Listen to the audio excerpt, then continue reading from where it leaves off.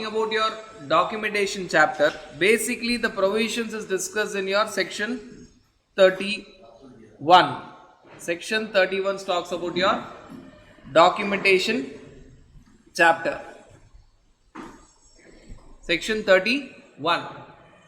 Tax invoice is discussed in various provisions. Starting at Rule 46, contents of tax invoice. 47, time limit to raise tax invoice, which we have already discussed. For goods and for services, this we have discussed when we discussed your time of supply. Manner of raising tax invoice. Invoice should be given in 3 copies. Original for the recipient, duplicate for the transporter, triplicate for yourself.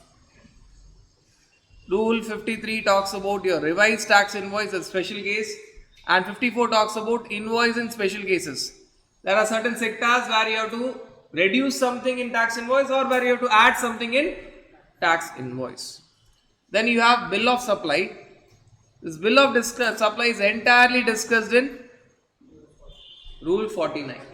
Rule 49. Then you have something called as receipt voucher and refund voucher. It is for advances. It is for advances. Receipt voucher is discussed in Rule 50. Refund voucher is discussed in Rule 51. Then in RCM cases, you have something called as self-invoice and payment voucher.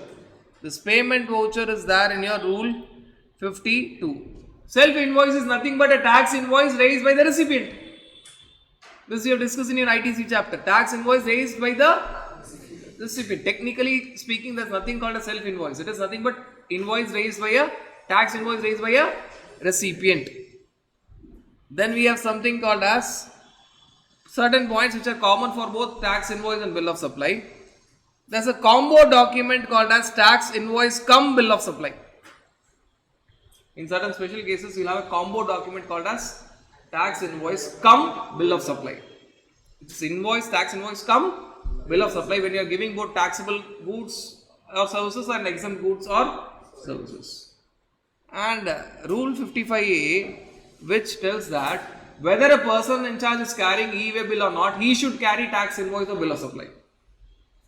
Whether a person in charge is required to carry, he may be exempted from e-way bill, but basic document he should carry. Basic document he should carry. So that is Rule 55A. Now 31A talks about something called as dynamic QR code for payment. Certain suppliers should give mandatory option to the recipient for digital payment. Not every supplier, certain suppliers should give mandatory option to the recipient for making digital payment. So if I am that supplier, I should give a mandatory option for you to make digital payment. You may make digital payment or not, that is your will and wish. But I should give that option to you. I should give that option to you. Section 32 and 33 will complete it here itself. If I am unregistered, I cannot collect tax. If I am unregistered supplier, I cannot collect tax. That's it. Full stop. Section 32 over. If I am unregistered supplier, I cannot collect tax. And Section 33 talks about registered supplier. If I am registered supplier, I can collect tax. But that should be as per law. Whatever is the correct tax, I should collect only that. And I should give the breakup of the tax on my invoice and other documents. 2 points. If I am unregistered, I can never collect tax from the customer. Section 32. Full stop. Section 33. If I am registered, I can collect tax from the customer. But that should be as per law. If it is 12%, I should collect 12, not 80. Second, I should give the breakup of price and tax on all my records. So on my invoice, on my other details, there should be breakup of what is my price and what is the tax. So that is section 33. Section 34 talks about your debit note and credit note, which you have discussed in detail when we have discussed your valuation chapter.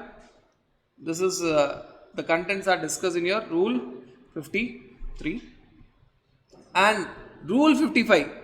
For delivery challan, directly there is rule. It talks about your delivery challan. It talks about your delivery challan. These are all the different documents that we are going to discuss. Now, understand that whenever you're talking about a document can be a written document, manually, fully handwritten document, or it can be printed document, it is printed, or it can be an electronic document as per Information Technology Act. So, normally, if you go to very small shop, you'll have written, or if you go to an average shop, you'll have printed. Right, isn't it? And if you go to a very big store, you'll have an electronic document. Do you nowadays get the movie ticket? But it is an electronic document. Correct? It is an electronic document. So it can be written, it can be printed, or it can be electronic record. Now, what are the different documents that we have discussed? We will try to consolidate them, how to read it. If there is supply, or if there is no supply but movement of goods, if at all there is movement of goods, and if at all there is supply, base invoices, tax invoice, or bill of supply, e-way bill is a supporting document.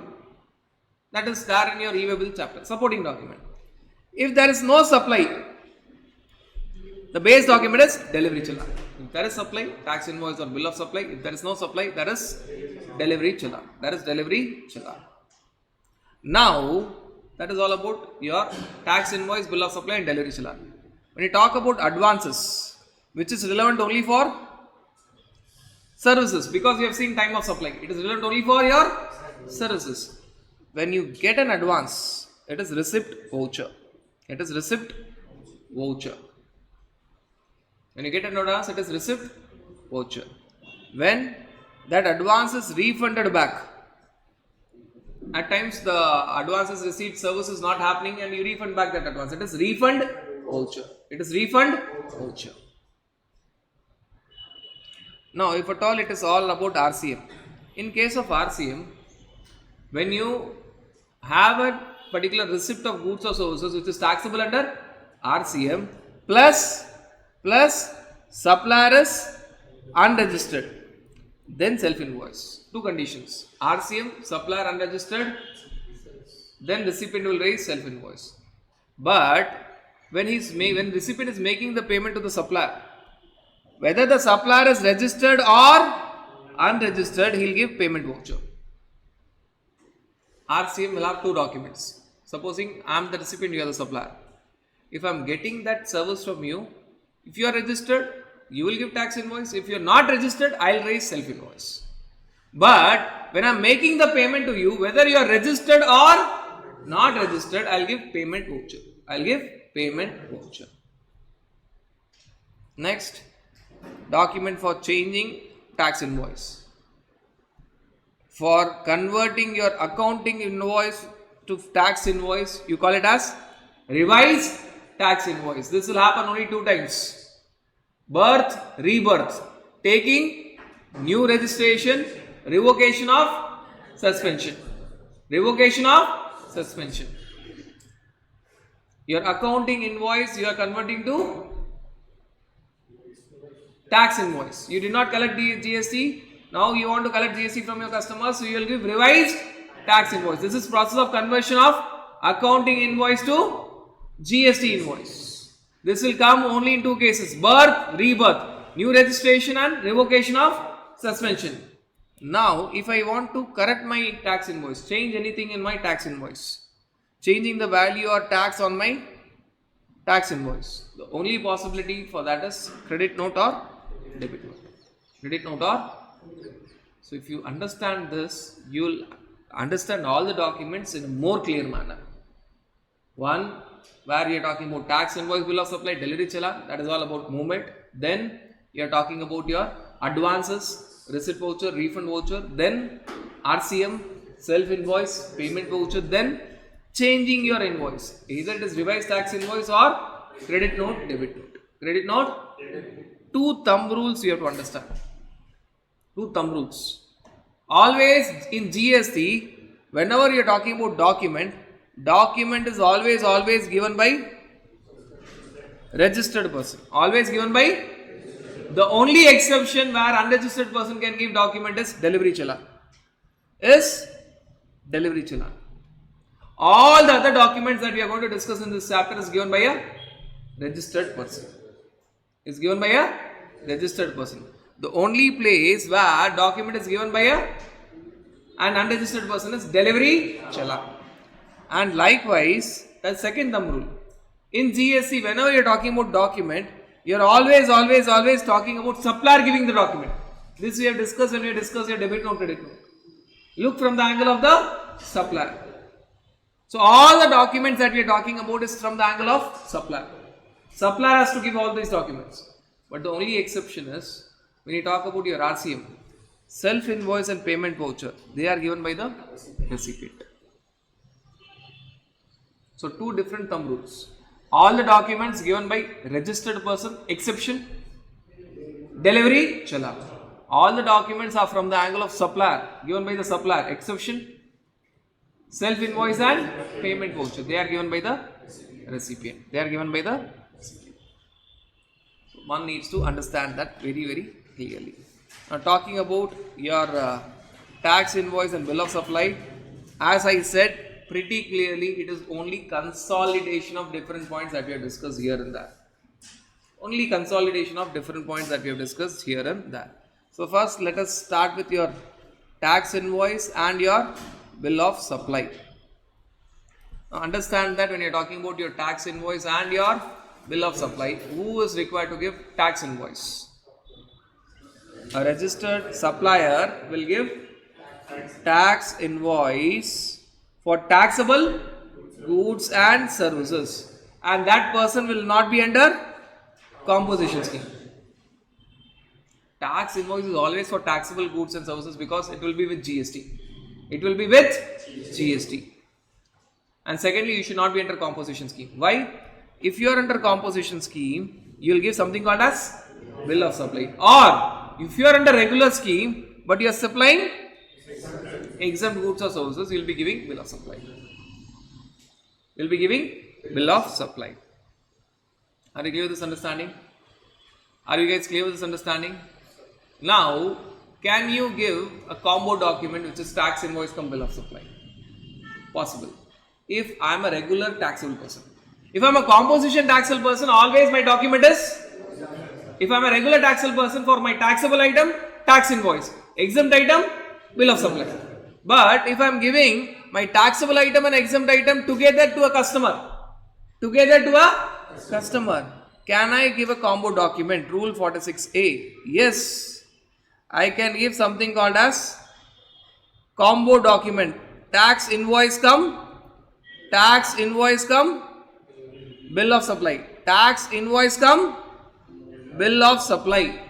When I am supplying both taxable item as well as exempt item to the same customer at same point of time, I need not give tax invoice separately and bill of supply separately. I can give a combo document, tax invoice cum bill of supply. But condition. My customer should be unregistered. Let me make it very clear. Two customers are there. So the examples given there in the conceptual questions, most of the examples I will cover it here itself. If required, I will touch that, or otherwise I will cover it here itself. There are two customers of mine. One is registered, one is unregistered, and to both of them I am giving taxable as well as exempt items. Few taxable items, few exempt items. Few taxable items, few exempt items. If my customer is registered, for the taxable items I have to give a separate tax invoice. For exempt items I have to give a separate bill of supply. Two documents. If my customer is unregistered, I can give a combo document, single tax invoice cum bill of supply. There are no other conditions. Right? Because why I am telling there are no other conditions, the next point you will be a bit confused. Normally, this is one special point. Now, second special point that we are discussing about both. Normally, for each transaction, there will be tax invoice or bill of supply. So, if I have 100 sales, there are 100 tax invoice or 100 bill of supplies. Correct? But they have some special point, special case. What is that special case? If at all, there are three conditions to be satisfied. Value of each of the transaction is less than 200 rupees, including tax. Customer is unregistered and He is not demanding separate tax invoice or bill of supply. You're actually talking about retailers where the customers are unregistered, where each of the transaction is less than, not less than or equal to. Mind the words. If it is less than, which means 199 or less. It is not less than or equal to. It is not up to. It is less than 200. It is less than 200, including tax. Including tax, less than 200. Customers are unregistered. They are not demanding separate tax invoice. Then what I can do, rather than giving them separately the tax invoice or bill of supply, is true for both for tax invoice or bill of supply. When my day is ending, I can raise consolidated tax invoice or bill of supply for all such transactions and keep it for myself. I will not give to anyone, I will keep it for my records.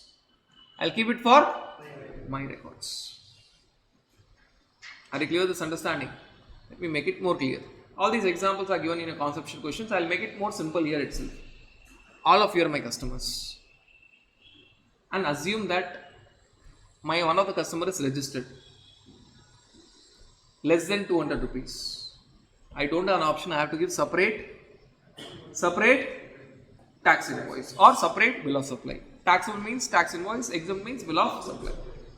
My second customer is unregistered, but she is purchasing for more than 500 rupees. Obviously, 500 rupees means it is more than or equal to 200. I have to give a separate tax invoice or bill of supply. My third customer is unregistered. Her purchase is for 150, but she is demanding separate tax invoice or bill of supply. I have to give her. First case because she was registered. Second case because the value was more than or equal to 200. Third case because she is demanding. All my other customers, each one of you are unregistered. To each one of you have sold the item for less than or equal to, for less than 200, not less than or equal to, for less than 200. And you did not demand separate tax invoice. So what I can do? For all the other transactions where all the conditions are satisfied, the value is less than 200 including tax, you are unregistered and you did not demand separate tax invoice or bill of supply. For all your transactions, by the close of the day, end of the day, I can raise a consolidated tax invoice or consolidated bill of supply for my record purposes. I need not give you separate document. Are we clear with this understanding? Are you guys clear with this understanding? Yes or no? Yes. This is not applicable for multiplex screens, multiplex theaters. This is applicable for every other supplier, but it is not applicable for. Just think of this example. When you are watching a movie, going to Spy Cinemas or any other, say INOX, anywhere, PVR cinemas, ticket value say 150 rupees. You are unregistered. Value is less than 200. You are not demanding a separate tax invoice, but still you are getting it. Still you are. For them, this option is not available. For all other suppliers, this option is available except multiplex screens. If it is a normal theater, they can do it. Go to a normal theater. You'll get a ticket, you'll not get an invoice. You get a ticket, but ticket is not always invoice. Multiplex screens, whatever they are giving is invoice. You'll get the breakup of GST, everything. Normal theater will just give you a tickets. Right? Can they exercise this option? Yes. Can any other supplier exercise this option? Yes. Who is the one person who cannot go for this option? Multiplex. Are we clear with this understanding? Are we clear with this understanding? Now, before even touching other aspects, one aspect I want to immediately take because it is very much connected with that aspect, very much highly connected with that aspect. I am talking about special sector, Rule 54, special sector, where you are talking about insurance and banking sector. Both banking sector as well as insurance sector. Banking sector as well as they also have an option to give consolidated tax invoice or bill of supply for all the services given during a month. What is the difference? What was the difference? That was also consolidated tax invoice bill of supply. This is also consolidated tax invoice bill of supply. That was end of the day. This is end of the month. First difference. Second, That is for all sectors except multiplex. This is only for banks and insurance. This is only for banks and insurance. Second, other difference. Important difference. That is conditional. Customer should be unregistered, less than 200, not demanding. This is unconditional. This is unconditional. No conditions. No conditions. And the most important difference. This difference you can easily get. Most important difference. That was for multiple transactions of multiple customers during the day. Multiple transactions of multiple customers satisfying the conditions during the day. This is for multiple transaction of the same customer during a month. Which means if banks are having 1 lakh customers, they will be giving consolidated tax invoice 1 lakh. They cannot club different customers. 1 lakh. I repeat, that was multiple transactions, multiple customers during that day. This is multiple transactions of a particular single customer during a month. So banks are having say 1 lakh customers. To each of the 1 lakh customers, they have to give consolidated tax invoice. I'll make it very simple. See, if for every transactions, the bank will charge some charges. Say for a company is having, it's doing NEFT thousands of times during a month. Normally, bank should give 1000 tax invoice, NEFT charges, which is very difficult. This is very, very difficult. So banks, what they will do for that company, for thousands of NEFTs and RTGs and other services, other transactions where bank charge something with GST, bank will give single consolidated tax invoice to that customer for all these transactions. To the other customer, there will be a separate consolidated tax invoice given to him for all his transactions. And if you understood it, last point is very simple. That consolidated tax invoice or bill of supply will be with myself. I am not given to anyone. But this consolidated tax invoice or bill of supply is handed over to each of the customer. You're getting the difference? That was consolidated tax invoice or bill of supply on satisfaction of 3 conditions raised during a day. Kept with supplier himself. Multiple transaction, multiple customers kept with supplier himself.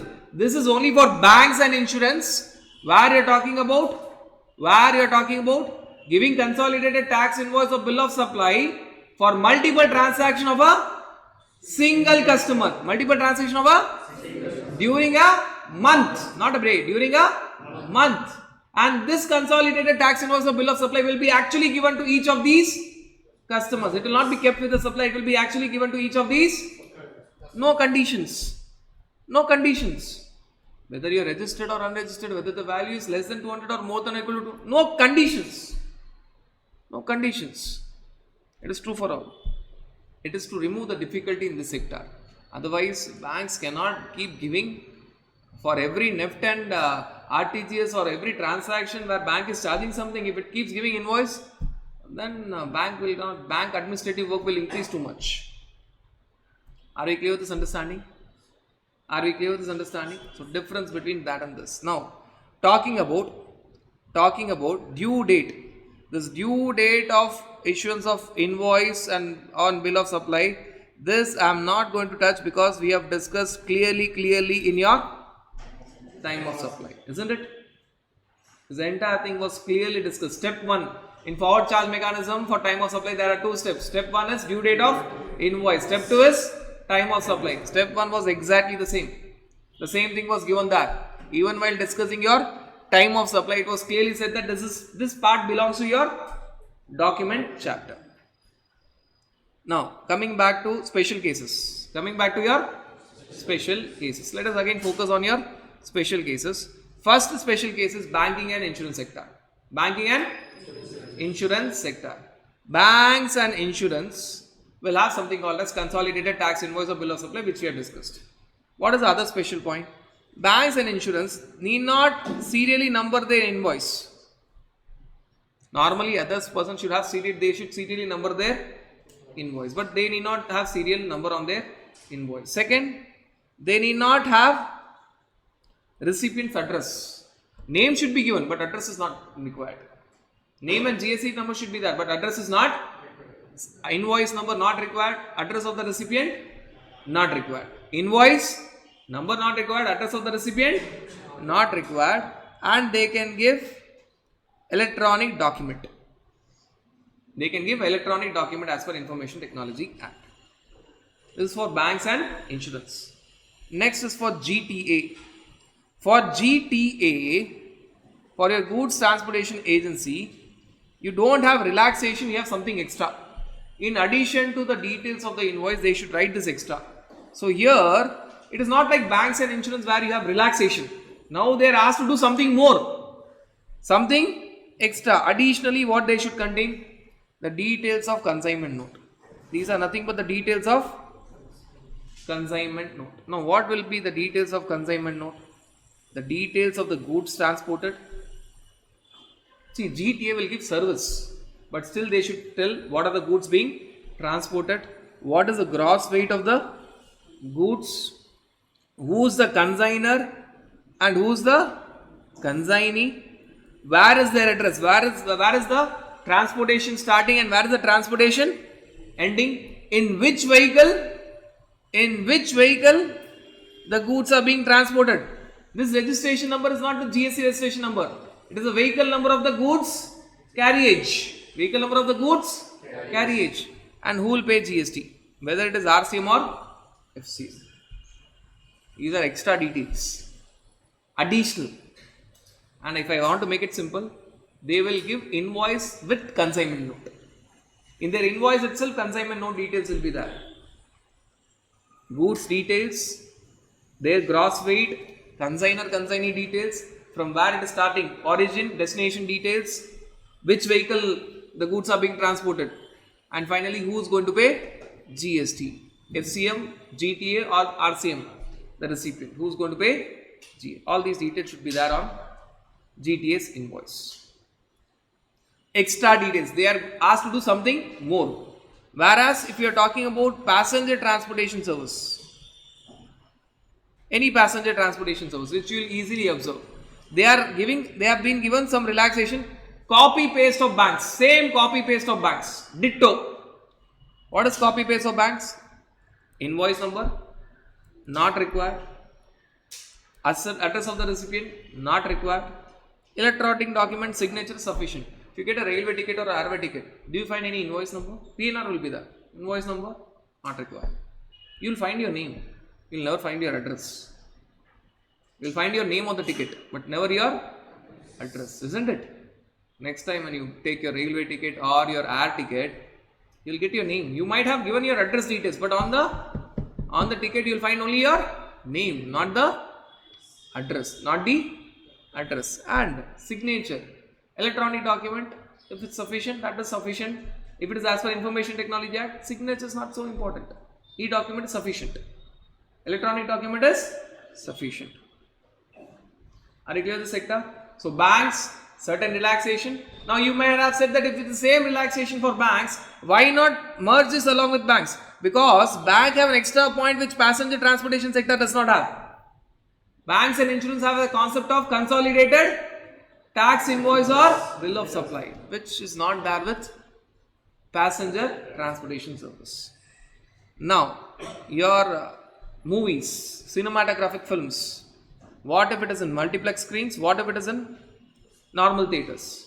If it is in multiplex screen,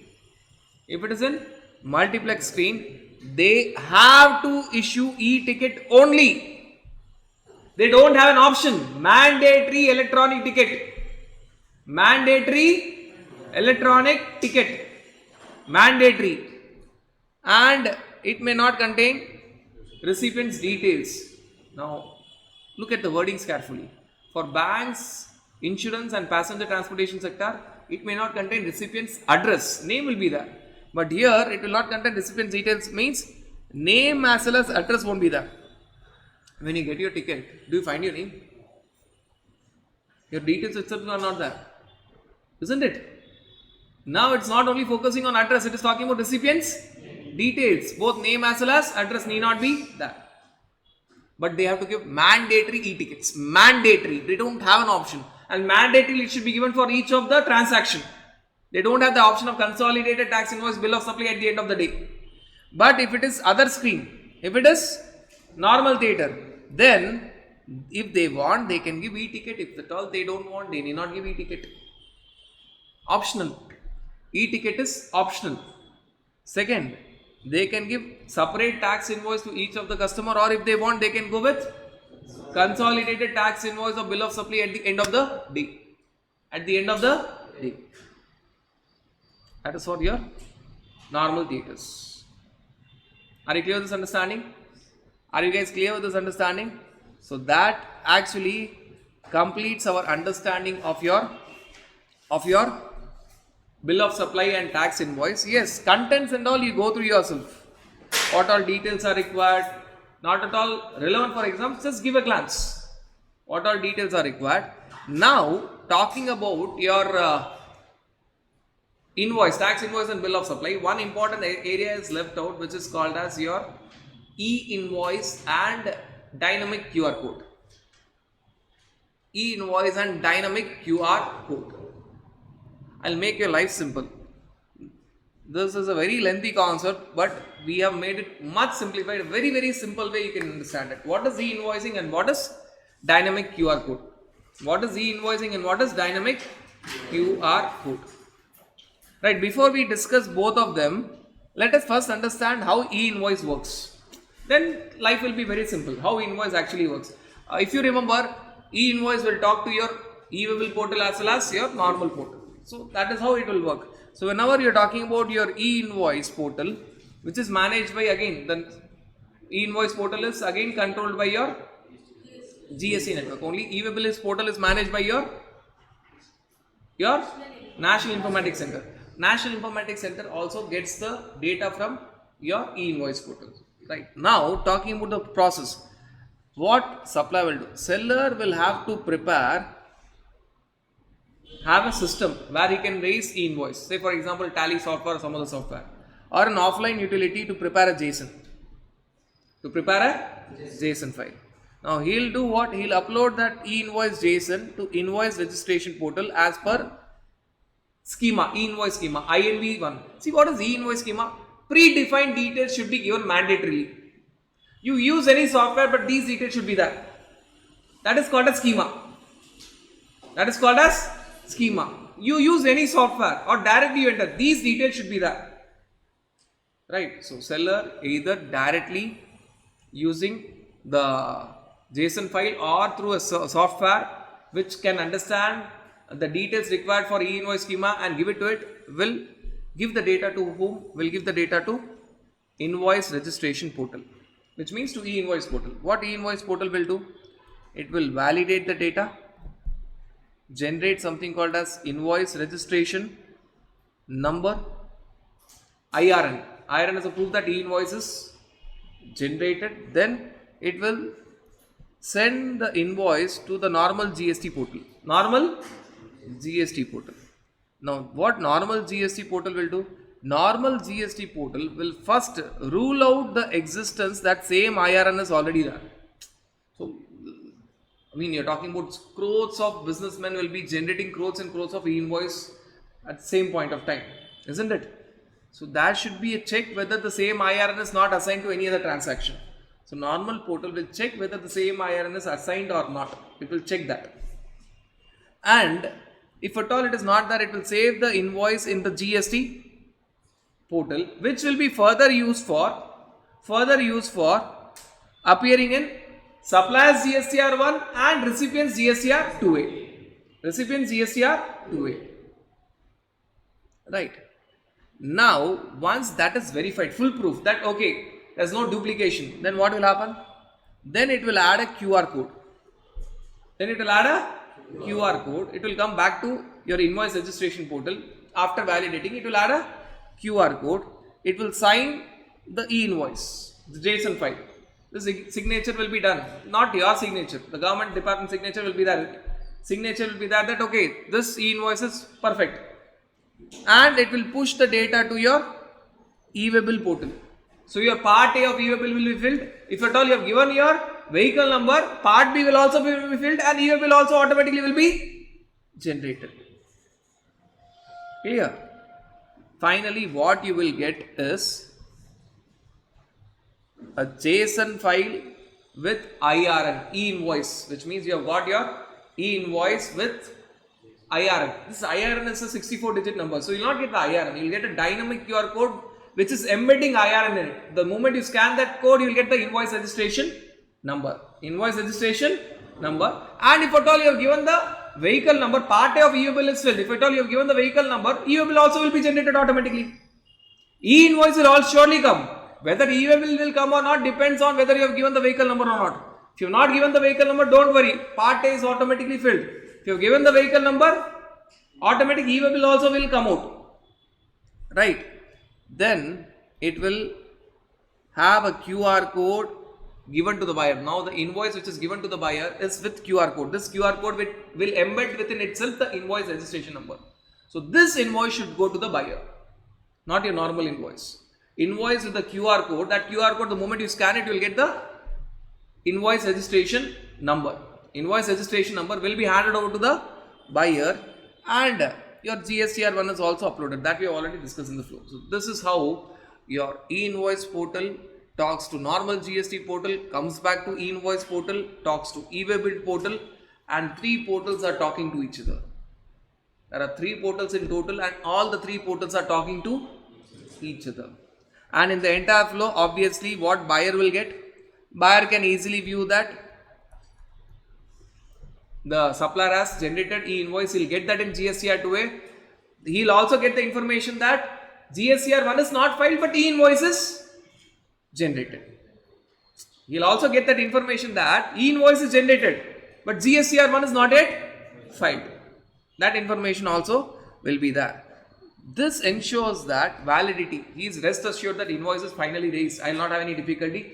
The person who has generated e-invoice generally will also file his GSTR1. He is rest assured. He is rest assured about his credit. So this is how your entire communication will happen. So now if you see what is e-invoice schema, we have understood that what is pre-invoice schema. Certain details are mandated whether you use directly or different software. These details are required. The moment you fill those details, it is called as e-invoice schema. How many portals are there? We have already discussed there are 10 portals of e-invoice, and you don't communicate to all the 10 portals. You can use only the main portal www.einvoice1.gst.gov.in, and the other 9 portals are generally used by the GST Suvidha providers. When you are generating e-invoice using software, they will be using them from the backend. And invoice registration number we have discussed is a 64 alphanumeric number, 64 digits, which will be embedded in form of QR code. The moment you scan the QR code, you will get that 64 digits invoice registration number. Now the moment you understand this, differentiating this is pretty simple. Very basic and simple. Very basic and very simple. Right. Now first understand that what is the purpose of e-invoice? To avoid bill trading. To avoid bill trading. Tax evasion.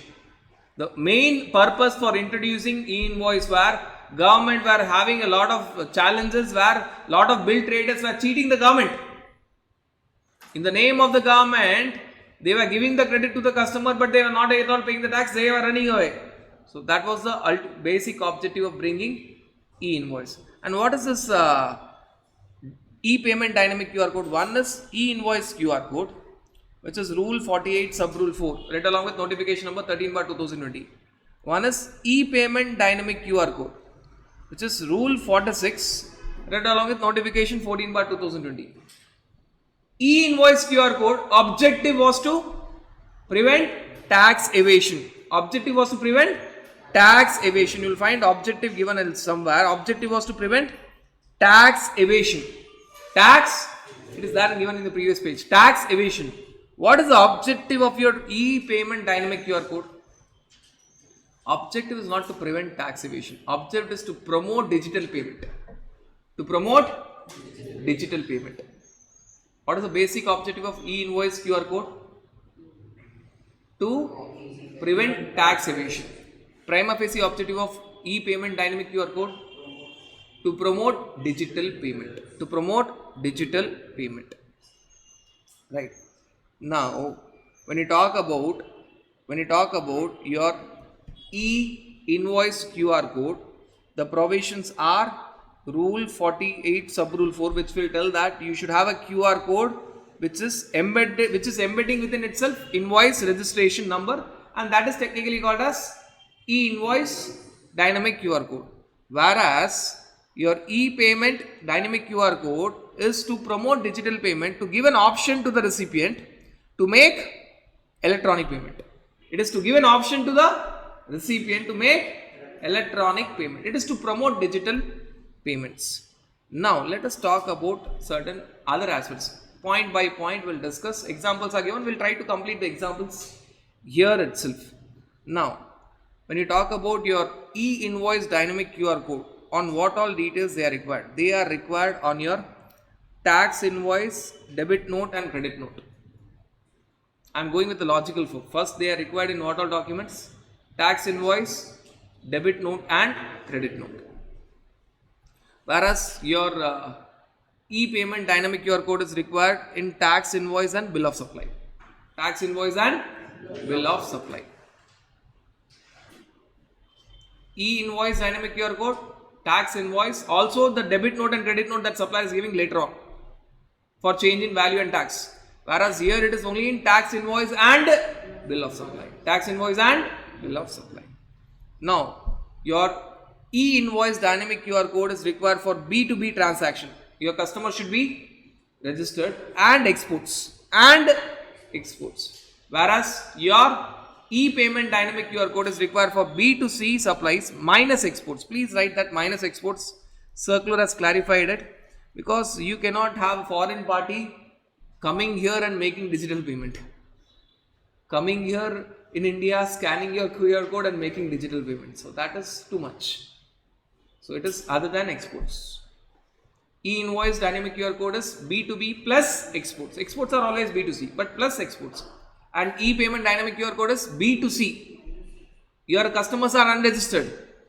And you are not talking about exports, because for exports you have e-invoice dynamic QR code. Right. Now talking about the main criteria. When it is actually required. When your aggregate turnover is more than 10 crores in any of the preceding financial year right from 17-18. Not in previous financial year. In any of the preceding financial year right from 17-18 when GST started. So, supposing you are sitting in financial year 23-24. 23-24. What all financial years you will see? 17-18, 18-19, 19-20, 20-21, 21-22, 22-23. All these 6 financial years you will see, because you are sitting in 23-24. All these 6 financial years you will see, and you will see whether in any single financial year you crossed 10 crores. You might have crossed 10 crores in 17-18. Thereafter your business is very less. Even then in 23-24 you have to raise e-invoice dynamic QR code. You are getting that point?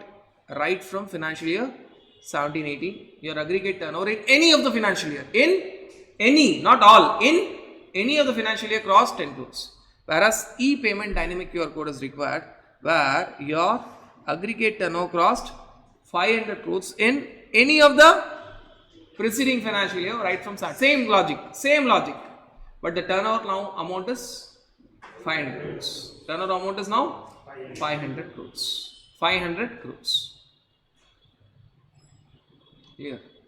Okay, let me make it simple. If the turnover crosses, then you have to raise e-invoice dynamic QR code or e-payment dynamic QR code. 10 crores and here it is 500 crores.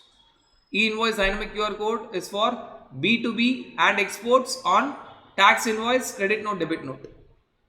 E-payment dynamic QR code is only on B2C transaction other than exports, and it is only on tax invoice and bill of supply. Now, there are certain relaxations. There are certain. Now, the relaxations are what? Common relaxations. Banking sector, insurance sector, passenger transportation sector, GTA sector, multiplex screen. They're all special sector where we are seeing special points here and there. Again, they're all coming repeated here, isn't it? Banks, insurance, GTA, passenger transportation services, multiplex screens. Banks, insurance, GTA, passenger transportation service, multiplex screens. They need not raise e-invoice dynamic QR code. They need not raise e-payment dynamic QR. It's not required. Even if their aggregate turnover is crossing the limit. Even if their aggregate turnover is crossing the limit. Who are all they? It is banks, insurance, GTA, passenger transportation service and multiplex screen. For them, you don't have e-invoice, you don't have e-invoice and e-payment dynamic QR code. Both are not applicable. Both are, even if your aggregate turnover is crossing a particular limit. Clear? Now you have special cases here. Now what is the second special case here is, we are talking about your SEZ unit. They don't require e-invoice. E-payment also, e-payment, there's no relaxation, which means technically means they require it. Technically means it is required, but understand that SEZ unit will generally not have B2C transactions. Either it will be B2B or exports. But okay, technically speaking, e-payment dynamic QR code is required if the turnover is crossing 500 crores in any of the preceding financial year right from 17-18. What if it is SEZ developer? There is SEZ unit and there is SEZ developer. For SEZ developer, there is no relaxation. Both are applicable. The relaxation is only for SEZ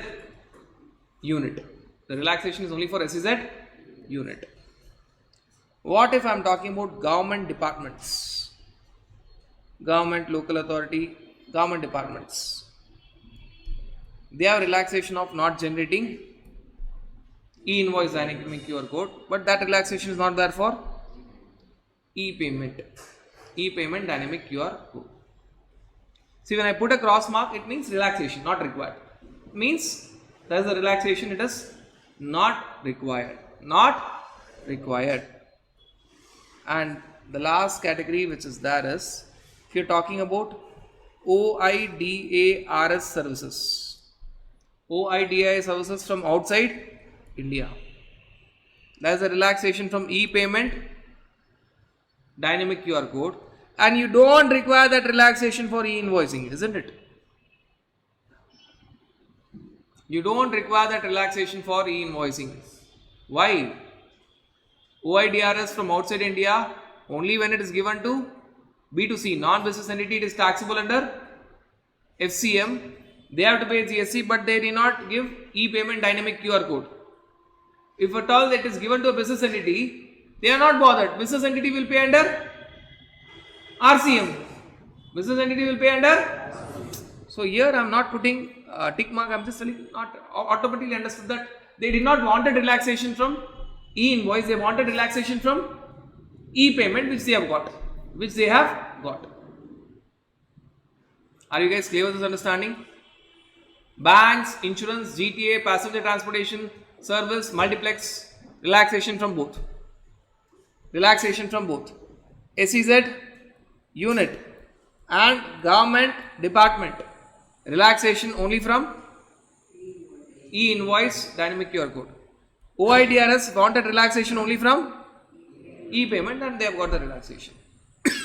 SEZ developer I have given you to make you understand that relaxation is only for SEZ unit, not for SEZ developer. Are we clear with this understanding? Are you guys clear with this understanding? Right. Now, let us understand what will happen if at all you are not complying with this. If a supplier is not raising e-invoice recipient will not have a valid document and recipient cannot take the credit. It comes in a practical question also. Recipient cannot take the credit because it is not a valid invoice. If supplier is not raising e-invoice, then recipient whatever invoice he is having is not a valid document. It's not a valid document. Recipient cannot take the credit. And supplier will have a penalty under section 122 for supplying without invoice. Because if you are not complying with the invoice, it is as good as you have not given invoice. So supplier will have a penalty under section 122 for supplying without invoice, and section 129 penalty for improper transportation. Squad officer will stop the vehicle and he will tell that, okay, give your document. Base document is tax invoice, supporting document is receivable. But officer will tell that this base document is not a valid document because you did not generate invoice. 129 penalty will also be there. So, two penalties for supplier. One 122 penalty for supplying without invoice. One 129 penalty if squad officer stops during transportation, moving the goods without proper invoice. And recipient will not be able to take the credit. So, one from the angle of recipient. But if at all you are not complying with e-payment dynamic QR code, there will be a general penalty as per section 125. CGST maximum 25,000, SGST maximum 25,000. A normal penalty will be there as per section 125. That is the residuary provision penalty. Residuary penalty provision is section 125. Now, what is the content of QR code? Now, the last 2 points which are left out are self-explanatory. For e-invoice, you have to go to e-invoice portal and generate e-invoice, isn't it? Whereas for your e-payment dynamic QR code, you are not going to any portal. You have to have your own software for creating a QR code. E-invoice QR code is given by GST portal, whereas e-payment dynamic QR code you are generating yourself by using some software. Clear? And this e-invoice QR code will have IRN, invoice registration number, embedded in it, whereas this e-payment dynamic QR code will have what details? Will have the e-payment details. If the recipient is scanning that e-payment dynamic QR code, it will connect to transfer the payment to the bank account of the supplier. It will transfer the payment to the bank account of the. Obviously, you have to tell yes. You have to proceed and tell yes. You seeing all QR code in all the shops nowadays. Even a street vendor will have a QR code, but that is not dynamic QR code. That is static QR code. If you scan that code, bank account is connected that of supplier, but you have to enter the value. You have to enter the value and proceed. But what they are expecting here is dynamic QR code, which means for that transaction, it is there recording in that QR code. So that QR code is only for that transaction. That QR code is only for that transaction. So when you are having a dynamic QR code, doesn't mean so 500 crores, why this 500 crores is there, even a 500 rupees street vendor is having QR code. No, that is static QR code. Dynamic QR code is a QR code. For that transaction, they'll give a QR code. For that particular transaction, each of the transactions will be a QR code. So the moment I scan that QR code, I need not even enter the value. Value will be pre-filled. I have to just proceed yes. I have to just go and proceed with yes. That is dynamic QR code. That is dynamic QR code. You are understanding that particular point? And finally, if at all, there is a relaxation which is there for your e-payment dynamic QR code, which is easily understandable if you understand this particular point. If at all recipient has already made the payment by way of cash, advance payment is made, already payment is made by way of cash, advance payment is made, then rather than giving QR code on the invoice, supplier can write payment reference number, payment details he can mention. See, 2 points I am telling. This is explained detail in circular and making it very simple. If advance payment is already received by the supplier, should he have dynamic QR code on the invoice? Not required. Why? Payment is already received. I need just write payment reference number. Second, if payment is yet to be made, should I show dynamic QR code to the customer? Yes, I will show on my system this dynamic QR code. He tells that no, I don't want to make digital payment, I'll take the payment by cash. So on my system, there is a dynamic QR code which is generated, but when he's making the payment by way of cash, I can write payment reference number in the narration. So when I'm taking the printout, it may have the dynamic QR code still there, or it may just have the payment details. It may just have the payment, but yes, if advance payment is not made, I should have shown the customer the option of digital payment. So I should turn my system there and show to my customer that kindly make digital payment. He may make, he may not make, that is his wish. But I should give that option. I should give that option. That is everything about your e-invoice and e-payment dynamic QR code. E-invoice and e-payment dynamic QR code. Are we clear with this understanding? Yes, friends, one change. Please understand that when you're talking about your e-invoice limit and e-payment QR code, e-invoice QR code and your e-payment QR code. For e-invoice QR code, now the limit for which you have to take your e-invoice is not 10 crores, it is 5 crores. It is 5 crores. For your e-payment QR code, the limit is still 500 crores. Only and only for your e-invoice QR code, the limit is not 5 crores, which means in any of the preceding financial year, any of the preceding financial year, right from 17-18, if your aggregate turnover is more than 5 crores, you have to go for e-invoice QR code. And if in any of the preceding financial year, right, starting from 17-18, 18, 19, 20, 20, any one preceding financial year, if your aggregate turnover is more than 500 crores, you have to go with e-payment QR code. So for your e-invoice QR code, the aggregate turnover limit is now 5 crores and not 10 crores. It is now 5 crores. Now, talking about your other documents, receipt voucher and refund voucher. Very basic, very simple. First, please understand that this receipt voucher and refund voucher is more relevant for supplier of service. Supplier of service, because only in supplier of service advances will be taxed. Advances will be taxed. When are you going to give receipt voucher? When you receive the advance payment. There will be a receipt voucher with GST. Invoice will not be given. Invoice will be given later. When there is a question of refund voucher, when you have given a receipt voucher, but supply is not at all mailed because contract is cancelled. Contract is cancelled. So when supply is not made, you have not at all raised tax invoice. So you have got the advance, you have raised receipt voucher, supply was not made, tax invoice was not given. Now you are refunding the entire amount. You are refunding the entire amount. Then you are going to give refund voucher at the time of refund of advance received. See, receipt voucher only one condition, receipt of advance payment. Refund voucher, condition number 1, there is a receipt voucher issued. Condition number 2, no supply was made, no invoice was raised.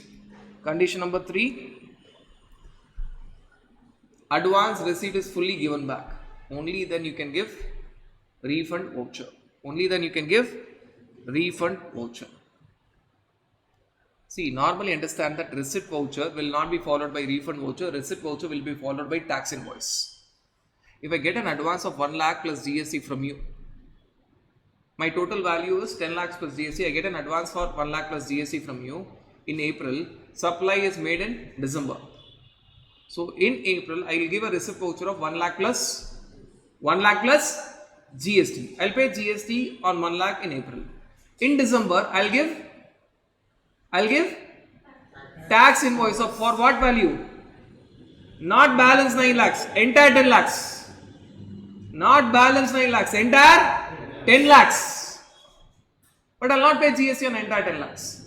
When I see a return, you'll find that invoice will be 10 lakhs plus GST. There will be a column called as adjustment of advance. You'll be adjusting you already paid GST on 1 lakh in April. You'll be adjusting that. So in April, there will be receipt voucher for 1 lakh plus GST. You'll pay GST on 1 lakh. In December, there will be tax invoice for 10 lakhs plus GST, not differential 9 lakhs. It will be for, but you'll pay GST only on 9 lakhs. How?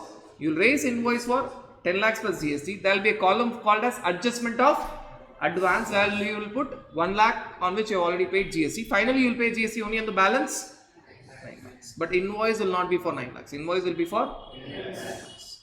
What happens in case of refund voucher? I got an advance of 1 lakh plus GST.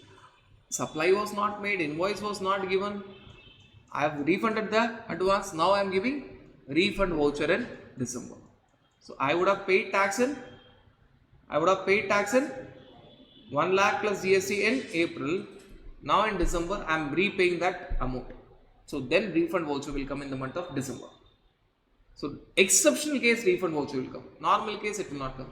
Normal case receipt voucher is followed by tax invoice. Because your advance is followed by finally supply being given. Exceptional case receipt voucher is followed by refund voucher. Now let us understand this, and you will understand whether giving receipt voucher is entertainable or not entertainable, whether you should give receipt voucher or not. Now before we see this example, understand that when I am receiving the advance, if I know the rate, if I know the product that I am going to give in December, I will put that rate. I am getting advance in April, I am going to supply in December. I know what product I am going to give. If I am going to give a product having 5% rate, in April I will collect how much tax? 5% on 1 lakh. If I am going to give a product which is having a 28% as the rate, I will collect on 1 lakh 28%. But I am receiving advance today from one of my customer, and supply will happen in December. Advance in April, supply in December. And I am dealing with multiple items. I am dealing with multiple items. I don't know which item you want. I am having an item having 5%, 18%, etc. etc. Which rate should I put? If I am not sure with the rate, I have to go with 18%. The rate of tax is not known, I have to go with 18%. If I know the tax rate, go with that tax rate. If I don't know the tax rate at the time of receipt of advance, I have to go with 18%. I have to go with 18%. I'll give another view of showing it. Same concept but another point. I'm having a customer who's having branch in Tamil Nadu as well as Karnataka. I'm there in Tamil Nadu. My customer is having a branch in Tamil Nadu and Karnataka. That customer is giving me advance. If he is selling that, he is giving that advance for Tamil Nadu branch.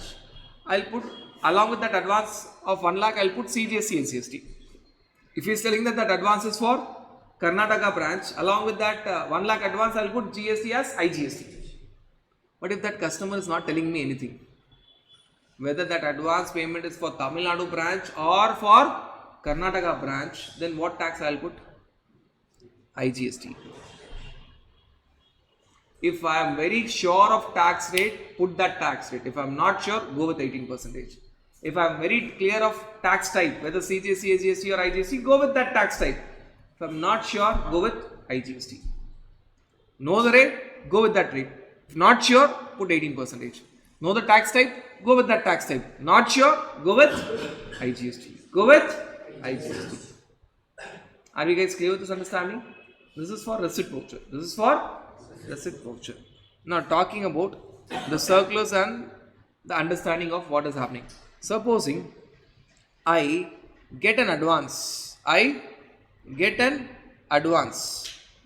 But the contract is cancelled before the services are given. I get an advance. Contract is cancelled, which means I am refunding that advance. Now understand that when I get that advance, what would I have done? I would have raised receipt voucher and I would have paid GST. I'll take the same example. I got that advance in April. I got that advance in April. What I did? In April, I raised receipt voucher and I paid GST on 1 lakh. Now contract is cancelled. What is the document that I should give? I am going to give refund voucher. But the sad part of the story is I am going to give this refund voucher in December. Because I am giving the refund in December, I cannot adjust it in my return. I have to apply for refund.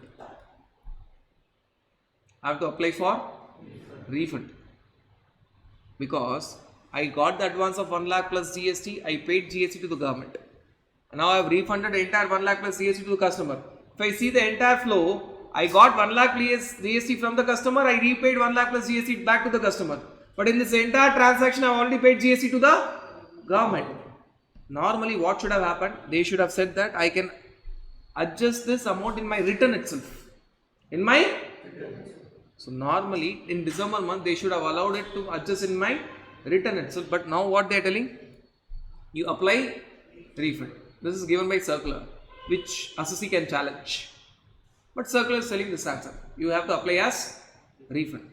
What would have been better option? Better option would have been, though I got an advance in April, I should not have gone with receipt voucher. I should have gone with tax invoice.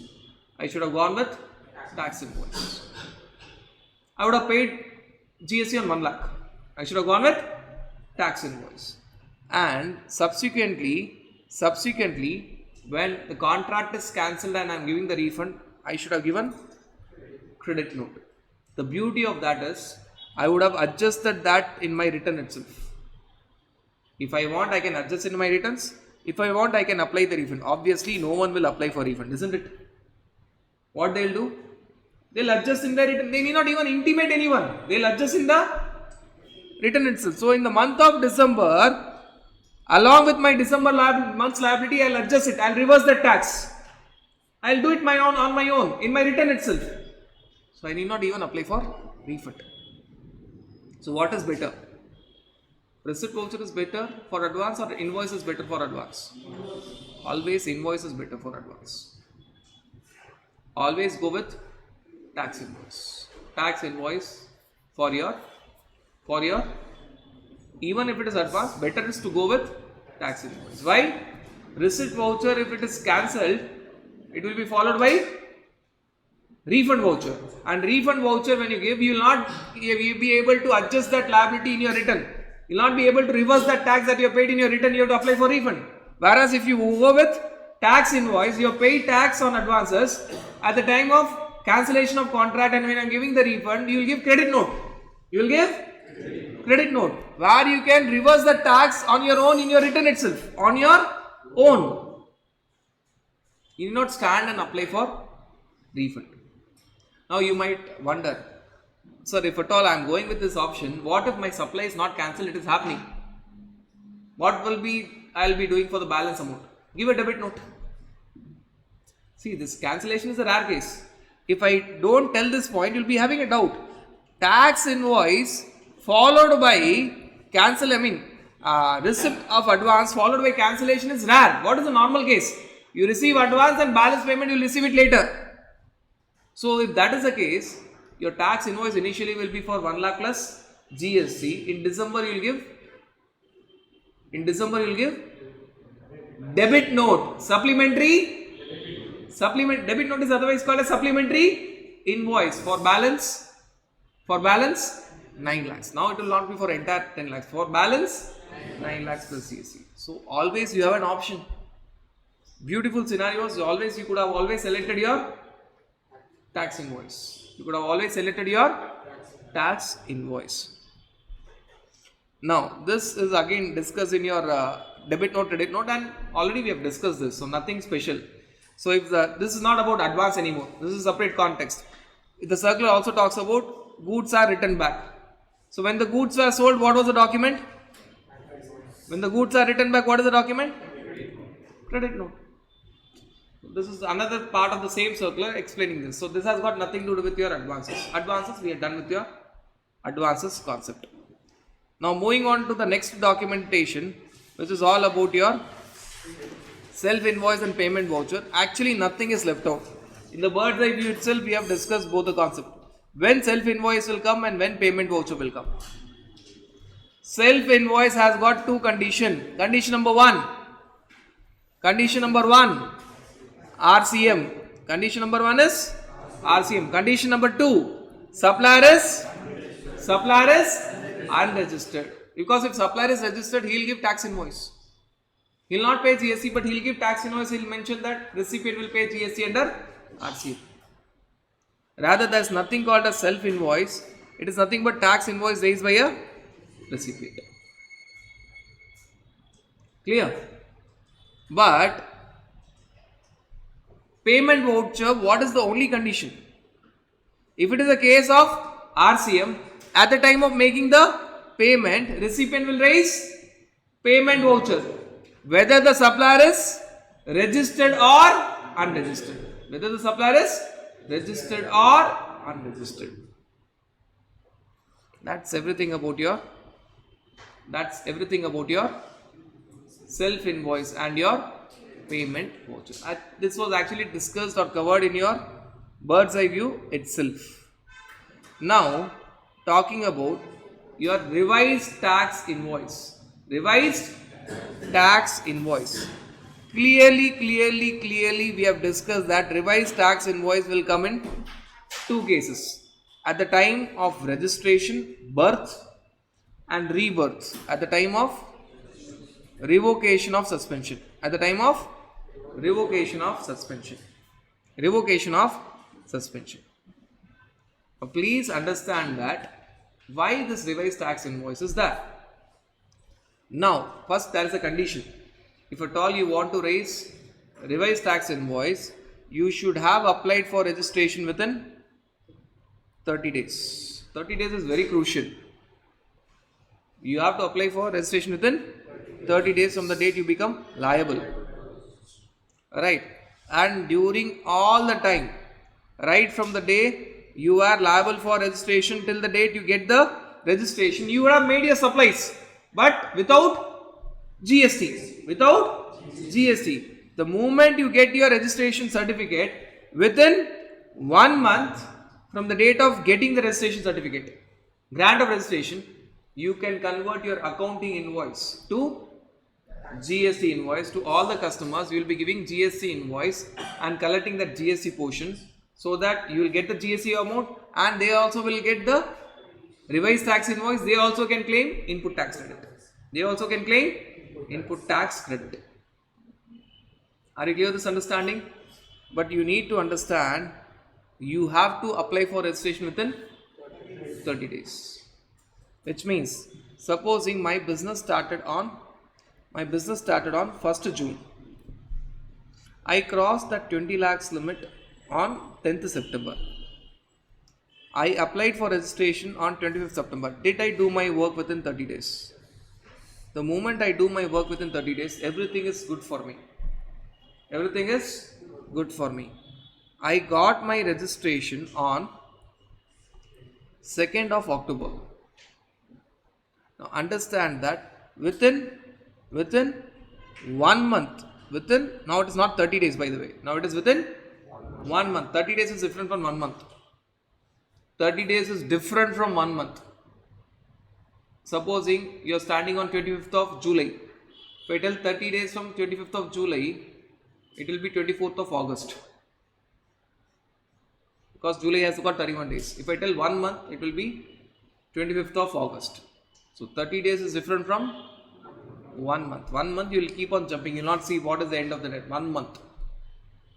Is that clear? So 30 days is different from 1 month. Within 1 month, you can convert your accounting invoice to revised tax invoice. Now for all your supplies between 10th of September till you got your registration, you will be filing something called as first return. You have to pay output tax from 10th September. You can claim input tax credit from 10th September. Also, we have discussed in your ITC chapter that you can claim your credit on your stock as on 9th of September. We are now merging everything. ITC chapter, return filing chapter, registration chapter, documentation chapter. 4. Registration chapter. The first return chapter. ITC chapter, you can take ITC on your stock. Now documentation chapter, revised tax invoice. We are merging your 4 chapters. 4. Now what if I tell that you are a lazy person? You started your business on 1st of June. You crossed 20 lakhs on 10th of September, but you applied on 15th of October. You did not do your work within 30 days. Can you give revised tax invoice? You cannot give revised tax invoice. You cannot give revised tax invoice. Can you take credit on the stock? No. You cannot take credit on the stock. Now what will happen in your first return? In your first return you will pay output tax right starting from 10th September to your October month, full October, not 20th October, even till 31st of October. But you will claim input tax credit only from 20th October onwards. In the previous example, my output tax will be from 10th September. My input tax credit is also from 10th September. Also, I can claim input tax credit on my stock. Are you clear with this understanding? Merging of 4 chapters together. You are merging the 4 chapters together. That is the first part. Second part is quite simple. No suspense. Very simple. Your registration is suspended. You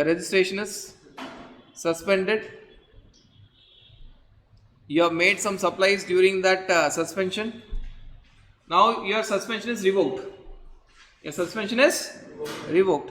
Within 1 month of revocation, I have to convert my accounting invoice to revised tax invoice. So there are no ifs and buts. So my registration got suspended on 10th of September. It got revoked on 2nd of October. During this time, I was making supplies, but without GST. Now, within 1 month, I have to give revised tax invoice. And for this time, from 10th of September to entire October, not only 2nd October, entire October month, 31st of October, I will be filing for group of months, 1 return. First return. Again, first return will come into picture. Are you clear with this understanding? Now, the second scenario is, what if my registration is suspended and it is cancelled? When it is suspended and it's cancelled, there is no question of any first return, there is no question of any revised tax invoice. Nothing. If my suspension is there and followed by cancellation, we are not going to talk about any of my first return, we are not going to talk about my revised tax invoice. So, as far as revocation of suspension is there, it is pretty simple. You have a lot of ifs and buts when you are talking about your new registration. No ifs and buts when you are talking about your revocation of suspension. Are you guys clear with this understanding? Right. Now, when you are talking about your revised tax invoice, can you give consolidated tax invoices? Consolidated revised tax invoices. Please understand that if it is B2B case, your recipient is registered. Whether it is interstate or intrastate, each of the accounting invoice has to be converted to revised tax invoice because they want credit. Each of the accounting invoice has to be converted to revised tax invoice. If it is B2C supplies, and if it is interstate supply, the value is up to 2.5 lakhs. This is, we have seen in return filing chapter also. Then for all such transactions of interstate where the value is up to 2.5 lakhs, I can raise one consolidated revised tax invoice. The value is more than 2.5 lakhs. It is consolidated revised tax invoice for that recipient, which means separate tax invoice, separate revised tax invoice, separate revised tax invoice. And if it is B2C, within the state, intrastate, then I can go with consolidated revised tax invoice. It is in match with your return filing chapter. B to B, each of the accounting invoice has to be converted to single revised tax invoice. B to C, intrastate, you can go with consolidated revised tax invoice.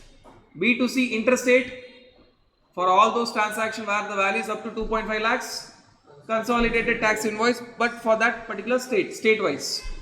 And if it is more than 2.5 lakhs, separate revised tax invoice has to be given to those recipients. And that is all about that is everything about your revised tax invoice. And by the way, friends, debit note and credit note, whatever points are given here, we'll just go through it again. Everything we have discussed in your valuation chapter. We'll just go through it once again. When you are going to give credit note, you are going to give credit note for decrease in value or decrease in tax, or goods are being returned, or goods or services are found to be deficient. 4. Decrease in value, decrease in tax, supply return, deficiency. Deficiency can be in quality as well as quantity. Deficiency can be in quality as well as in quantity. 4 cases where you give credit note. Debit note you give only in 2 cases. Increase in value, increase in tax. Increase in value or increase in tax. Giving credit note is mandatory or optional? Credit note will reverse output tax or increase output tax? Credit note.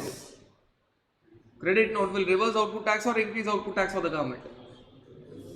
Reverse. So giving credit note is optional, whereas debit note increases output tax or reverses output tax. So giving debit notice is mandatory. When credit note is reversing output tax, is it conditional or unconditional? Conditional. Main condition is recipient should reverse proportionate input tax credit. Supplier, you are reversing your output tax. Recipient should reverse proportionate input tax credit. Whereas, do you find any extra conditions for debit note? No. Debit note is otherwise called as? That is not a condition, but there is no extra condition. There is no extra condition. Now, giving credit note, government does not like it. So that's the last date. What is the last date? The last date is similar to that we have seen in your ITC chapter and your written chapter. ITC chapter, last date for taking credit, written filing chapter, last date for rectification. Same. 30th November of next financial year or actual date of filing of return of that financial year, whichever is earlier. Whichever is earlier. That's the last date. That's the last date. 30th November of next financial year. You have to raise credit note on or before 30th November of next financial year or actual date of filing of annual return of that financial year, whichever is earlier. Debit note, will it have any time? No. You can raise debit note after 2 years, 5 years. The later you raise debit note, the more you will pay interest. The more you will pay because you are paying tax late. So the more you are going to pay interest. Are we clear with this understanding? All these points we have already covered in your valuation chapter. Now one more point which is given here, we have already covered that. Please understand that when you talk about your debit note or credit note, should I link it with invoice? Yes, but should I link it with should I mandatorily link with a particular invoice? No. That is now ruled out. I have made hundreds of supplies to a customer. Now for all those 100 supplies, I am giving one discount. That is a single discount. Should I give 100 credit note? There can be a single credit note. This can be a single credit note for multiple supplies during a financial year. This credit note is connected to hundreds of tax invoice in that financial year. Earlier, credit note needs to be given for each of the invoice. If I am giving discount for hundreds of invoices, I have to give 100 of credit note. Now they have made it simple. I can give one credit note for all those invoices in that financial year. In that financial year. The same is true with debit note. The same is true with your debit note. Are you guys clear with this understanding? Are you guys clear with this understanding? Right, so when you talk about your credit note and debit note, things are pretty simple. Right, there is an example of Cipla and Apollo, which is a very high level example, but I'll make it pretty simple for you, very simple for you. Right, Cipla is giving medicines to Apollo. Apollo sees that the medicines are expired. Apollo sees that the medicines are expired. They are returning back the medicines. Cipla takes those medicines and Cipla destroys it. So Cipla first purchased raw materials, took input tax credit of say 9 rupees on those raw materials, manufactured medicines, paid output tax of say 18 rupees on those medicines, and Apollo took input tax credit of 18 rupees on those medicines. So there was purchase, then manufacturing and sales, then return back, and then finally destroyed. What if? There are three answers that are given. What if Cipla is doing within the time limit? There is a time limit for credit note, right? So this is sale is having a document called as tax invoice. Return back will have a document called as. So when it is written back, what is the document that is there? Supposing. Now we are talking about the options, available options. Supposing this return back is happening. Within the time limit, 30th November of next financial year, or actual date of filing of annual return of that financial year. Then what is the wise option?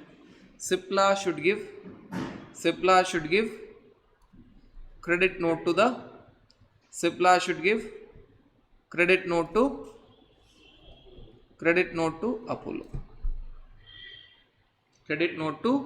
Apollo. In this entire scenario, what will happen? Cipla now will reverse output tax of 18. Apollo will reverse input tax credit of 18. Cipla in addition to it will reverse input tax credit of 9 because it is destroying the medicines. Now if you see this particular case, first case, what is happening? Let us understand Cipla's story, then Apollo's story.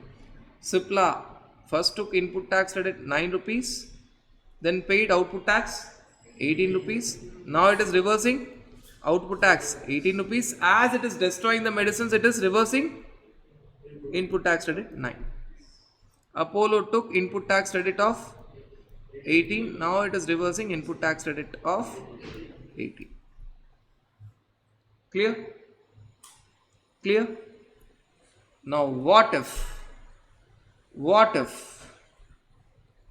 this return back is not happening within time, but Apollo is cooperative.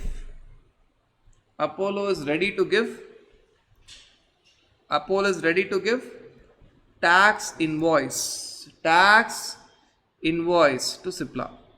Rather than treating it as return, it is treating it as new sales. New possible. I sold you, now you are selling me. I am not showing it as sales return, you are not showing it as purchase return. You are showing it as sales, I am showing it as purchase. What will happen? Now, Apollo will pay output tax of 18. Cipla will take input tax credit of 18. Now what is happening in this entire story? Let us again analyze the story of Cipla and Apollo in this case.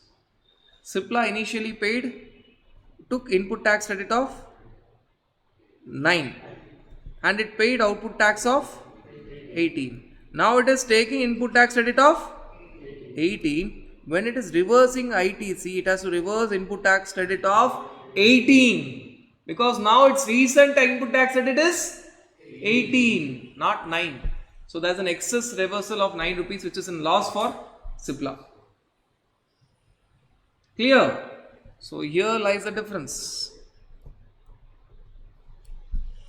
For Apollo, things are very simple.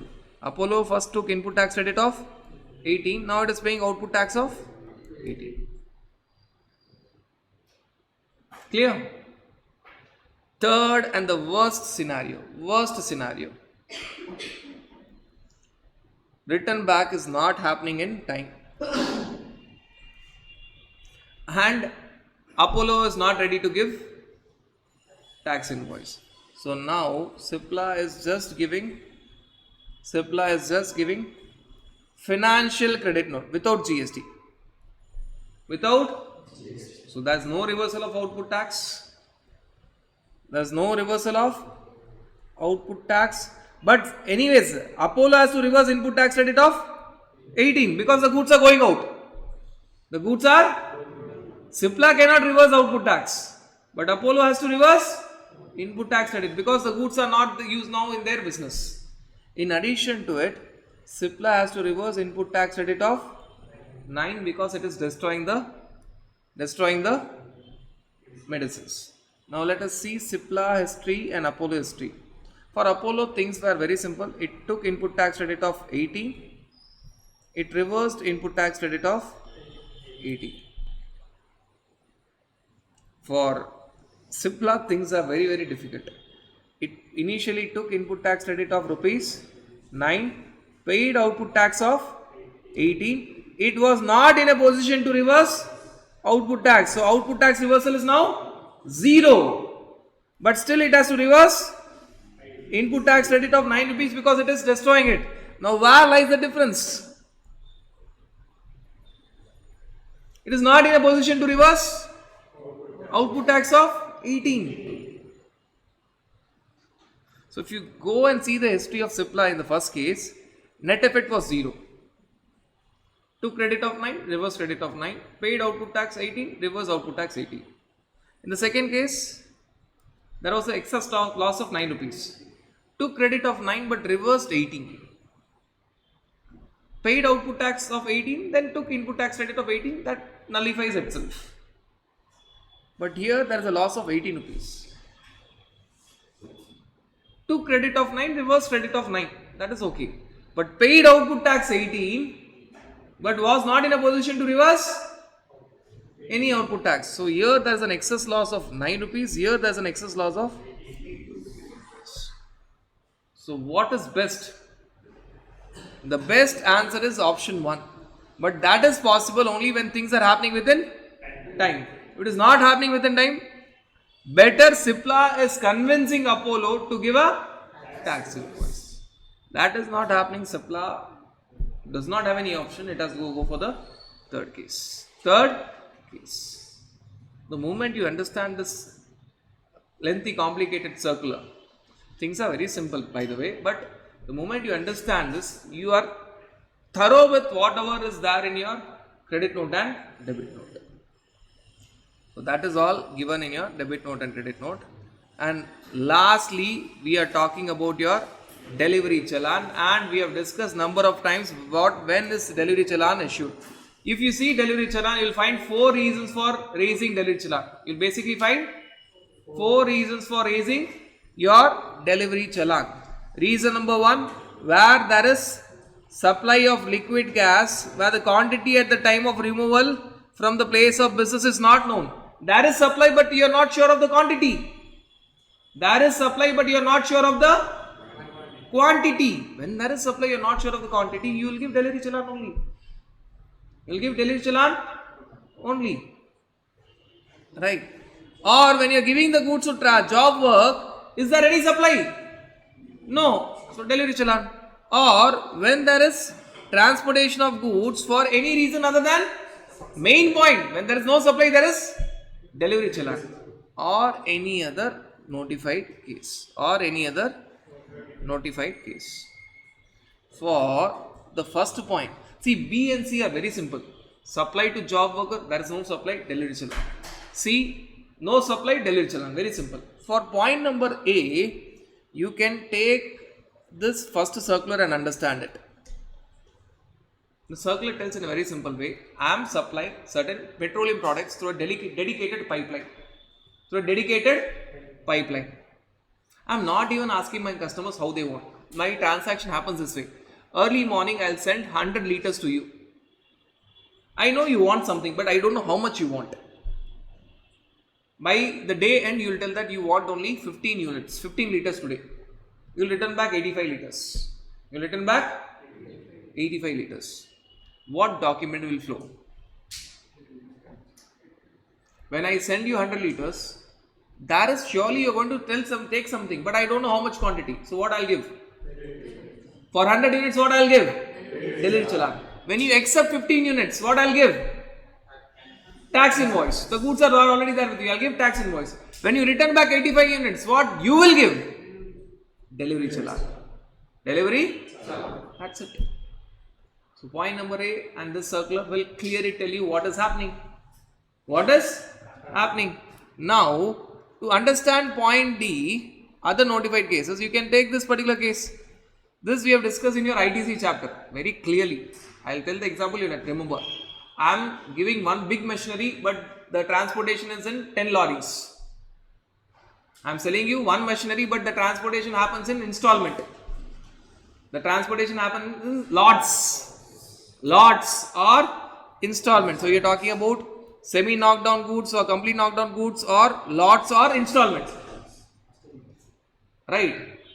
Before I remove the first lot, I have to raise entire invoice. If you remember, my first lot was going in April, last lot is in say January. I'll pay entire output tax in April, but recipient can take full input tax credit only in January. This we already discussed. Yes, in ITC chapter. Recipient can take the credit only on the receipt of last lot. But I have raised already invoice of say the entire machinery is of 10 crores. But each lorry contains 1 crore. Each month I am sending certain parts of machinery which is of 1 crore. Now, what documents I will send along with that lorry? There will be a copy of, first understand that before removing any lot, I will raise invoice for entire 10 crores. I will pay entire GST of 10 crores in April itself. Now, when the first lot is going in April, what all documents will go? See, there is already an invoice which is raised. That invoice is of what? That invoice is of 10 crore plus GST. But that lorry contains what? That lorry contains only 1 crore goods. So, if at all officer stops, officer will harass me. So, I'll send a copy of invoice and I'll send delivery challan for 1 crore plus GST. And e-bill will be for that delivery challan, not for that invoice. So, for every lot, there will be delivery challan with the reference number of tax invoice and e-bill corresponding to delivery challan, not corresponding to tax invoice. DC plus e-bill for 1 crore plus GST and a copy of invoice which is for 10 crore plus GST. Invoice is only one, but I will send a photocopy of invoice. This will happen for first lot, second lot, third lot, fourth lot, fifth lot, etc. etc. Last lot, what will happen? Same thing. Last lot also same thing. Delivery challan will be there along with e-bill for that 1 crore plus GST, assuming the last lot is of 1 crore. Now, in the last lot, I will give the original invoice so that recipient can take the full input tax credit.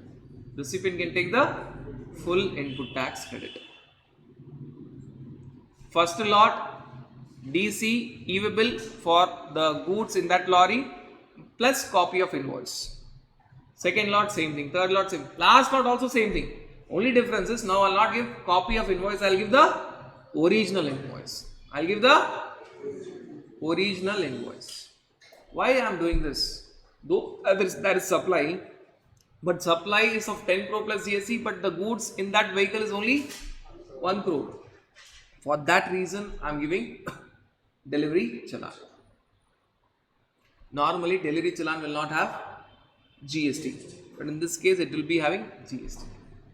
Normally, delivery challan will not have, but in this case, it will be having GST, because this delivery challan is part of supply. It's one small part of supply. Are you clear with this understanding? Right. And understand that for any reason, when there is supply, but I could not have, I have not even tax invoice when the goods were removed, immediately I should raise tax invoice, which means there was supply. I was not sure what supply it is, so I gave delivery challan. The moment I am very sure the supply is happening, I should raise tax invoice. I should raise tax invoice. To understand this, you can take this second circular. Jewelry sector. Now, understand that I am a wholesaler of jewelry. I take 10 sets of jewelry to many shops, to Joy Alucas, Joss Alucas, to Lalita Jewelry, so on, so forth. I take this 10 sets of jewelry. First, I go to Joy Alucas. Actually, Joy Alucas is not aware that I am going to come. So, when I am taking those 10 sets of jewelries to Joy Alucas, what is the document that I will carry? Am I selling them? No. I am only going there for showing those items. So, what is the document? Delivery challan. They accept it. They accept 2 sets of jewelry. Now, what should I do? When they are accepting, okay, when means I am talking about the real time. Should I raise tax invoice immediately now, or should I go back to my office and then raise? Immediately. I should carry a manual invoice book. I may be a person fully understanding information technology, not at all carrying any hard copies, but this mandates me to carry manual invoice book. I should carry a manual invoice book. I should give an invoice. I can go and feedback in my system again, but I should give a manual invoice then and there itself. The moment I go outside Joy Alucas, if an officer stops me, I should be in a position to explain. I should tell that I removed 10 jewelry initially, for which I have a delivery challan. I have sold now 2 jewelry, for which I have a manual invoice copy, which I will be putting in my system. So now balance I am having 8. Immediately I have to raise. Immediately. I should not tell, once I am entering outside Joy Alucas office and officer stops me, if I have 8 sets of jewelry, I will not be in a position to explain. My delivery challan will show 10 sets, but what I am having in hand is only. So for that they will carry manual invoice book. This is called as chain sales. You will not decide, you will go shop by shop and you will say, you have to carry a manual invoice book. You don't have an option. You have to carry a manual invoice book. Right, that is given here. And understand that e-way bill, whenever you are talking about the goods being transported on delivery challan in lieu of invoice, the same should be declared in e-way bill. This we have discussed in this particular point.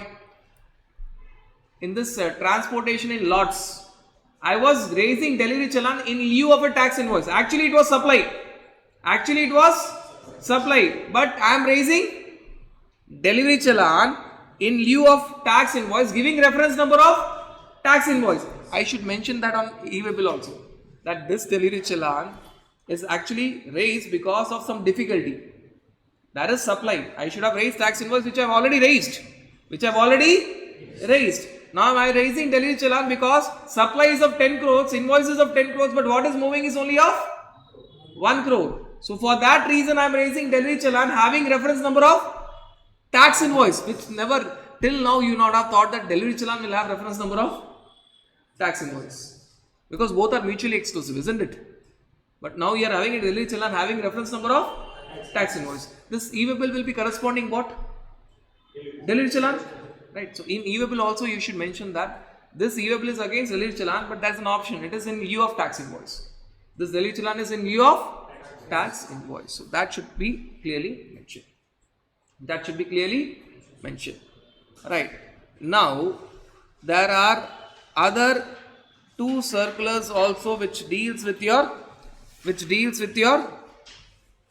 delivery challan. Okay, done with this chapter which deals basically with your delivery challan. I'll just give the facts, you have the answer. You have to just answer it. I'm an artist, I'm a painter. Now, I am sending my paintings to art gallery. What document? Delivery challan. Art gallery, out of 10 paintings, 2 paintings are light and they are purchased. What document? Tax invoice. Who has to raise? The art gallery or the artist? Artist. Art gallery is not involved. Art gallery will take a commission for which it will give a tax invoice within 30 days. Supply of service.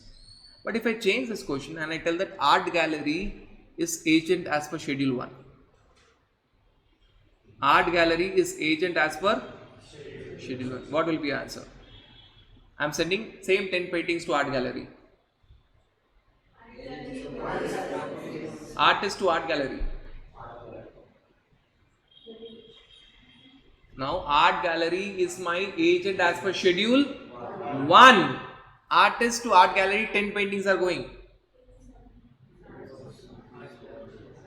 It is deemed supply. If it is deemed supply, what document? Tax invoice. Who will give? Artist. Deemed supply. Now art gallery, there are 2 paintings which are selected. Right? What document? Tax invoice. Who will give? Not the artist. It will be given by the, because now art gallery will act as the owner. That's it. Recollect supply. Answer is given here. Right. I am sending 100 units as samples outside India for exhibition outside India. Exhibition outside India. What document? Am I selling those items? So what document? When there is no supply, what document? Delivery challan. Out of 100 units, 40 units are selected. They are purchased in USA. Now what document? Tax invoice. Balance 60 units should return back within 6 months. Supply on approval basis, sale on approval basis. If they are not returned back within 6 months, then it is deemed supply. I have to raise tax invoice even for that. This we have already discussed when we have discussed your due date of invoice. For sale on approval basis, it is due date of invoice is actual date of supply or 6 months from the date of removal, whichever is earlier. So that is all and all about your delivery challan. First 4 circulars are dealing with your delivery challan. Circular number 5 is dealing with your dynamic QR code. We have already discussed. You are making advance payment. Should I print dynamic QR code on that invoice? You are making advance payment. Should I give e-payment dynamic QR code? No, already payment is made. There's no requirement. At all. See, e-payment dynamic QR code is for payment. You already made me advance payment. All I can do is I can write payment reference number on my invoice. See, what is the objective of e-payment dynamic QR code? So that you make me digital payment. But you have already made me the payment. So that circular is given here. And when you talk about all the other circulars, this circular number 7 and all, it all deals with your input tax credit chapter. Samples, free gifts. Don't you recollect that? There are 2 options. Either I have the input tax credit and pay output tax, or I reverse input tax credit, I don't pay output tax. That's it. Buy one, get one free. Should I reverse any input tax credit? Buy one, get one free, or buy more, save more. Buy one, get one free. So if I am selling one shirt and one shirt is free, should I reverse input tax credit on one shirt? No, it is not free. It is a marketing strategy. I am selling 2 shirts. There is no need of reversal of input tax credit. There is no need of reversal of input tax credit. Buy one get one free doesn't mean that it is actually free. Otherwise, department will tell that it is free. And if it is free, you have to reverse your input tax credit. Paste, Pepsodent paste with brush free. So should I reverse input tax credit on my brush? No. It is a marketing strategy. I am packaging this entire thing. I am selling for a combo price. Selling for a combo price. I need not reverse any input tax credit. Volume discount, secondary discount. We already discussed. Discount after supply. Discount after supply. What should I do? Can I give credit note? Yes. I can reverse my output tax, but with the condition that my customer is reversing input tax credit. My customer is reversing input tax credit. So these are all points that we have discussed in different places already. So that's all with your documentation chapter.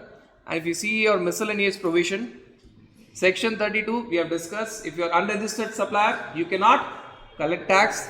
33 we have discussed, if you are registered supplier you can collect tax, but as per law and on all the documents show price and tax separately. Show price and tax separately. Is there any format of invoice? No. They have said these are the contents it is required. In whatever format you want to give, you can give it. Contents, they have said these all contents should be there. Which format you want, you decide. You decide. And every document will have a serial number. That will be a 16 digit. Maximum it can be of 16 digits. 16 digits. Containing alphabets, numbers, and only two special characters are allowed, which are dash and slash. Dash and slash. Right. This is everything about document given by the assessee. The small area is all about document given by the officer. Every communication that officer will do with you will have a document identification number. Every communication that officer will have with you will have a document identification number, so that you are rest assured that it is a genuine notice, genuine mail, it is not a spam. It is not a spam. And if that document is not having document identification number, then it is invalid.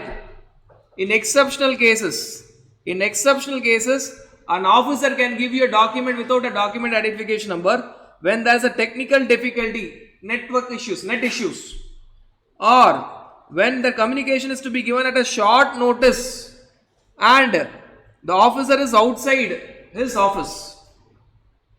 Only two are the cases where departmental officer can give you a document, be it notice or be it intimation, whatever it is, without DIN. What are those two cases? Technical difficulties, portal issues, or it has to be given urgently, but officer is outside the office for discharging his official duties. Then he can give you a document without DIN. But even in those cases, within 15 days, he has to generate DIN for that document. Even in those exceptional cases, within 15 days. Now he has given a document without DIN. Within 15 days, he has to give DIN to that document, and he has to take approval of the senior officer. That there was an urgent scenario. I gave a document without DIN, but within 15 days, I allotted a DIN, please approve the same. Please approve the same. This is the only small area where you are talking about document to be given by officer. Rest every entire chapter we were discussing about document which is given by the assessee. Different documents given by the assessee. Accounts and records. The provisions are discussed in your section 36 and 37, read along with corresponding rules 56, 57, 58. Let us focus only on the important concepts of the principles of your accounts and records. Who are all required to maintain your accounts and records? Basically, only registered persons. Few unregistered persons are required to maintain your accounts and records. They happen to be the warehouse keeper and the transporter. Warehouse keeper and the transporter. So, who are required to maintain accounts and records? Registered person. Unregistered person, only two categories. Warehouse keeper and the transporter. Now, till how long you are required to maintain your accounts and records? Normally, you are required to keep your accounts and records till 72 months from the due date of filing your annual return. If the due date is extended, you have to maintain your accounts and records beyond that.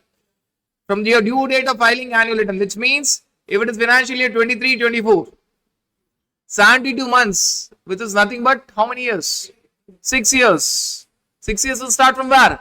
If at all you're talking about financial year 23-24, 6 years will start from 31st of December 2024. 31st of December 2000. From that 72 months. For which year? For financial year 23-24. 23-24. Right? It is actually more than 72 months because it starts from where? Due date of filing your annual return. But, if at all, your books of accounts pertains to a subject matter which is pending in appeals, revision or any other proceedings or investigation even by an officer, not necessarily in appeals, it is pending for any proceedings at adjudication level or at appeal level. In that scenario, you have to maintain your accounts and records. The first concept remains the same. Your 72 months from the due date of filing annual return remains the same. Or 1 year from the disposal of that matter. 1 year from the final disposal of that matter, whichever is later. If at all there is any issue which is pending for financial year 23-24, any proceedings, not necessarily appeal proceedings, any proceedings pending for that financial year 23-24, the first principle is the same, 72 months from the due date of annual return compared to 1 year from the time when that proceedings stopped and attained finality. It stopped and attained finality. Compare both the dates, whichever is later. Now, what to maintain will be discussing in the next page. Basically, commissioner has got powers to tell that you have to maintain certain extra records for certain special categories, and commissioner also has powers to tell that okay, certain persons are required to maintain certain lesser records because of difficulty. So there are certain normal set of records. Commissioner for certain persons can tell that apart from this, maintain extra records. For certain people can tell that okay, you are going to get a concession, you need not maintain all these records.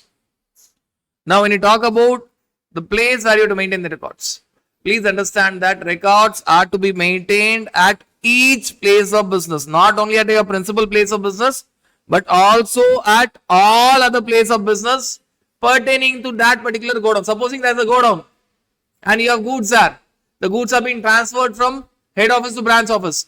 In godown, you are not required to have the financial statements there. You are required to have what? The inward delivery challan and the outward delivery challan from that godown. What goods came in for that inward delivery challan, what goods went out for that outward delivery challan. So, record documents have to be maintained at all the places of business. And assume that officer is coming and is finding certain records in your place. There is a general presumption that whatever records are found at your place, it is presumed that it is maintained by you. You cannot tell that no, these records does not belong to me. It is presumed that these records are belonging to you. Now, there are concepts of hidden deemed supplies in many places. Now, one such case is here. If the registered person fails to account for goods and services, which means he is not having proper records. There are goods, but he is not having proper records. Then proper officer shall deem that they have been not accounted and they have been supplied. It will be treated as deemed supplied. It would have been treated as deemed supply, and provision of sufficient 73, 74 are there. For example, there is a godown where officer finds that there is 1 crore stock of goods, for which he finds that there is no registration taken for that place. It is not added as additional place of business. Also, he finds that there are no documentation, inward DC and outward DC. What he will do? He will tell that these goods are not accounted, and he will tell that I will assume that it is deemed to be supplied. Deemed to be supplied, and 73, 74 will come. Now, another question will come. When they are actually supplied, then again you have to pay GST? Yes. This is for non-accounting that you have to pay. Deemed supply. They will assume that you are doing this for a continuous long point of time. So, whatever stock we have found, it is deemed to be supplied. Deemed to be supplied. And when you actually supply them, again you have to make the payment. So, this is a hidden concept of your deemed supply. Hidden concept of your deemed supply. Now, what all accounts are, records are to be required by every registered person. All associate, every registered person. Simple records which you will find in any software that you maintain. Most of the details you will find in any software that you maintain, you will find all these details. Inward supply, outward supply of goods and services, you will have the track of that.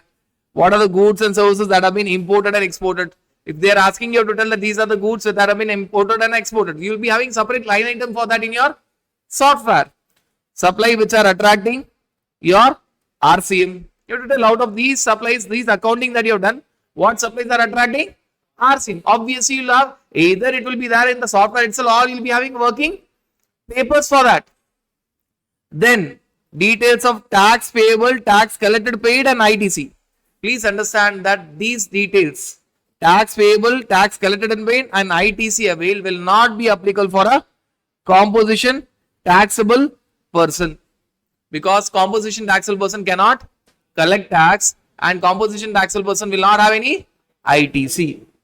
And finally, when you're talking about inventory details, this inventory details is also not required to be given by composition taxable person. The advantage, the main advantage of composition taxable person, if you remember when we discussed, was not maintaining the stock. See, this was not an advantage.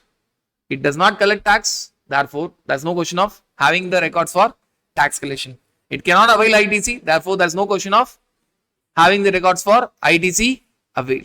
But this is an advantage.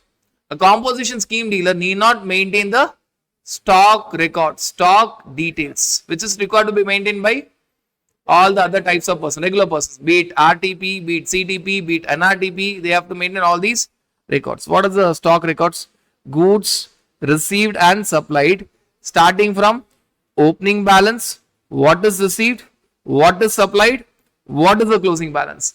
At times, when you talk about what is supplied, it will have extra details like what goods are lost, stolen, destroyed, written off, disposed by way of gift samples, scrap and wastage. In all these cases, you have to reverse your ITC also except scrap. Except scrap. This information will be available with you. What was my opening balance? What was my opening balance? What I received, what I sold, and what is the closing balance? Ideally, it should match.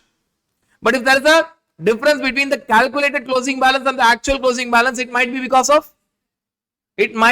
scrap, it might be because of lost, stolen, it might be because of goods being destroyed or written off or given as gifts or free samples.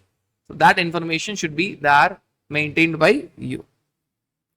And these are all the details of the goods and services that you get along with the stock details. Now, in addition to it, you are required to maintain the name and complete address of all the suppliers from whom you purchase, all the customers to whom you sell, except where relaxation is there. When you see a document chapter, you will find that if at all, if it is B2C case, and if the value is up to 50,000,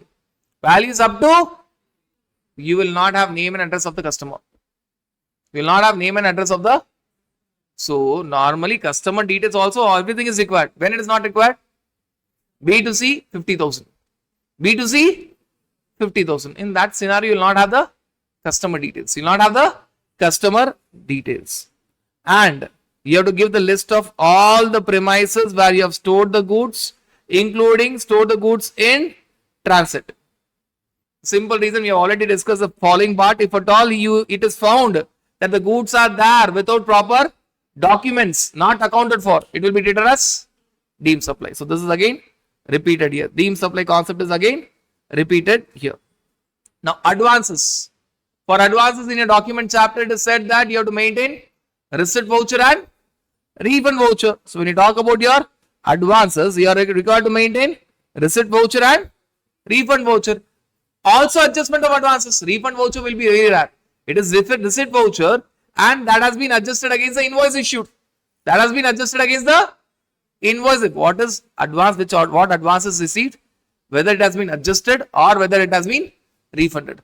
Please understand, when you talk about advances, the details are required to be maintained only for service sector. Only for, not for goods sector.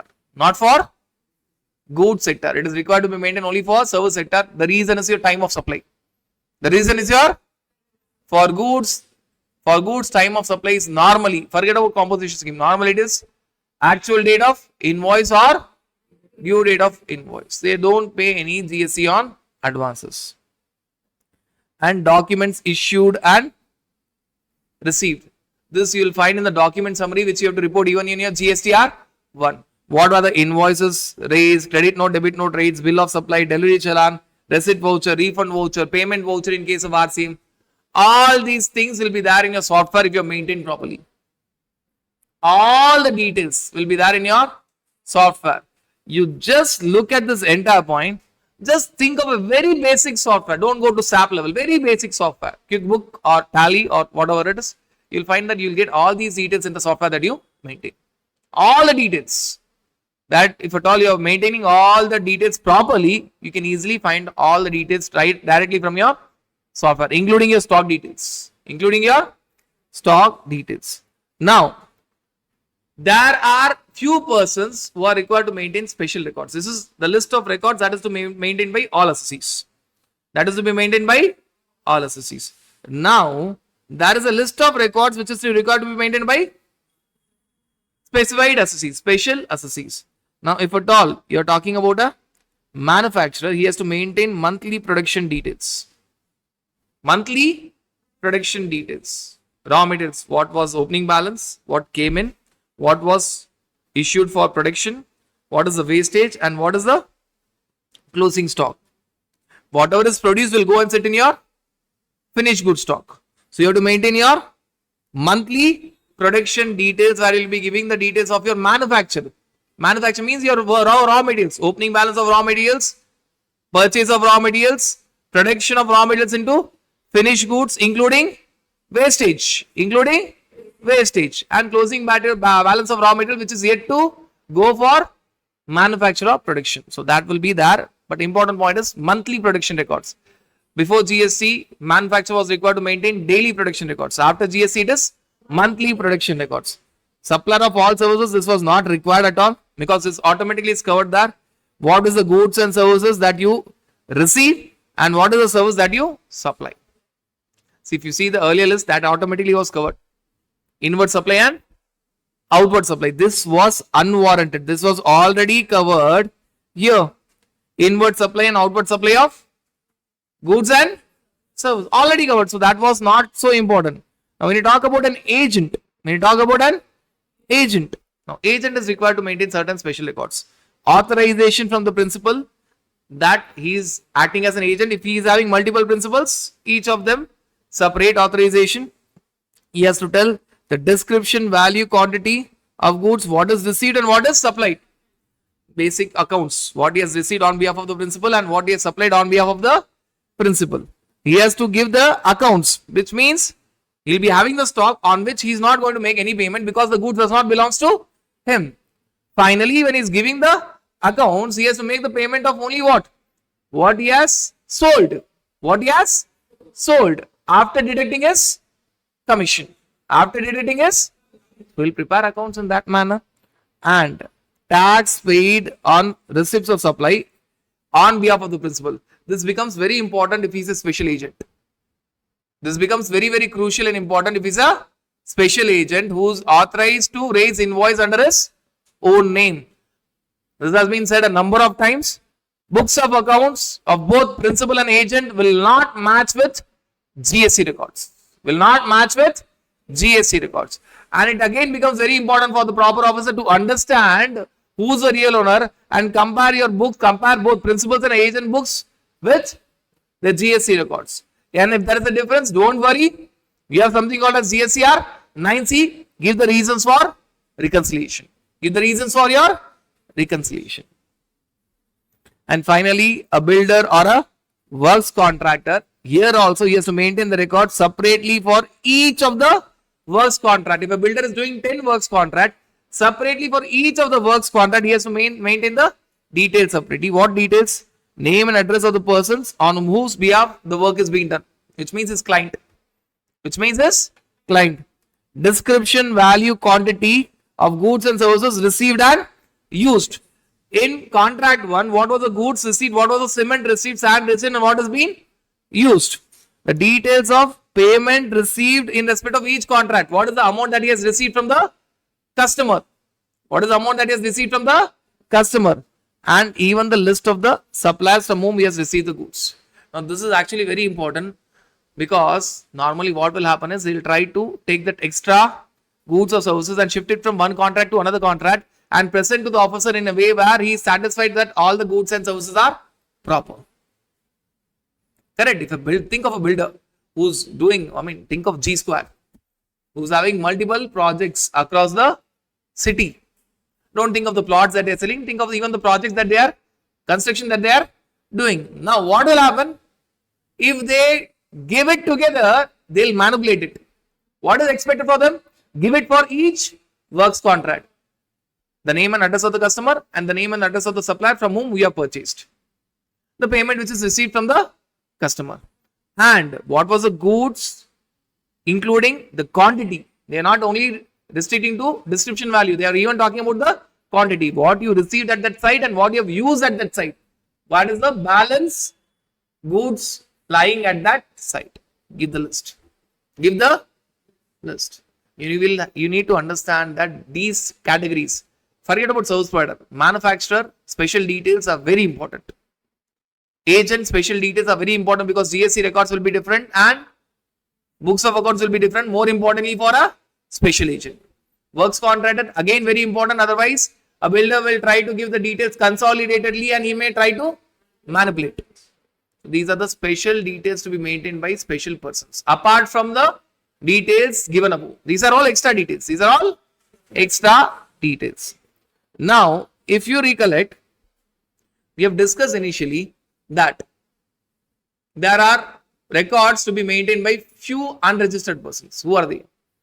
Warehouse keeper and transporter. Warehouse keeper and transporter have to maintain the records even though they are very simple understanding. Why? The goods of the assessee will be going via transporter and warehouse keeper. So they have to maintain separate details. Even if they are unregistered, they have to maintain separate details. So you are talking about warehouse keeper, you are talking about a transporter. Obviously, there will be one more person, custodian, who is having the goods on behalf of other person. Similar to warehouse keeper. Now, warehouse keeper's role is more important. Warehouse keeper will have details of what? Who's the consigner? Who's the consignee? So, when you talk about highways, you'll find out lots and lots of big warehouses. Most of them will be registered. But even if they are registered or unregistered, these details have to be maintained. Extra details have to be maintained. In your premises, whose goods are there? Who's the consignor of the goods? And if the goods are to be sold, consignee is free, also give the consignee name. Who's the consignee? Details of the goods. When it came inside, when it was dispatched from the consignor, what was the movement, when it received and when it is giving. The entire movement details. When consignor dispatched it, when you received it, when you are going to dispose it. All the details should be maintained by the warehouse keeper, and it should be in such a manner that if proper officer in real time is coming for physical verification, real time, he should give the details item wise and owner wise. Think of Flipkart, think of Amazon. They'll be having warehouses having goods of multiple persons. So the goods should be kept, they'll be having racks, rack 1, rack 2, rack 3, rack 4, rack 5. So it should be kept owner wise. It should be kept owner wise. Or also it should be kept item wise. Owner 1 is having dealing with 10 items. So it should be kept item wise. So all the warehouse keeper, Flipkart, Amazon are only examples. It is not necessary that they should be electronic commerce operator. Not mandatory. They can be pure warehouse keepers. Not having any electronic commerce operations. Pure warehouse keeper. Even then they have to maintain the details. Why? They are going to have the goods of multiple persons. So they have to keep owner wise and item wise, so that when officer is coming for physical verification, he will verify. And by the way, please understand that this warehouse will be registered by each of the consignor as their additional place of business. Each of the consignor as their additional place of business.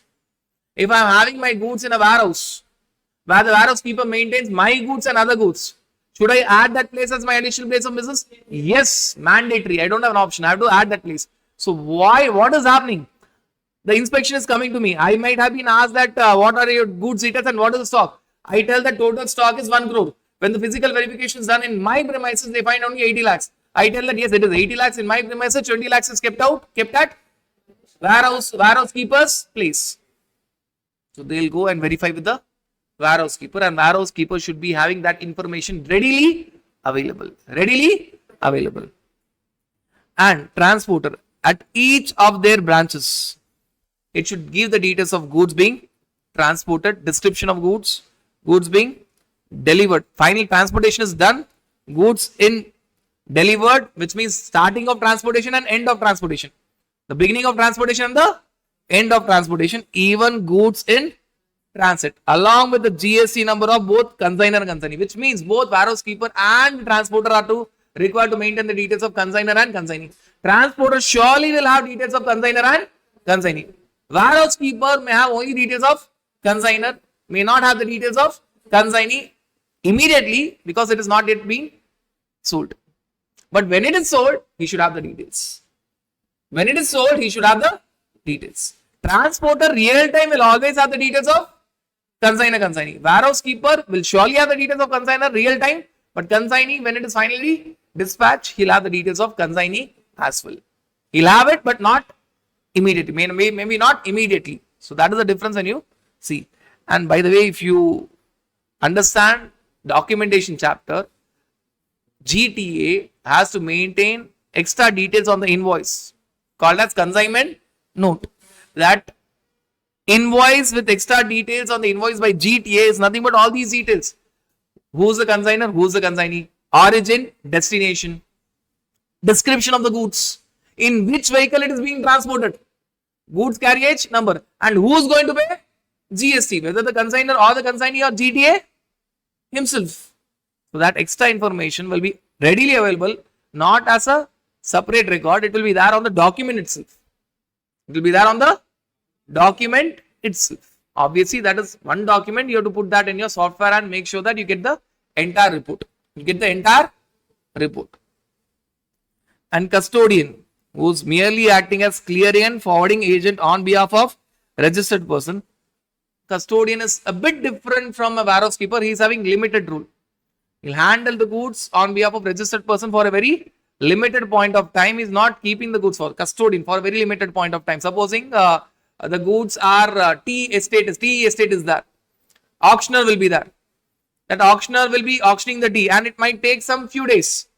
So by that time, the goods are under control of auctioneer. He is not acting as a warehouse keeper. For the time being, the goods are with the auctioneer. So that will have the details of all the details of the goods, when it was received, when it is dispatched, true and correct details of the goods which is handled by him, basic minimum details. You might find their details very similar to the warehouse keeper, but it is lesser than that. Basic minimum details, because there it was specifically said that owner wise, item wise, when we come for physical verification, keep it ready. Here, produce the details when required by proper officer. Just basic minimum information that you are acting as custodian or clearing and forwarding agent. When you receive these goods, the goods belongs to whom and when the goods were dispatched. Another difference. Warehouse keeper will be always added as additional place of business by the registered person. But custodian, not always that place will be added as additional place of business by the registered person. Now, when you talk about these special persons, mainly warehouse keeper and transporter, they may be registered, they may not be registered, but these details are to be required to be maintained. If they are registered, no worries. But what if they are not registered? What if they are not registered? If they are not registered, they have to go for centralized enrollment mandatorily. This is not registration, this is centralized enrollment. Registration is state-wise. Enrollment is pan-India wise. Why? Officer tells that the goods movement is all controlled by them. The entire goods movement is all controlled by them. So we should have a track of them. Though they may not be registered, but we should have a track of them. How to track them? If you're unregistered transporter, unregistered warehouse keeper, don't worry. No GST number, don't take it. But mandatorily take centralized enrollment. Centralized, when I tell centralized enrollment, Pan India, one enrollment. Pan India, one enrollment. They have to get centralized enrollment by filing a form called as GST ENR 1. They'll get a unique enrollment number which is valid for all the states. It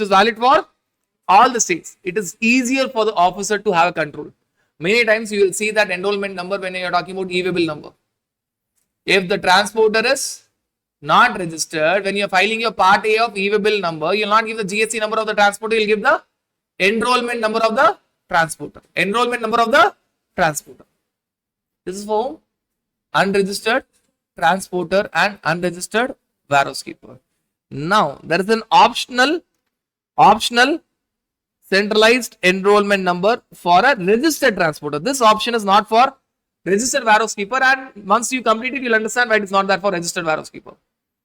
They tell that transporter and warehouse keeper, if you are unregistered, mandatorily centralized enrollment. Warehouse keeper, if you are registered, nothing, not required. Transporter, if you are registered, you still have an option. What you can do? You can go for optional enrollment number. Again, the form number is different, ENR 02. Optional enrollment number. Now, you may think when he is registered, why optional enrollment number? This transporter, though is registered in multiple states, multiple GST number, is going for centralized optional enrollment because he will manage all his e-way bills, only through centralized, unique centralized enrollment number. Unique centralized, then the control of all the e-way bills will be at one place. Which transporter will go for it? The transporter which is very high corporate and having high-tech softwares, they will go for this unique centralized enrollment number, which is optional because they are registered. If they are unregistered, it is mandatory. Even though they are registered in different states. So if a transport is registered in 5 states, in each of the 5 states, e-way bill will be through that particular GST number, routed through that particular. If they want that all the e-way bills of all the 5 states to be routed through one number, it will be unique centralized enrollment number, which is optional. Now, finally, what are the records to be maintained? Can you maintain electronic records, or can you maintain even manual records? You can maintain manual records as well as you can maintain electronic records. Now, certain special points about manual records. Make sure that there is no cancellation erasement. If at all it is there, please put a valid signature. Manual records can be maintained. No one is asking you, because if you see the definition of records per se, document or records includes written document, printed document, or even electronic document in terms of IT Act. Either it is written, or you have taken the printout, or you keep it in your software. You know, take even printout. So there are certain aspects that you have to understand. If it is manual record, make sure that there's no scribbling. It is neat and clear. If at all you have strike down and you have written something, make sure that corresponding person is putting cross signature that this change happened on my authority, under my control. This is the care that you have to take for manual records. Electronic records, what is the care that you have to take? You have to take proper backup. Tomorrow when office is asking and telling that please give your books of accounts, you should not tell that gone, Tally is corrupted, or QuickBook is corrupted, or my SAP is corrupted. You have to take proper backup.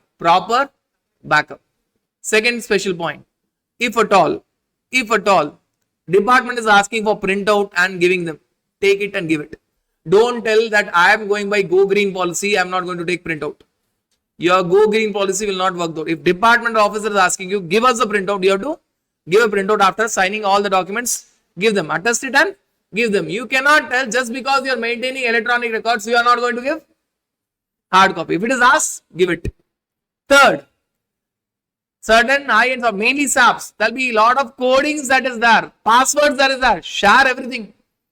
You cannot tell, no, these codings are very secret to us, passwords and all will not share. What you have asked, electronic records, take it, now you do your work. No. All the codings, all the passwords, whatever is required, give us. What is required, give us. These are the due cares of all these records that you have to take care of. But both is allowed, manual records as well as your electronic records. That's all about your accounts and records. Now, moving on to a chapter which is called as E-Way Bill. E-Way Bill chapter, we have already discussed that there's a special portal for E-Way Bill, isn't it? Correct. So, out of the 3 portals, we have one portal for your E-Way Bill. This is the only portal, www.ewaybillgst.gov.in. This is the only portal, www.ewaybillgst.gov.in, which is managed by National Informatics Center.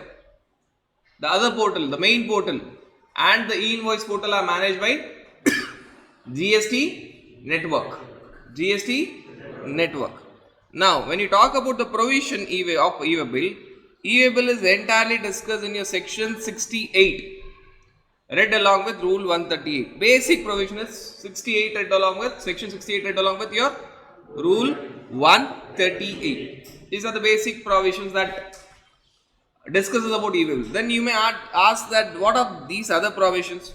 When you talk about your 138A or B or C or D or E, they are talking about certain other provisions of E-Way Bill. Yes, they are related to E-Way Bill, but certain other provisions. So, for example, 138A talks about a basic thing, that what all documents and devices a person in charge should carry. What all documents and devices a person in charge should carry. So, that is 138A. 138B and C talks about basic inspection and special inspection. Normal inspection will be of documents and conveyance. When an officer stops a vehicle, he will first check the documents and the conveyance, outer look. If he is having more doubts, what he will do? He will open the packaging of the goods and verify the goods. So that is 138B and 138C. And your 138D is a power given to the person in charge to report something against proper officer.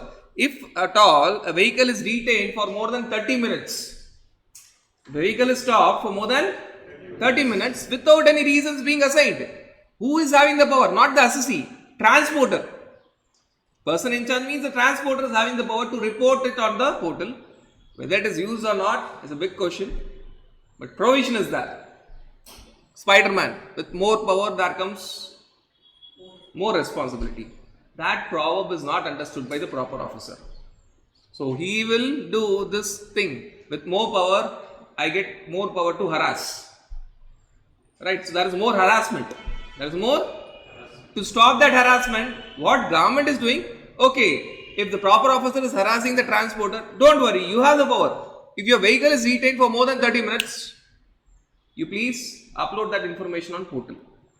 So who is getting that power? Not the assessee, whose goods are being transported, but because assessee will never know that vehicle was detained for more than 30 minutes. Are you clear with this understanding? And transporter will not carry only one person's goods, he will carry many other person's goods. And a very, very interesting provision. We have understood in return filing chapter what happens if you are not filing your return, and in registration chapter, if you are not filing a return for a particular period of time, suo motu cancellation. Suo motu, right? Government is government, right? If you feel government is not creative, you are totally wrong. See the budget of every year when it is coming. Recently 2 days back, we have a new budget, right? Always when you see the budget, you will always find that government is very creative when it comes to their safeguard measures. So what is this provision all about? If you are not filing your return, there might be cancellation, suspension, cancellation proceedings being started, also suspension being initiated, etc., etc., etc. Other things will happen. One of the things that will happen is you will not be able to do your business. Why? You will not be in a position to generate E-Way Bill. You will not be in a position to generate E-Way Bill, and no assessee will take the risk of sending the goods without E-Way Bill, because penalty for non-generation of E-Way Bill is too much. Right? That being the case, this is an indirect blockage. 138E. 138E. Now, talking about your section 68. What is basic section 68 talking about? Section 68 tells that the person in charge of any conveyance carrying the consignment of the goods exceeding a particular value, which means the goods inside the conveyance should be of a value more than a particular limit. What is that limit? We'll discuss. We'll discuss that particular limit. What he is required to do, he shall carry the documents and devices as prescribed. So basically the responsibility is on whom? The responsibility is on the person in charge to make sure that whenever he is transporting the goods, along with those goods, if the value is exceeding a particular limit, he should carry certain documents and devices also. Certain documents and devices. Now, why he should carry? Because proper officer is having the power to stop the conveyance, intercept the conveyance, and he has the power to verify the documents and devices. If at all he is convinced, he'll let go. If he is not convinced, he has greater power to go on for detailed inspection. What he'll do? Inspect the goods. Break open the packaging of the goods and inspect the goods. Right, that is the basic provision of section 68. Now, you may wonder that what documents and devices are they talking about? Now we understood that person in charge should have certain documents and devices. If not, proper officer will, why he should carry? Because proper officer at any point of time may stop his conveyance and tell that show the documents and check the conveyance. If he is not satisfied, officer can also inspect the goods. Now, what documents and devices are required to be carried by person in charge? Please understand this basic thumb rule that e-way bill is a supporting document. Keep that in mind. Don't write that wording in exams. We have used a lot of terms for understanding purposes, but they are not the keywords to be written in exam. Basic understanding, e-way bill is a supporting document. It is not the main document. Main document, if there is a supply, what is the main document? Louder, tax invoice. For composition scheme dealer, bill of supply. So if there is a supply, what is the base document? Invoice or bill of supply, isn't it? Invoice or bill of supply. So if there is supply, the main document is invoice or bill of supply. If there is no supply, then there is movement of goods but no supply. What is the document? Delivery challan. Delivery challan. If the goods are imported, what is the base document? If the goods are imported, what is the base document? Bill of entry for imported goods. These are the base documents. If there is supply, base document is, if there is supply, your base document is tax invoice or bill of supply. If there is no supply, your base document is delivery challan. And in case of import of goods, your basic document is bill of entry. Bill of entry. These are all your base documents. Now, what would be your supporting document? In all these cases, your supporting document will be your e-way bill. Now, understand that e-way bill part A will always contain the details of the base document. Part A of e-way bill, we'll discuss that it will always contain the details. Copy paste of the whatever details are there in the base document, it will have the same details. It will show the invoice number, invoice date, supplier's name, GST number, recipient's name, GST number, etc. All the details will be there. Basic document details will be copied in the part A of e-way bill. Part A is nothing but the details of tax invoice or bill of supply, or the details of delivery challan, or the details of bill of entry. Same details would be there in your part A. In your part A. Right, so that is the basic document. What is the supporting document? Supporting document is your e-way bill. Either you can have e-way bill number mentioned, that is sufficient, or you can have the physical copy of e-way bill. Normally people will have tax invoice with e-way bill, bill of supply with e-way bill, delivery challan with e-way bill, bill of entry with e-way bill. What you can do, you want to go out of your hard copy of e-way bill, don't worry, write the number. On the basic document itself, let it be tax invoice or bill of supply or delivery challan or bill of entry, write the e-way bill number. Or in certain cases, you'll have something called as e-way bill which is mapped on radio frequency identification device. This is not applicable for everyone. This is not applicable for everyone. Here we are talking about devices. We discuss about document. Device is only the last part. E-way bill, neither the physical copy is not there, nor E-way bill number is mentioned on the basic document. E-way bill will be mapped on a special device which is called as radio frequency identification device. Now, first point, this radio frequency identification device is not required for all the transporters. It is only for the notified transporters notified by the commissioner. To put in a very simple terms, big transporters who have the capacity of installing a special device on all their trucks. Supposing a transporter is having hundreds of trucks, that transporter should have this device on all the hundreds of trucks. So first, it is not applicable in all the cases. It is applicable only for notified transporters. So whether all the transporters will have a special device on their conveyance? No. It is only notified transporters who will have the special device which is called as radio frequency identification device on their conveyance. And what it will do? Supposing there is a truck of mine which is carrying all your goods. There is a truck of mine which is carrying all your goods. One truck at one point of time carrying all your goods. Each one of you would have raised E-way bill. Every one of you would have raised E-way bill. Now, as a transporter, what I can do? I am required to map all your E-way bill numbers on my device, on my information technology. They want to promote that on my special device. So, if one of my truck is carrying all your goods and all of you have generated your E-way bill, whatever E-way bill you have generated, that will be there on my device. So, where that truck, before it is moving, all your goods E-way bill number will be mapped. All your goods E-way bill number will be mapped on that device to tell that this particular movement of truck is having all of these persons' goods and these are their E-way bill numbers. Now, what is the beauty or advantage of it? Normally, officer who is having the power to intercept the vehicle, he'll stop the vehicle, ask the transporter to give all the documents, base document, E-way bill, supporting document, etc. Now, officer need not do always that.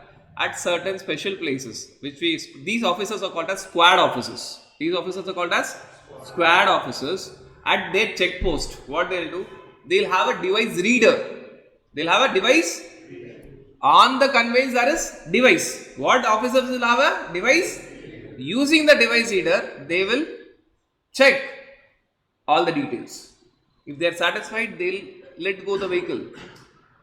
It is saving of time of the officer and of the transporter. If they are having some doubts, then they'll ask the vehicle to stop. That is the beauty of this particular device. Right. So, is it applicable for all the transporters? No. Only for notified transporters by the commissioner. What are they required to do? They are required to install a particular device on all their conveyance. That device is called as radio frequency identification device. RFID, radio frequency identification device. And every time they are starting their movement,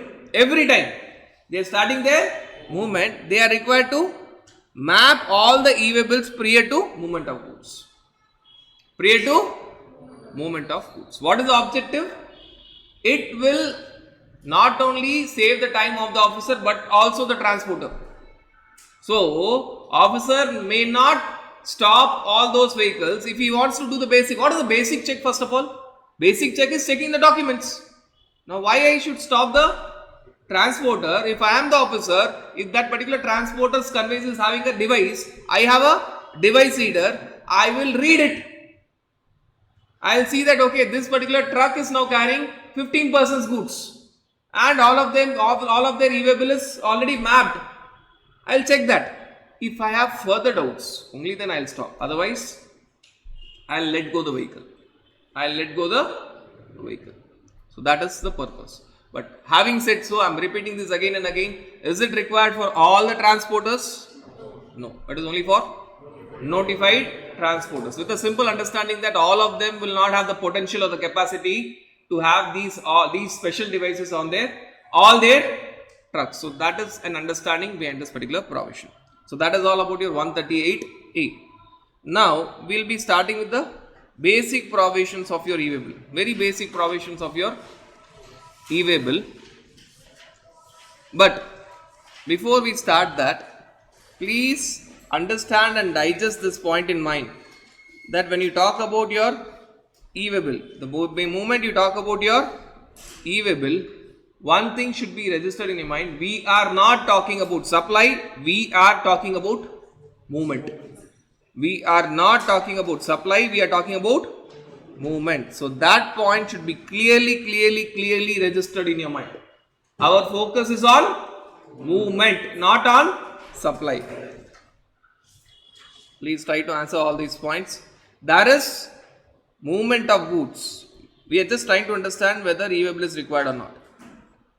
There is movement of goods, but there is no supply. e-way bill is required or not? Louder. Yes. Base document will be delivery challan, because there is no supply. Second, there is supply and movement. Normal case, there is supply and there is movement of goods. e-way bill is required or not? Yes. Base document will be tax invoice or bill of supply. There is supply, but there is no movement. There is supply, but there is no movement. There will be tax invoice or bill of supply, but there won't be any. Why? There is no movement. There is no movement. This doubt will always come in your mind. So another question. You are a supplier of service. You are a supplier of service, but you are moving the goods. Is it possible? I am a supplier of service, a coaching class academy. I am moving all these benches. Is it possible? Yes. I am moving these benches from one place, one branch to another branch. Highly possible. Highly possible. Should I generate e-way bill? Yes. So your mind will tell all these things. How a supplier of service is required to generate e-way bill. One point in mind. e-way bill is all about movement. Forget about your supply. Right from the day we started GST, the focus was all on supply. Now suddenly I am telling that delete supply, focus on movement. Focus on movement. You are a supplier of goods and there is movement. Yes. There will be e-way bill. There will be e-way bill. But in the first case, what would be the base document? Supplier of service with movement of goods. The base document will be delivery challan. Supplier of service will give tax invoice for service, but not for the goods. I am supplier of, say, coaching classes. I am moving this table, benches, etc. to another branch of mine. Am I supplying these table, benches and all? No. So that is only movement. So the base document for them will be delivery challan along with e-way bill. So that base document will differ in the first point. Second point, there is supply of goods and movement of goods. Base document is tax invoice with e-way bill. If I tell that there is supply of goods, which we have already discussed, repetition, but there is no movement. No. If you see all these 6 points, crux is one simple point. If there is movement, there is e-way bill. If there is movement of goods, there is e-way bill. If there is no movement of goods, forget about e-way bill. Forget about your e-way bill. So that point should register in your mind with utmost clarity. You should never have a doubt that e-way bill, what it has got to do with supply. After having said so, I will be asking a question where there is chance that again you will think of supply. There is a chance. Okay, let us first evaluate the basic points. Now, who is required to, what is the movement of goods which requires your e-way bill? What is the movement of goods which requires e-way bill?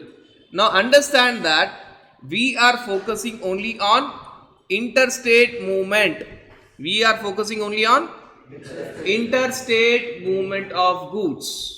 Now we ask whether intrastate movement will have e-way bill? Yes, but that limit will be decided by respective state. So Tamil Nadu state may decide that for intrastate movement of goods, this is a limit. Karnataka may decide another limit. Maharashtra may decide another limit. Delhi may decide another limit. We are not discussing it. This I am specifically telling Otherwise, you'll have a basic point. Okay, EVA bill is only required for interstate movement, not required for intrastate movement. No, that is not the meaning. EVA bill is required both for interstate movement as well as intrastate movement. But we are discussing only why intrastate movement limit will be different for state from states to states. Back to the basics. GST law prima facie is same for all the states, but states can make certain changes, not impacting the concept, isn't it? Back to class 1. Third, states can make certain changes, not impacting the concept. Concept is not changing. But, for example, interstate movement, you will find a list of goods for which EVA bill is not required irrespective of value. One of the examples is jewelry is there which requires no EVA bill. The same exemption limit will be there for intrastate movement also. But states in addition to it can add other goods. Say for example, there is a limit of say 20 items which does not require EVA bill when it is interstate movement. States can tell that these 20 items even for intrastate movement there is no EVA bill, plus there are extra 5 items. There are extra 5 items. If those movement are within that our state, we don't require EVA bill. Tamil Nadu always have focus on rice. Correct? Correct. So, Tamil Nadu state may tell, I am just giving an example, may tell that if you see the exemption limit, there is no relaxation for interstate movement of rice. But there may be a relaxation for intrastate movement of rice in the state of Tamil Nadu, which may not be recognized by other states. One point with the item list, exemption list. Second point with the limit. Interstate movement of goods, when you require your EVA bill, if the consignment value is more than 50,000. Tamil Nadu may tell that forget about 50,000, we'll focus on 1 lakh, which is a reality.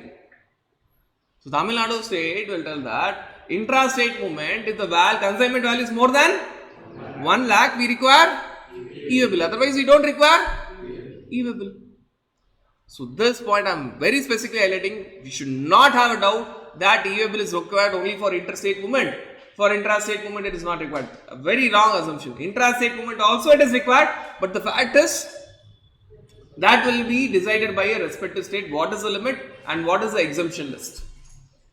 Right. So first we are focusing on solely on interstate movement. Now this point we have clearly discussed. Whether it is supply or not supply is not relevant, isn't it? The focus is on interstate movement. The focus is on interstate movement.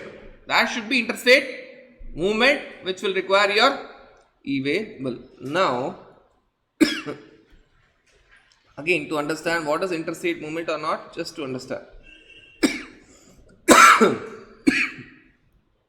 Supply is from Mumbai, Maharashtra to Pune, Maharashtra, but movement is via Ahmedabad.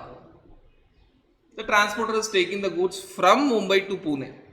Supplier is in Mumbai and recipient is in Pune. But the transporter is going via Ahmedabad. For some reason best known to him. He is having some work at Ahmedabad, from Ahmedabad is coming back. Or he decides let us have a very long trip. He goes to Ahmedabad and comes back to Pune. So for some reason. Is it interstate movement or intrastate movement? GST, what GST will be there? What GST will be there? CGST, SGST or IGST? CGST, SGST or IGST? CGST plus GST. Okay, I am not talking about the answer. There is supply of goods by supplier in special economic zone Maharashtra to recipient in domestic tariff area Maharashtra. What tax will be there? ICZ means by default it is. Okay. Coming back to the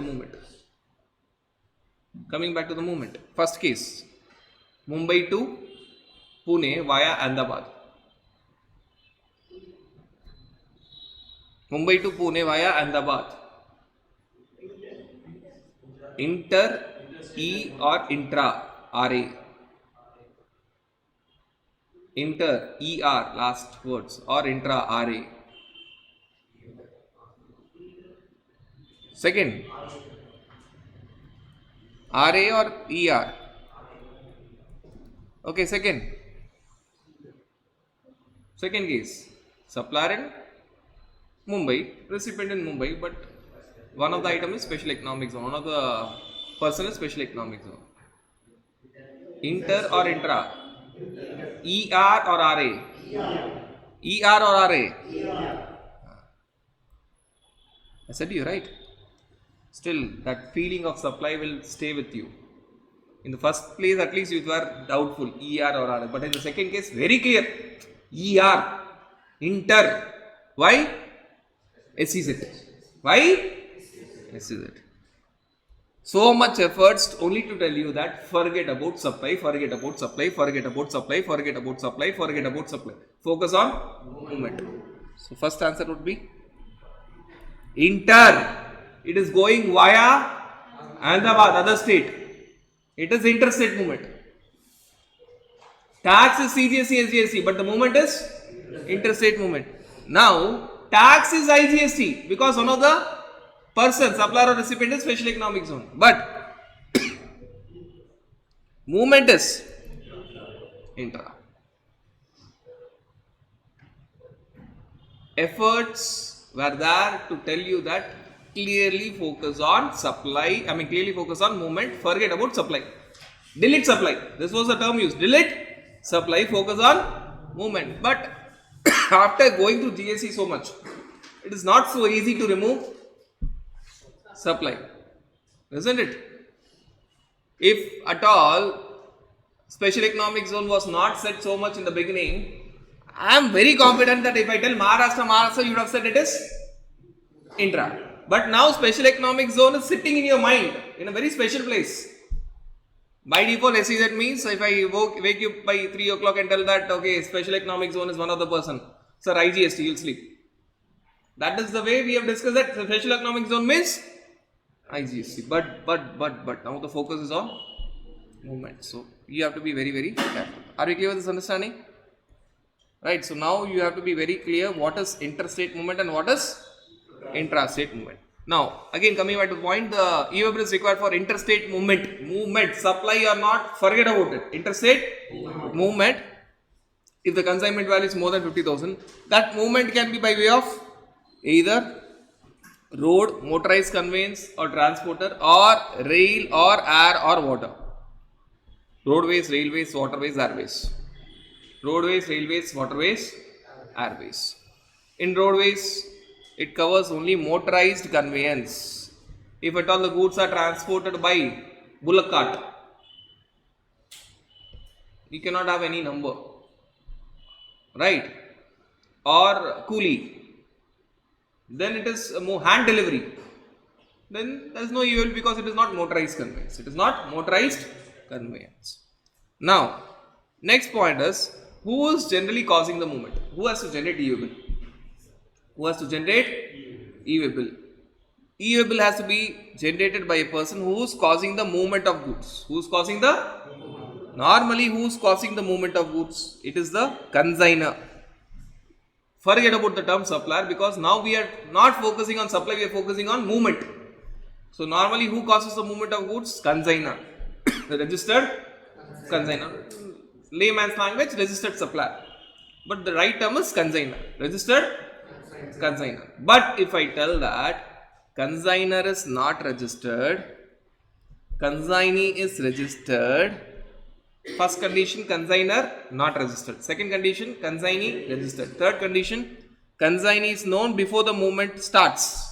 Before the movement starts, which means I am the consignor, you are the consignee. If I am registered, you are all my consignee. If I am registered, for any movement to any of you, who is required to generate e-web? I am required to generate e-web. No questions asked. If consignor is registered, any scenario, who has to generate e-web? Consignor. If I am not registered, now let us take that scenario. If I am not registered, right? If my consignee is also not registered, then no, e-web is still required even by unregistered persons. We have discussed this in one of the point in your registration chapter. Handicraft goods. Handicraft, there was a statement used. Even unregistered person can generate e-web. Recollect that statement? We'll be using it here again. So e-way bill is still required. Whose responsibility? Consignor's responsibility. Just because I am unregistered does not mean I need not generate. You might ask how. A person may not be registered on normal GST portal, but he can still take registration on e-way bill portal. Right? So even unregistered person can generate e-way bill. Even unregistered, just write the statement. Even unregistered person can generate e-way bill. Right? Now, second scenario, supplier is unregistered, that is consignor is unregistered. Consignee is also unregistered, but before the movement starts, I clearly know that the goods are going to you. Consignee also knows that the goods are coming to my place. Then consignee has to generate e-way bill. Supplier or consignor unregistered, recipient or consignee registered, and recipient or consignee clearly knows that the goods are going to come to his place. The goods are going to come to his place. Then who's required to generate e-way bill? Consignee. But assume that consignor is not registered. Consignee is registered. But consignee does not know that the goods are going to come to him. Then consignor. Can this happen? Yes. Supposing I am an unregistered supplier, consignor.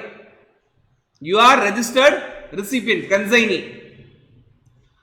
You have not given any purchase order to me. But generally I take the goods and come to your shop. And I said that this is called as chain sales. Right? I come to a shop that I said that these are the items. And I tell that if you like any of the items, you please purchase it. And you purchase it. Now, consignor is not registered. Consignee is registered. But consignee did not knew that the goods are going to come to his place before the commencement starts. Commencement already started, it got ended. It got ended. Whose responsibility is to that to generate e-way bill? Consignor, unregistered consignor. Let me put it in a very simple way. If consignor is registered, always consignor. When consignee will come? Three conditions. Consignor is not registered. Consignee is registered. Don't stop here. Third condition. Consignor is not registered. Consignee is registered. Third condition. Consignee is known before the commencement of the goods. Consignee clearly knows that the goods are going to come to his place. Only then the responsibility shifts on registered consignee. Registered consignee. Now, next question, whether e-way bill is required for goods carrying any value or goods carrying a value more than a particular limit. Goods carrying a value more than a particular limit. The limit is 50,000. The limit is, but that limit is consignment value. That limit is called as consignment value. Basically, what is consignment value? Invoice value. It is not value as per section 15. It is value as per section 15 plus GST. Plus GST. It is value plus GST. But it excludes something. It excludes exempt goods. You don't count exempt goods. You don't count. So, summary of the value is section 15 value plus GST minus exempt goods. Section 15 value of taxable goods and exempt goods plus GST on the taxable goods minus the entire value of exempt goods. Entire value of exempt goods. Value based e-way bill. E-way bill is generally based on value. If the value is crossing 50,000, which value? Consignment value is crossing 50,000, e-way bill is required to be generated. This we are talking about intrastate movement. Intrastate movement, state will decide the limit. Now, there are few cases where you require mandatory e-way bill. You require mandatory e-way bill. When I tell mandatory e-way bill, what significance it has got? It means e-way bill is required to be generated irrespective of the value. If it is 10,000 or 20,000 or 5,000, even then you generate e-way bill. First, when principal is sending the goods to job worker outside the state. Principal is in the state of Maharashtra, job worker is in the state of Gujarat. So, principal is sending the goods to job worker. Basically, it is not supply. Delhi Richalan is our document. Isn't it? Principal to job worker, there's no sale, there's movement. Principal will give fabric to the job worker will convert it into shirt and return it. Supply is neither of fabric nor of shirt. Supply is of job working charges, service. But this movement requires e-way bill. What will be the base document? Delivery challan. Delivery, but irrespective of the value, even if the value is less than or equal to 50,000, please generate e-way bill. Second, there is interstate movement of handicraft goods by unregistered person. This point we have clearly discussed in your registration chapter. If you are dealing with notified handicraft goods, if you are dealing with notified handicraft goods, you get the limit of 40 lakhs, 20 lakhs or 10 lakhs as the case may be, even if there is interstate movement. Normally for interstate supply of goods, mandatory registration, but interstate supply of notified handicraft goods, you can enjoy the limit of 40 lakhs, 20 lakhs or 10 lakhs as the case may be. You can still enjoy that limit, right? But when you are enjoying the limit, what happens? You will not be getting registered. But they tell that you don't be registered, but you generate. So an unregistered person is mandatorily required to generate e-way bill. An unregistered person is mandatorily required to generate e-way bill. So this understanding clearly you should have. Now, whatever you have discussed, we'll try to understand this. Normally, who is required to generate e-way bill? Normally, if the supplier is registered, you need not see anything else. It is registered supplier. You need not see anything else. If the supplier is not registered, but the recipient is registered and recipient is known before the commencement of movement starts, then that registered recipient, consignee. Here it is consignor. It doesn't mean that only a registered person can generate e-way bill. There are scenarios where even unregistered person can generate e-way bill. Now, can they delegate it to someone? Yes. Whether it is the consignor or consignee, e-way bill can be generated by whom? Transporter. Transporter may be authorized to generate e-way bill. Transporter may be authorized to generate e-way bill, or electronic commerce operator or courier agency when the goods are supplied through them. Supposing I am supplying my goods through Flipkart or Amazon. Just understand the scenario, why they have given this. The transporter will understand it very clearly, because when I am sending the goods to transporter, I don't know which vehicle is going to use. So I will just fill part A, vehicle number, who is going to fill? Transporter, which means you have to give authorization to the transporter. Clear? Clear. So transporter can generate e-way bill on your behalf. Transporter can generate e-way bill on your behalf. Normally you have to do your work. But can you authorize transporter? Yes. Now can you authorize your electronic commerce operator or courier agency? Yes. But this authorization is special authorization. That is a normal authorization. What special authorization? If I am selling my goods to Flipkart or Amazon and my goods are stored in their warehouse, order will come.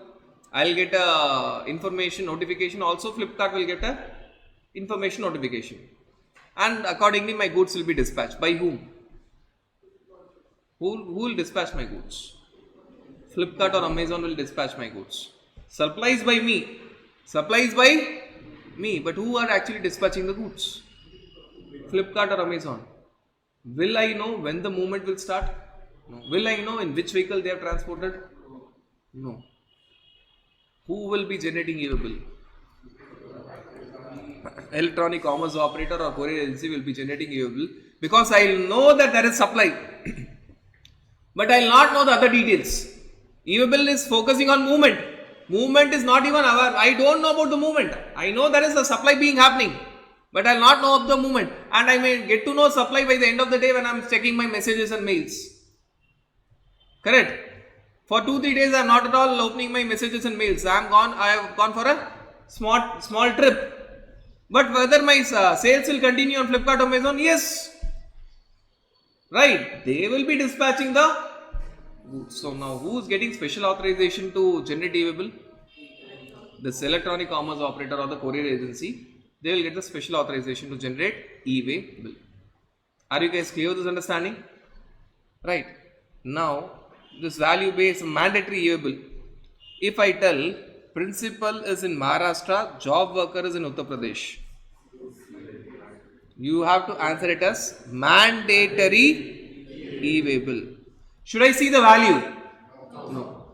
But if I change the question, I tell that principal is in Maharashtra, job worker is also in Maharashtra. Then it is value based e-way bill. If the value is crossing that particular limit of Maharashtra, I am not telling 50,000, particular limit of Maharashtra, generate e-way bill. If not, no need of generating e-way bill. And in both these cases, please don't forget the fact that the basic document is not invoice. The basic document is delivery challan. And if I tell that there is a supply of handicraft goods, notified handicraft goods, say from Maharashtra to Uttar Pradesh, and that supplier is exempted from registration because of section 23, he is getting a relaxation from section 24. He was covered by compulsory registration section 24, but 23 helped him out. Then because you are getting one relaxation from registration, the other place it is telling that you have to generate mandatory e-way bill. But if I tell that you are supplying handicraft goods from Maharashtra to Uttar Pradesh and you are registered, there is no relaxation. You did not go for that relaxation, or your limit was more than 40 lakhs, 20 lakhs, 10 lakhs. Then value based e-way bill. Then you will go for value based e-way bill. And if at all you are going for value based e-way bill, tell me, what is your consignment value? What is your consignment value in the first case? Taxable goods 45,000, GST 18%, 8,100. What is your consignment value? 53,100. Whether you have to generate e-way bill? Yes. In the second case, exempt goods 60,000. What is your consignment value, by the way? 0. Because consignment value is section 15 value plus GST minus value of exempt goods. So finally it will become 0. No e-way bill. If I tell there is supplier who is supplying both taxable goods and exempt goods in same transaction. Taxable goods value is 30,000 plus GST 18%, 5,400. And exempt goods value is 30,000. What is your consignment value? What is your consignment value? It will be 35,400. So it will start with 60,000 plus 5,400 minus 30,000. Now whether it is crossing the limit? No need of e-way. Assuming that the movement is interstate. We are focusing only on interstate movement. Are you guys clear with this understanding? Now, moving on to the next part of the understanding. Now you have understood that when is e-way bill required to be generated, isn't it? E-way bill is required to be generated for specified movement of goods, which you have understood. The nature of goods, limit, etc., who has to generate, etc., all these things you have understood. Now the next point is, whenever e-way bill is generated, how many parts it will have? The form is EWB01. It will have part A and part B. To make it your life very simple, part A will contain the basic document details. Just go through these documents. You can write near this point, it will contain base document details. Consignee, consigner, invoice number, bill of supply, bill of entry, delivery challan. Actually, you need not focus on anything else. It will contain the details of invoice or bill of supply or delivery challan or bill of entry. That's it. Obviously, invoice or bill of supply or bill of entry delivery challan will contain the name of consignor, consignee, goods value, quantity, etc. Everything will be covered there. Everything will be there in the. It is copy paste of the information that is there on the base document. And part B will contain what? Part B will contain the vehicle number. Part B will contain the vehicle number. Right. But in case of, this is in case of road. In case of railways, airways and waterways, it will have railway receipt, airway bill, bill of lading number. It will not be that particular train number and all. It will be railway receipt or airway bill or your bill of lading. Bill of lading is a document. See, when the goods are moving through road, the supporting document is consignment note. Consignment. So when it is moving by road, you don't put the details of consignment note, you just put the vehicle number. You just put the vehicle number.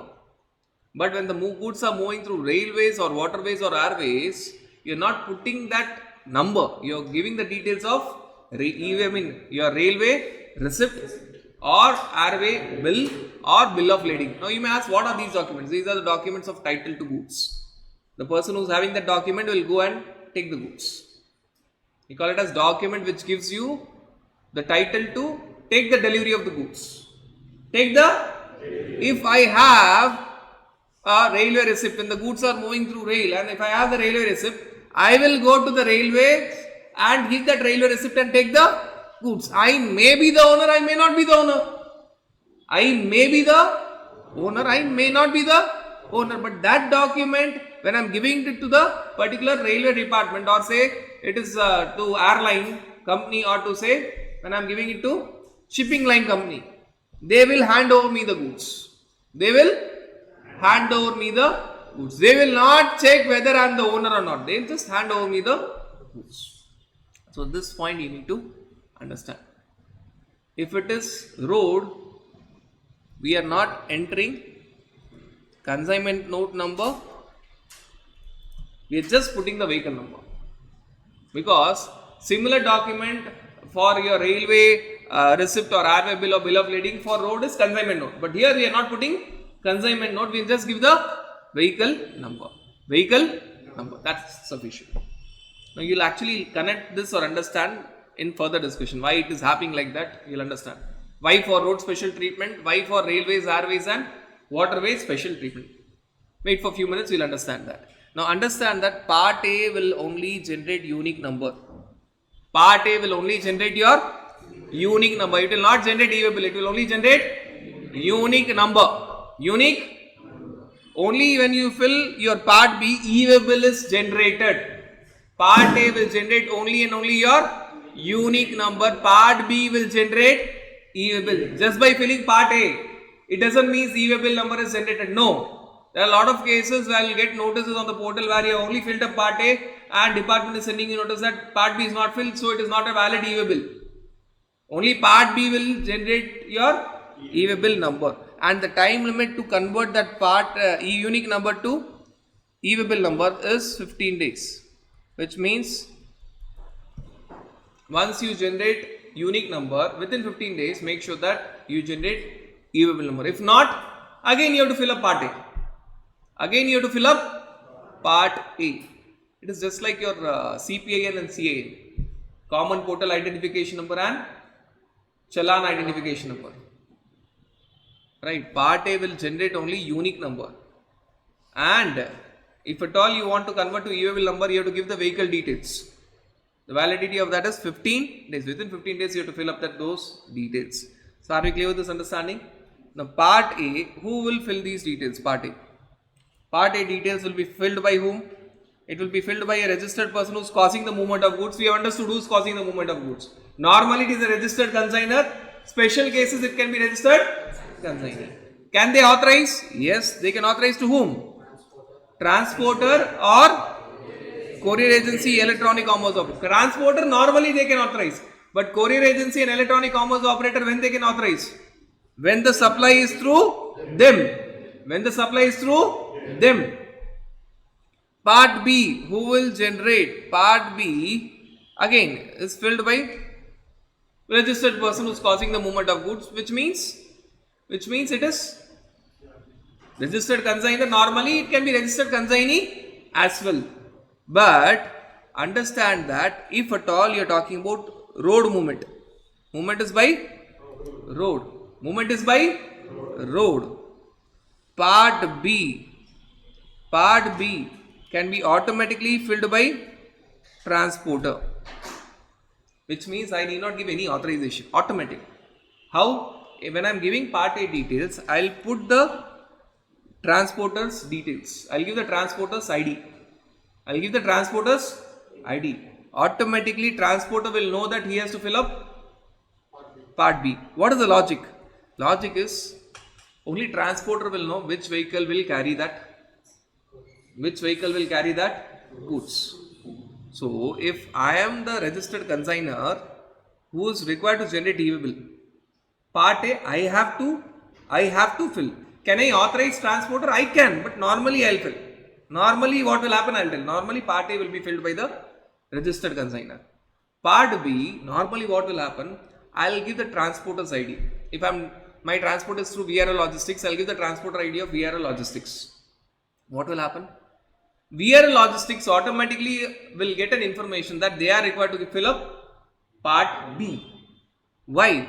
Part B, when it is by road, what is required is? And who will know that vehicle number? If at all, assume that if I am required to fill the vehicle number, I have to again call VRL Logistics and tell that, okay, did you transport my goods? If yes, which vehicle? Which vehicle number? You tell me the vehicle number, I have to fill up part B. And this communication or this phone call is not for one particular person. VRL Logistics will get thousands and lakhs of calls. If at all, part B is always required to be filled by the registered consignor. He'll always call up, please give me the vehicle number, and this vehicle number has to be entered before the movement starts. Not after the movement. Before the movement starts, this vehicle number has to be entered. You're getting this point? So this, it's called as automatic authorization. This is normal authorization. See, when I tell part A authorization is given to the transporter or courier agency or your electronic commerce operator, this is normal authorization, not automatic authorization, which means you have to specifically tell them. And when they are having authorization to fill up part A, they will fill up part B also. But this automatic authorization is for only what? Is only for movement by way of road, where in part B you have to give the vehicle number. Who will know the vehicle number? Only the transporter. So what I have to do? While filling up part A, I have to give one extra information. What extra information? The transporter details. My part A will always contain my basic document details. Along with that, if I give my transporter details, which is optional, which is automatically it will go and sit in my transporter's portal that he is required to fill up part B. My part B he is going to fill up. So that is now responsibility of the transporter. But understand that if transporter did not do his work properly, I will face the consequences. Right? I may take action against VRL Logistics later on, but department will collect penalty from the registered consignor. So that is finally my responsibility. And obviously I can take an action against the transporter, and if transporter wants to run the business, he has to reimburse that. Otherwise he'll have a very bad image, he'll not be able to run the business.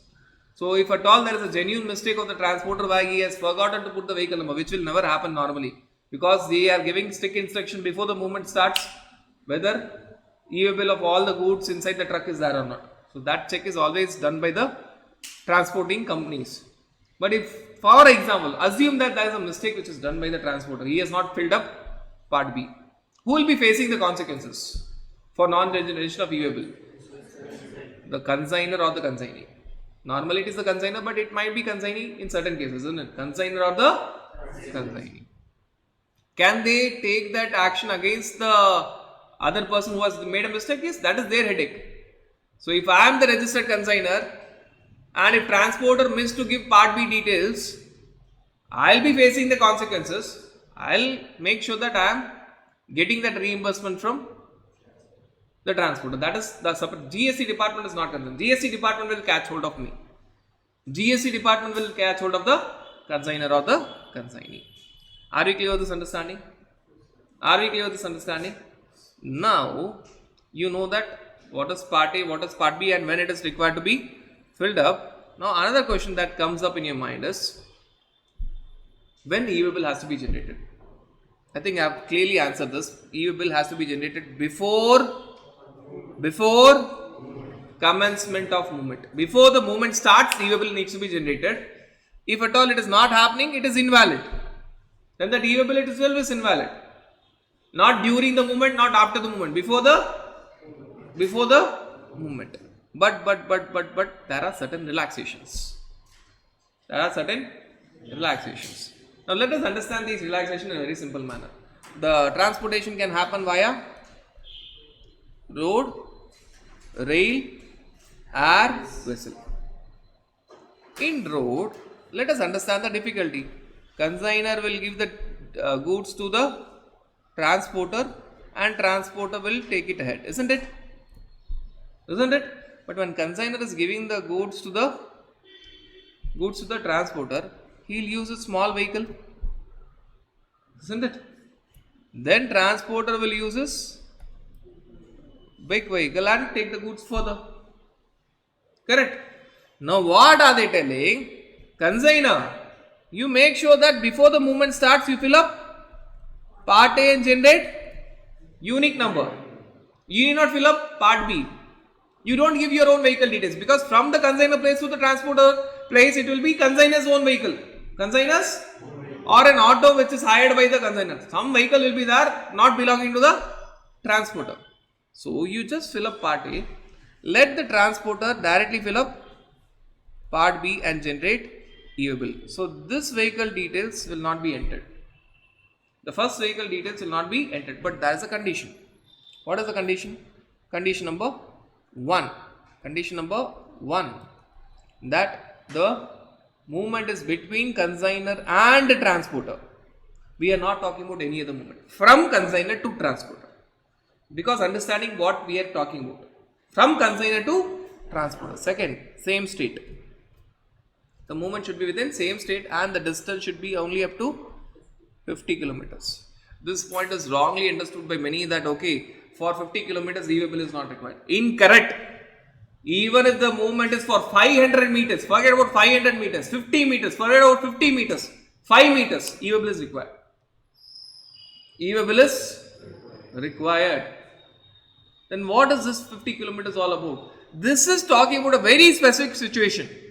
From consignor to transporter, same state, 50 kilometers. Even in this case, EWA bill initiation has happened. You fill up part A and send. You fill up part A and send. Part B will be filled on later. Can I fill up part A and part B both later? No. Before the movement starts, part A. Before the movement starts, part A. And before the movement starts in vehicle 2, part B. Before the movement starts in vehicle 1, part A. Before the movement in vehicle 2 starts, part B. So EWA bill process is already started. EWA bill process is already, but EWA bill number is not generated. You have only given the basic document details. So consignor will fill up part A before movement starts in vehicle 1, but he will not fill up part B. Part B will be directly filled by transporter. Before the movement starts in vehicle 2. Before the movement starts in, but conditions are there. What are the conditions? The movement is from consignor to transporter. Second, same state. Third, if I tell that transporter's place and consignor's place is 70 kilometers, then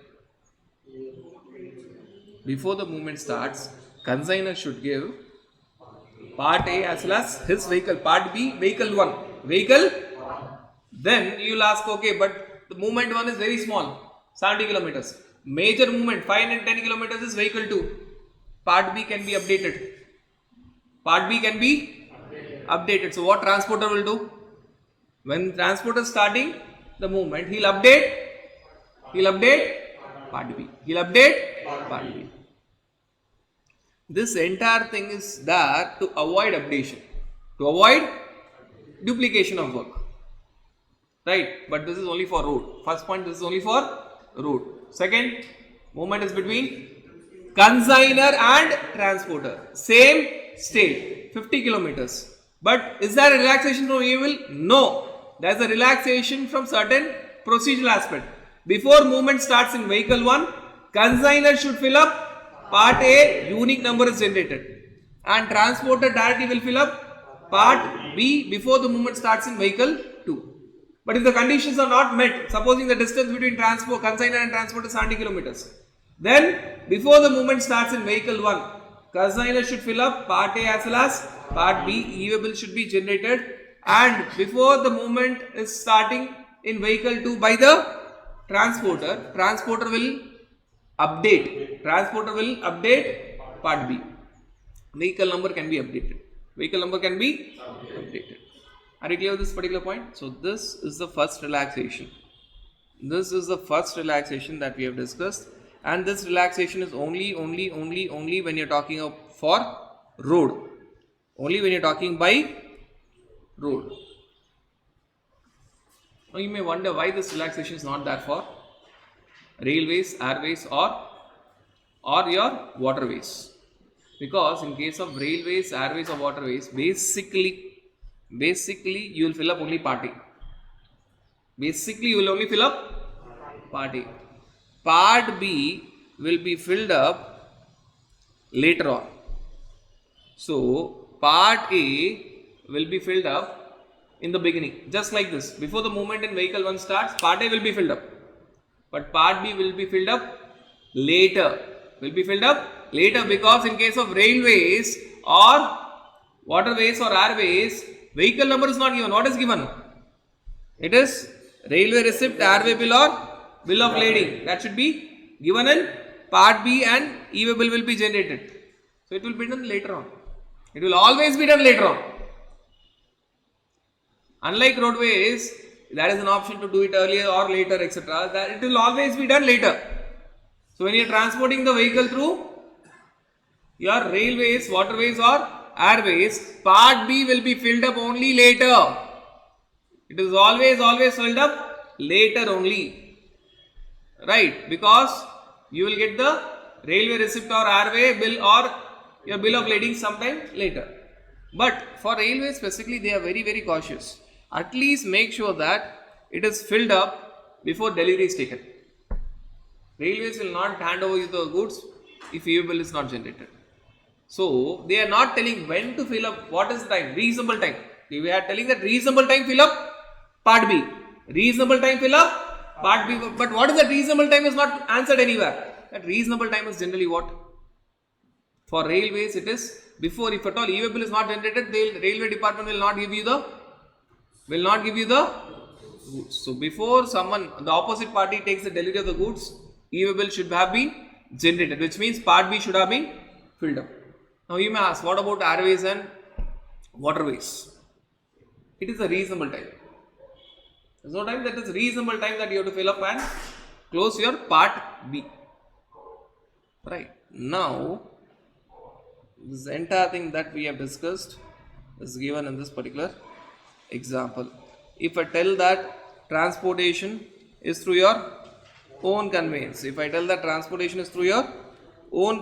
or hired conveyance or public conveyance, your own vehicle or your hiring or public conveyance, then before the movement starts, part A as well as part B should be filled up. There is no transporter involved. Your own conveyance or hired conveyance or public conveyance, there is no transporter involved. So before movement starts, fill up part A as well as part B. But if I tell that the transportation is by road through a transporter,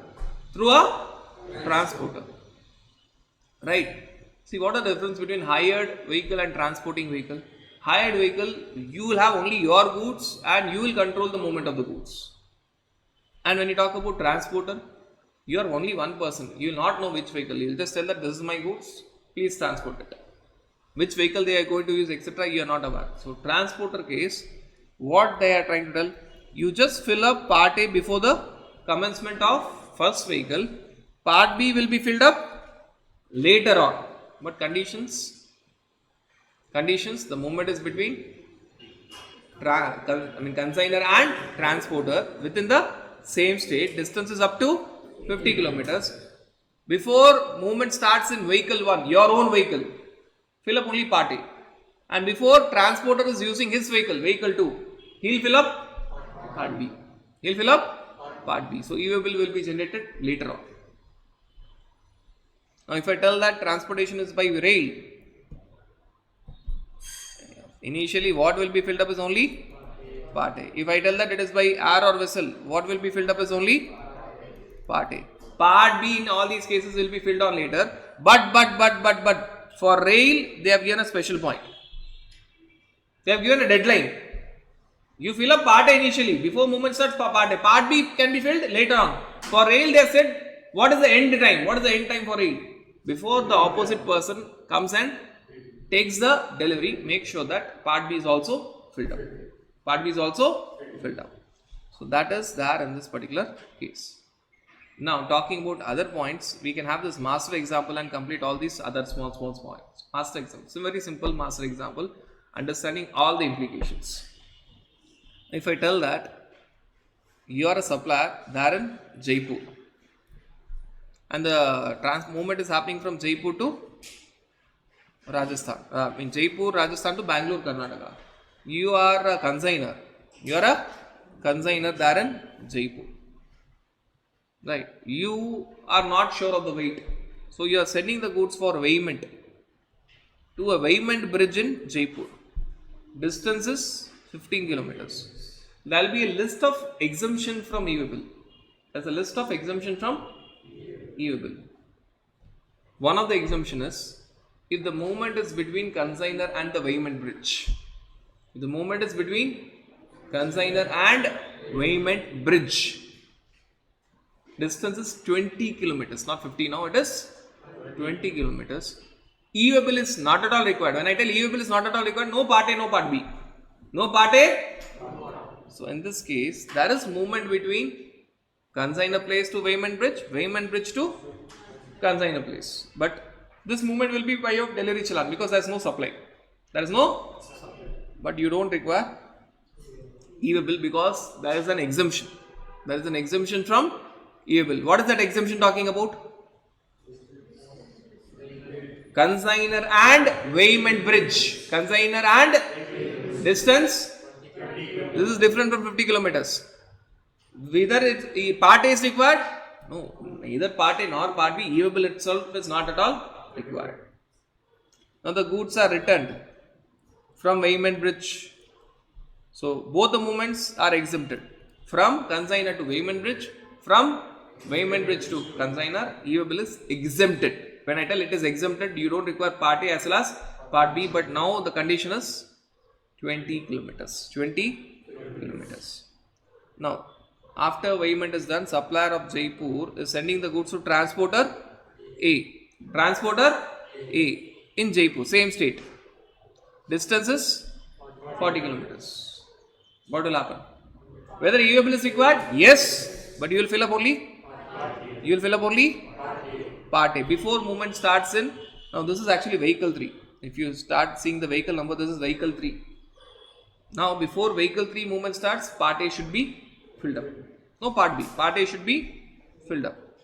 Transporter A in Jaipur now starts transportation in vehicle 4. Vehicle 4. Now what is required? Before movement starts in vehicle number 4, part B should be filled up. Part A will generate only unique number. Part will generate only now e-way bill is generated. Only now e-way bill is generated. Now transporter A in Jaipur during transportation of goods transfers the goods from vehicle 4 to vehicle 5. That's change of vehicle. That's change of vehicle. Now the goods are going in vehicle 5. Now e-way bill is already generated. What is required is? What is required is updation in part B. Updation in part B.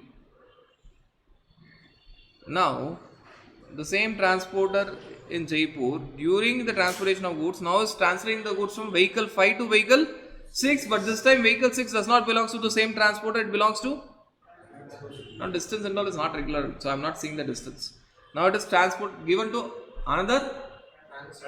See, the previous point was same transporter, vehicle 4 to vehicle 5.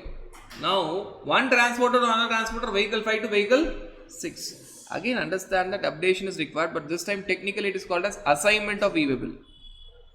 Again, part B will be changed, but this time not only the vehicle number is changing, but also the transporter is changing. So, transporter being the same, vehicle changes, updation. Transporter changes, vehicle also changes, it is called as assignment of e-waybill. In both the cases, it is nothing but normal understanding, that is updation of part B. Now, finally, transporter B reaches Bangalore, the destination. Now, think of the scenario. Transporter B will keep the goods in his place. Consignee will come in his vehicle, vehicle 7, and take the delivery of the goods. So, he will take the vehicle 7 to the transporter's place and get back the goods. It is exactly opposite to the first scenario. Consignor to transporter. Now it is transporter to consignor. Don't you think that the same relaxation will be there? There it was consignor to transporter. Now it is transporter to consignee. Same state, 50 kilometers. There it was no need of part B. The relaxation was no need of, but now already part B is filled up. So what will be the answer? No need of updation in part B. See, here the relaxation was no need of part B. Now the part B is already filled up. So now the relaxation is no need to update part B. No need to update part B. See, when the movement starts from consignor to transporter, part A is there, part B is never even touched. So the relaxation is no need to fill up part B if it is consignor, transporter, same state 50 kilometers. Now exactly reverse. Transporter, consignee 50 kilometers, same state. You cannot tell no need of part B because part B is already filled up. But you can tell that no need to update. No need to update your vehicle 7 in part B. But if I tell that the distance is 70 kilometers, you have to update vehicle 7. You have to update part B. Are you clear with this understanding? Are we guys clear with this understanding? So that is given in your entire, this master example makes you understand the entire movement. Right, starting from Jaipur to Bangalore, 7 vehicles have changed. And what happens with each of the vehicle we have understood. If you see that example again, you will find that 7 vehicles have come into picture. Now, one interesting question. Please think and answer. You have the answer. Think and answer. It's because e-waybill thumb rule I have said you. If I tell that I am the supplier, Praveen is the recipient, and Praveen has a customer VP and he is selling the goods.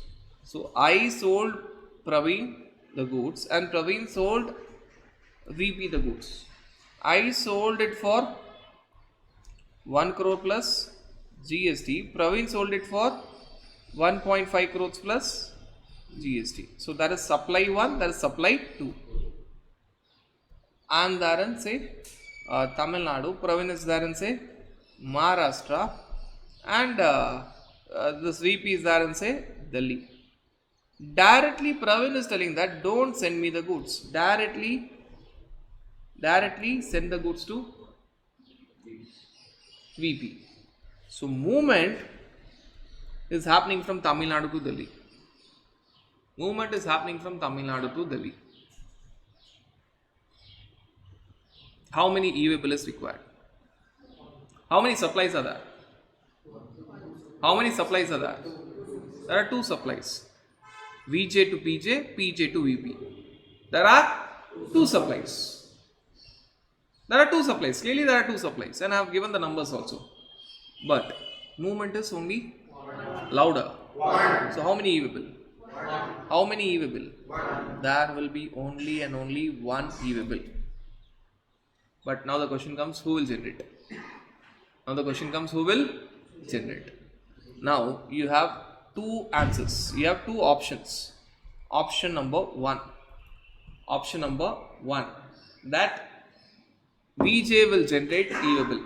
VJ will generate E-way-bill, which is called as bill to ship to. Bill to Praveen Jain, ship to VP Vidyapeeth. Bill to ship to. Bill to ship to. Vishal Jain is billing to Praveen Jain, but he is shipping it to Vidyapeeth. Second option. Option 2. Praveen Jain will tell that Vishal Jain, you don't generate E-way-bill, I will generate E-way-bill. Now it is called as bill from, dispatch from.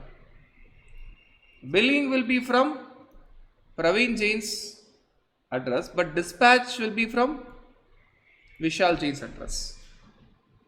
Bill from, dispatch from.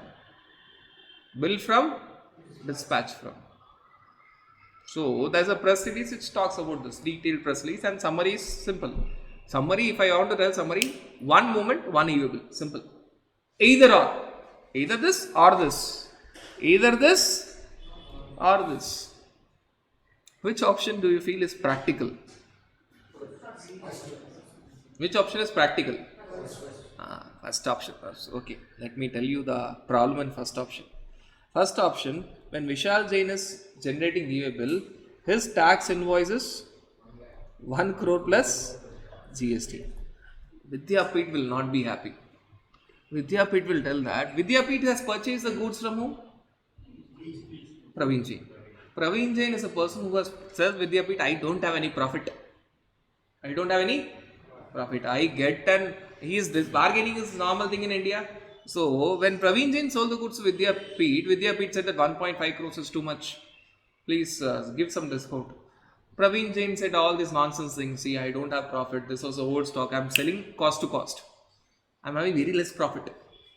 So I cannot reduce it. And Vidyapeeth said, okay, I understand. Business is dull, etc. All these stories. Business is very dull, market is very, very poor, etc. All these stuffs have been said by Praveen Jain to whom? Vidyapeeth. Now, if you tell that E-way-bill is generated by Vishal Jain, Vidyapeeth will get the information that E-way-bill value is 1 crore plus GST. Right? So, Vidyapeeth will get the information of Vishal Jain, all the details of Vishal Jain. Second, he will also get the pricing.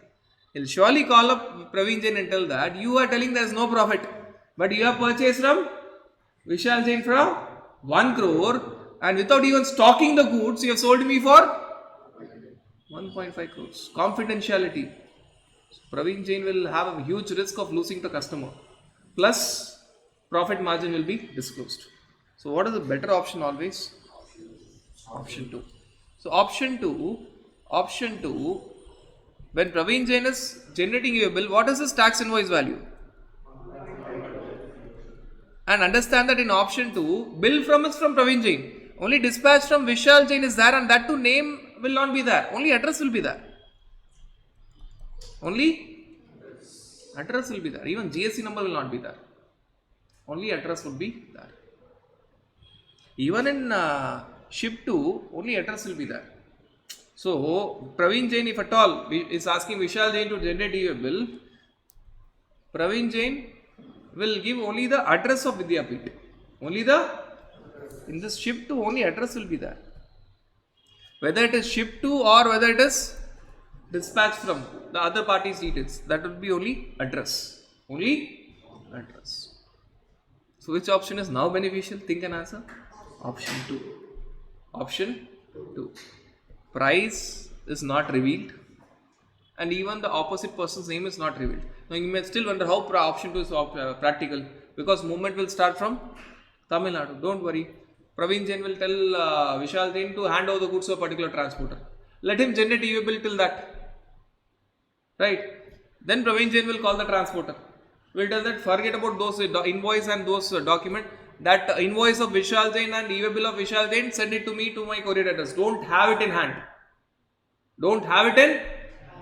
I am sending my invoice and e-bill.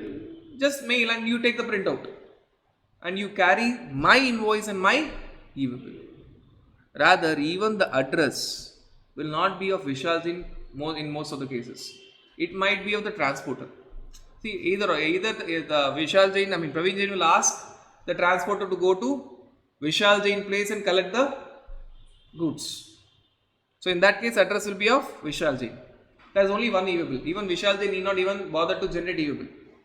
So, what will Praveen Jain tell? This is my transporter. He will send the transporter and tell that collect the goods directly from Vishal Jain's factory. So, bill is from Praveen Jain, but dispatch is from Vishal Jain's factory. That is more than sufficient. And Praveen Jain will clearly give instruction to Vishal Jain. Don't give invoice to transporter, send invoice to me. Do not even dare to give invoice to the transporter, send it invoice to me. And Praveen Jain will instruct the transporter, carry my invoice and my e-bill. My invoice and my e-bill. Nothing will happen. Nothing will happen. No one will ever know. Right? So this is Darren press release. The base understanding was there is one movement, therefore there can be only one e-bill. Now, who has to generate? You have option. You have options. So that is given that. That is given in an example which I will not discuss again. We have discussed in this entire chart itself. So this yellow color point talks about two things. One is all about your Mumbai, Ahmedabad, which we have discussed. One is about special economic zone, we have discussed. One is about your bill from bill to ship to, bill from dispatch from, which we have discussed. Now, the next question that comes up is validity. Validity. For how long your e-bill is valid? What is the validity of part A? Within 15 days, convert it to part B. If not, again generate part A, then convert it to part B. That is it. What is the validity of part B? Only part B will generate e-bill. What is the validity? What is the validity? If I want to make your life very, very simple, normal validity is 20 kilometers one day. 20 kilometers one day. Each 20 kilometers one day. If I tell it is 22 kilometers, how many days? 2 days. 40 kilometers. 39 kilometers.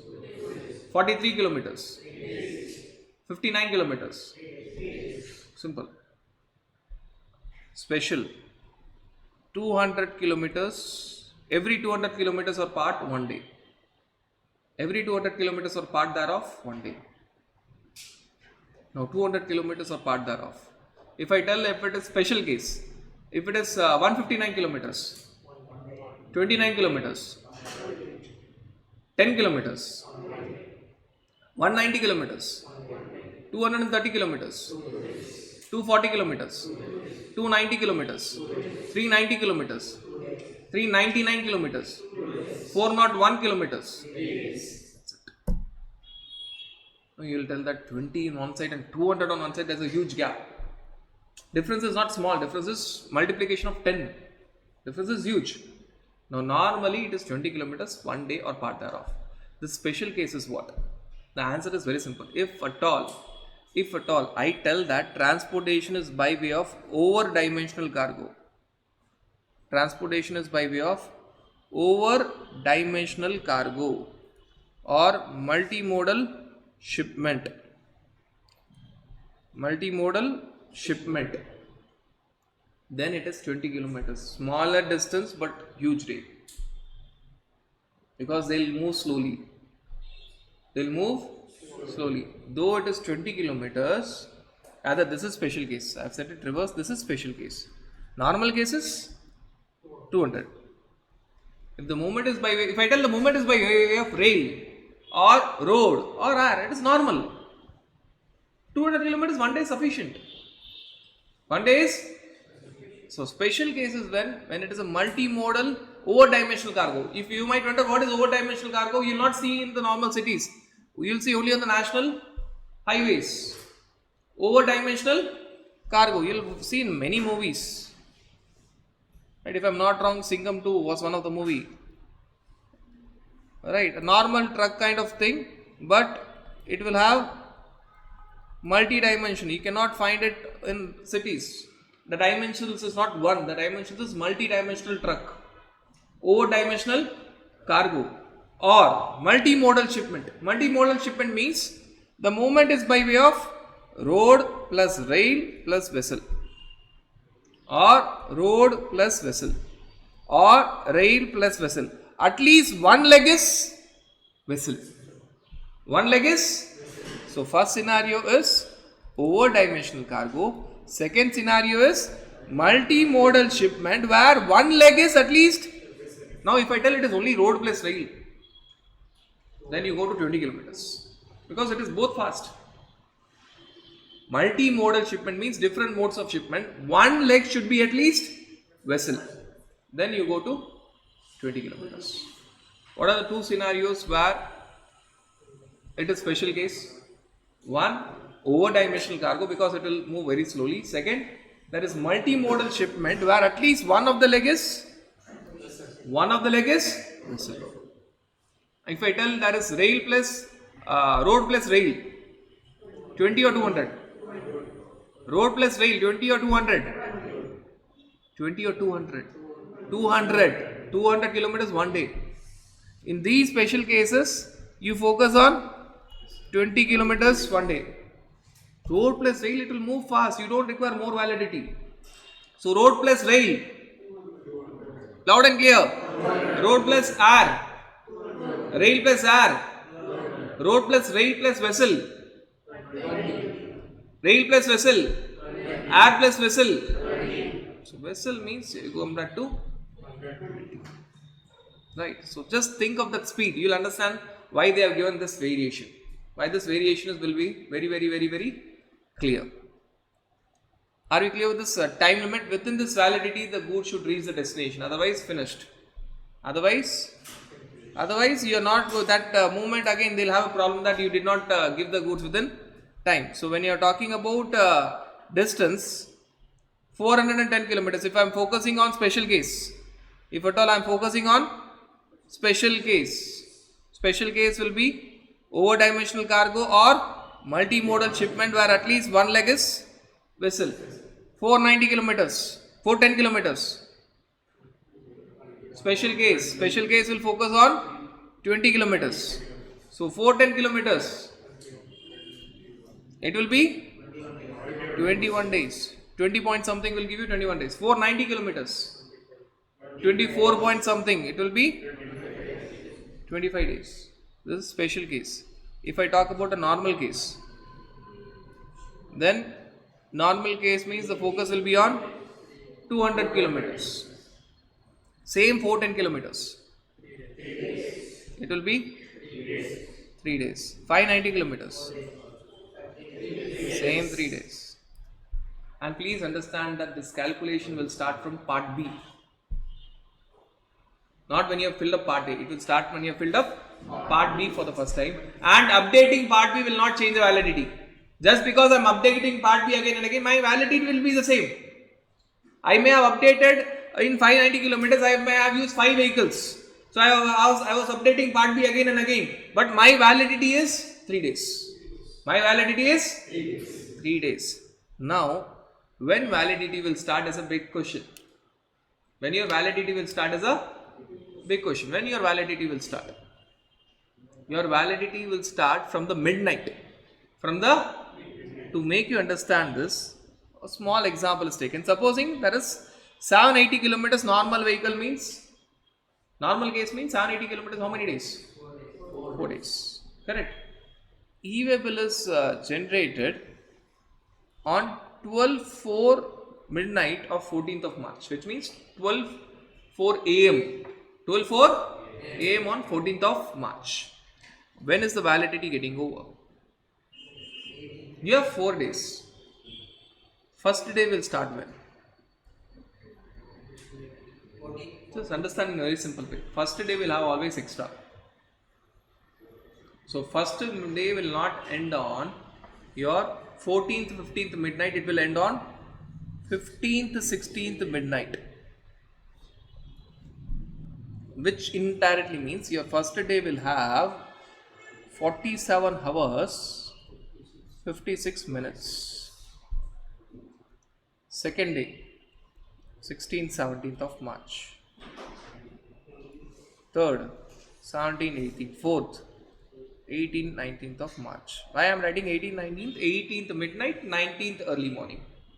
So your 4 days will end on 18th 19th of March. But if I change a small question, very small question, if I tell that 6 minutes gap, you generated e-way bill on 11:58 p.m. of 13th of March. If you see the time gap, I have drafted a question in such a way that the time gap is only 6 minutes. It's only 6 minutes. You generated e-way bill on 13th of March, 11:58 p.m. 11:58. When will your first day end? 14:50. Second day. Third day. 16th. 17th. Your first day will have something extra, but it is only 24 hours 2 minutes. Something extra is only 2 minutes. So when your validity will end? Because it is same 620 kilometers, 4 days. Understanding that it is 4 days. 17th 18th of March. What was the time gap? 6 minutes. 6 minutes has changed your validity. It can be, if at all you have done 6 minutes earlier, it is 17th 18th of March, last day. If it is done 6 minutes later, it is 18th 19th. 18th 19th. 6 minutes gap gives you one extra day. So this examples makes you understand that okay, how that counts. I'll make it very simple. First day will always be more than 24 hours. You'll never make a mistake. Thereafter it is strictly 24 hours, 24 hours. First day will always be more than, in this case it was 24 hours, 2 minutes. In this case it was 47 hours. It will always be more than 24 hours. Less than 48 hours but more than 24 hours. First day you will always get extra. So that is how your validity is counted. Your validity is counted. Yes, this have been asked by ICA when you talk about your MCQs, etc. This is a very interesting question that you will find it in many of the cases. Very simple question, but validity of part B. What is the validity of part A, by the way? What is the validity of part A? Validity of part A is 15 days. Now to end this entire concept of e-way bill, just the last point, the basic concept we have done with all the other small concepts, basic end concept. Can you cancel the e-way bill? Yes. Supposing you have wrongly generated e-way bill, consignor has wrongly generated e-way bill, can it be cancelled? Yes, but that's a time limit, 24 hours from generation or before the vehicle is intercepted by a proper officer, whichever is earlier. If vehicle is not intercepted, 24 hours. If vehicle is not intercepted, if vehicle is intercepted, after that you cannot cancel. If you have wrongly generated e-way bill, can it be cancelled? Yes. 24 hours from the generation of e-way bill or before the vehicle being intercepted by proper officer, whichever is earlier. Whichever is earlier. This is for consignor to cancel the e-way bill. Now supposing I am the consignor who have generated e-way bill, but instead of my consignee 1, I have generated e-way bill against consignee 2. Consignee 2. The opposite person cannot cancel, because if I have generated e-way bill, only I can cancel. The opposite person can either accept or reject. Can either accept or reject. Now what is the time limit for the opposite person to accept or reject? 72 hours or actual delivery of goods. He is getting the actual delivery of goods, whichever is earlier. Basically 72 hours. Within 72 hours, the opposite person should either accept, because e-way bill will be there on 3 persons portals. 1 consignor, 1 transporter, 1 consignee. So if I am generating e-way bill, you will also get an information. You'll also get an information. Either you can accept it or reject it. How much time is that? 72 hours. If you don't take any action within that 72 hours, it is deemed to be accepted. Which means that belongs to you. That belongs to you. Actually, that is also causing a problem. You might wonder what is the problem to the consignee. Supposing I was to generate e-way against consignee 1, I have generated against consignee 2. And if you don't reject it, tomorrow department may come to a place and they tell that, oh, you have inward e-way bill from this particular consignor, which means you should have purchased the goods. But you don't have purchase invoice, which means you have not accounted the goods. Which means you have not accounted the purchase, means your sale is also unaccounted. If your purchase is unaccounted, but obviously your sale is also unaccounted. So there might be a problem, big problem for the consignee who never purchased any item from a consignor but is getting inward e-way bill. So that needs to be accepted or rejected within 30. See, the person who is generating e-way bill has, generally he is consignor, he is having time to cancel it within 24 hours. Special case is before the officer is stopping the vehicle for interception. That is a special case. But normal time limit is 24 hours. If I have generated e-way bill, I have how much time to cancel it?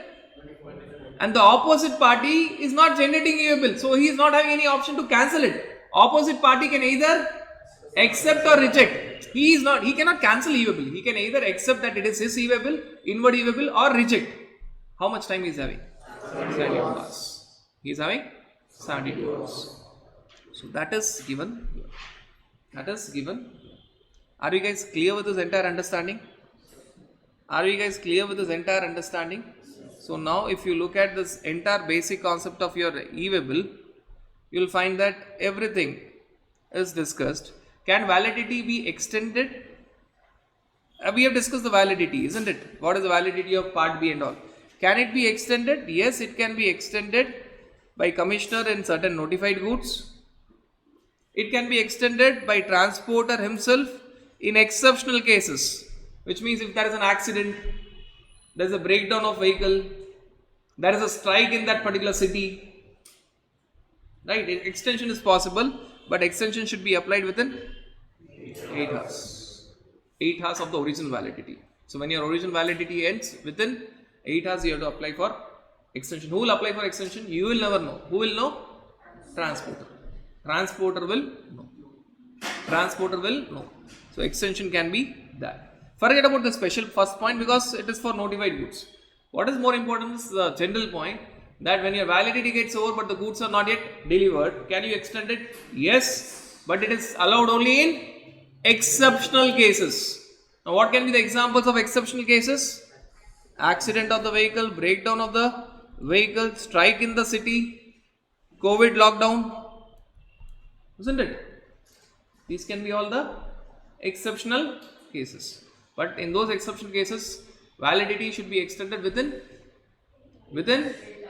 8 hours. Within your 8 hours, validity should be extended.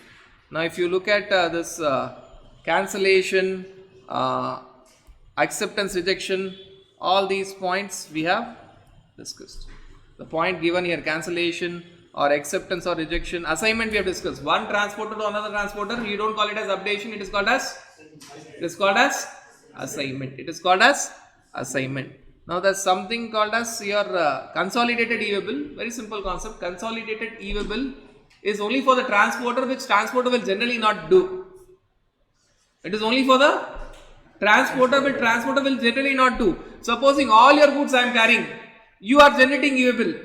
Now I am having an option to consolidate all your e-way bills into one. Who can do it? Who can do it?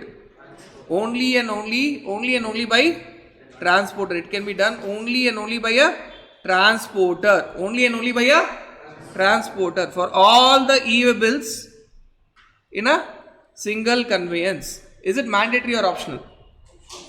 Understand that transporter will not take that headache. Because all of you have already generated e-way bill for your goods. I am carrying say 20 persons goods in my truck. All the consignment is having e-way bill. I will be consolidating all and putting in one. Only I'll know what all goods are there. So who can do this consolidated e-way-bill? Only a transporter. Now you may wonder why he'll take that headache. The only advantage that is there is updating is easier. If the vehicle is changing, updating is easier. In that consolidated e-way-bill, if I update the vehicle number, automatically it is done. Otherwise, I need to update in all the 20 e-way-bills. So that is the only advantage. Otherwise, this is an headache for the transporter. Transporter will never go for this option generally. Why? It is increasing his work. It is increasing his work. The only advantage that is there, if transporter knows that after some point of time the vehicle will change, and instead of updating all the e-way-bills separately, let us consolidate it now once, and then later on updating will be there only in the consolidated e-way-bill. So that is the only advantage that can be there. Can part B be updated any number of times? Yes, we have discussed. And there is an exception that also we have discussed. The last transaction from transporter to consignee, 50 kilometers, same state, no need of updating. This also we have discussed. Now, validity of part A, have we discussed that validity? It is 15 days. Validity is 15 days. Now we are talking about communication of 3 portals. Communication of 3 portals. Normally, if e-invoicing is there, you will first give that information in e-invoicing portal, which will go and sit in your e-way-bill portal and GSTR1 normal portal. 3 portals talking to each other. But you may tell that okay, there is no e-invoicing. It's not mandatory for e-invoicing is applicable only for certain persons. If it is not there, whatever details you give in your e-way-bill portal will go and sit in your GSTR1.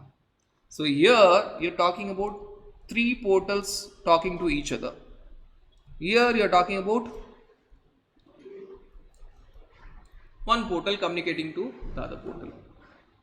If e-invoicing is applicable, first information that you will fill up is e-invoicing. That will automatically go and sit in part A of e-way-bill and also GSTR1. If e-invoicing is not applicable, that e-invoicing portal is ruled out.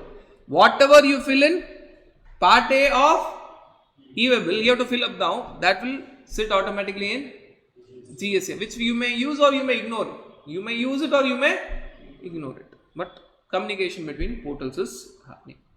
So that completes our entire understanding of your e-way-bill basics. Yes, the basic provisions of e-way-bill we have discussed. Now we will focus on certain other aspects of e-way-bill, starting with exemption from e-way-bill. So there are list of items for which you need not generate e-way-bill. There is no requirement for generation of e-way-bill. Now that exemption list is divided into 4 parts for ease of understanding. One is goods based exemption, one is your person based exemption, one is area based exemption, and finally other exemption, miscellaneous exemption. You see the goods based exemption, you have to be very careful with the words that they have used. The first point that is given there, first and second point talks about your LPG cylinders. The first point talks about household and non-domestic exempted category LPG. Household is domestic LPG, non-domestic but exempted category LPG. Now, take it this way. If at all LPG cylinders is ordered at your home, there is no requirement of e-way-bill. There is no requirement of e-way-bill. Right. Now, what normally happens when LPG cylinder comes? The person will bring a new cylinder and take the old cylinder. That new cylinder is cylinder with gas, no e-way-bill, household. And that empty cylinder also does not require e-way-bill. Also does not require e-way-bill. Right.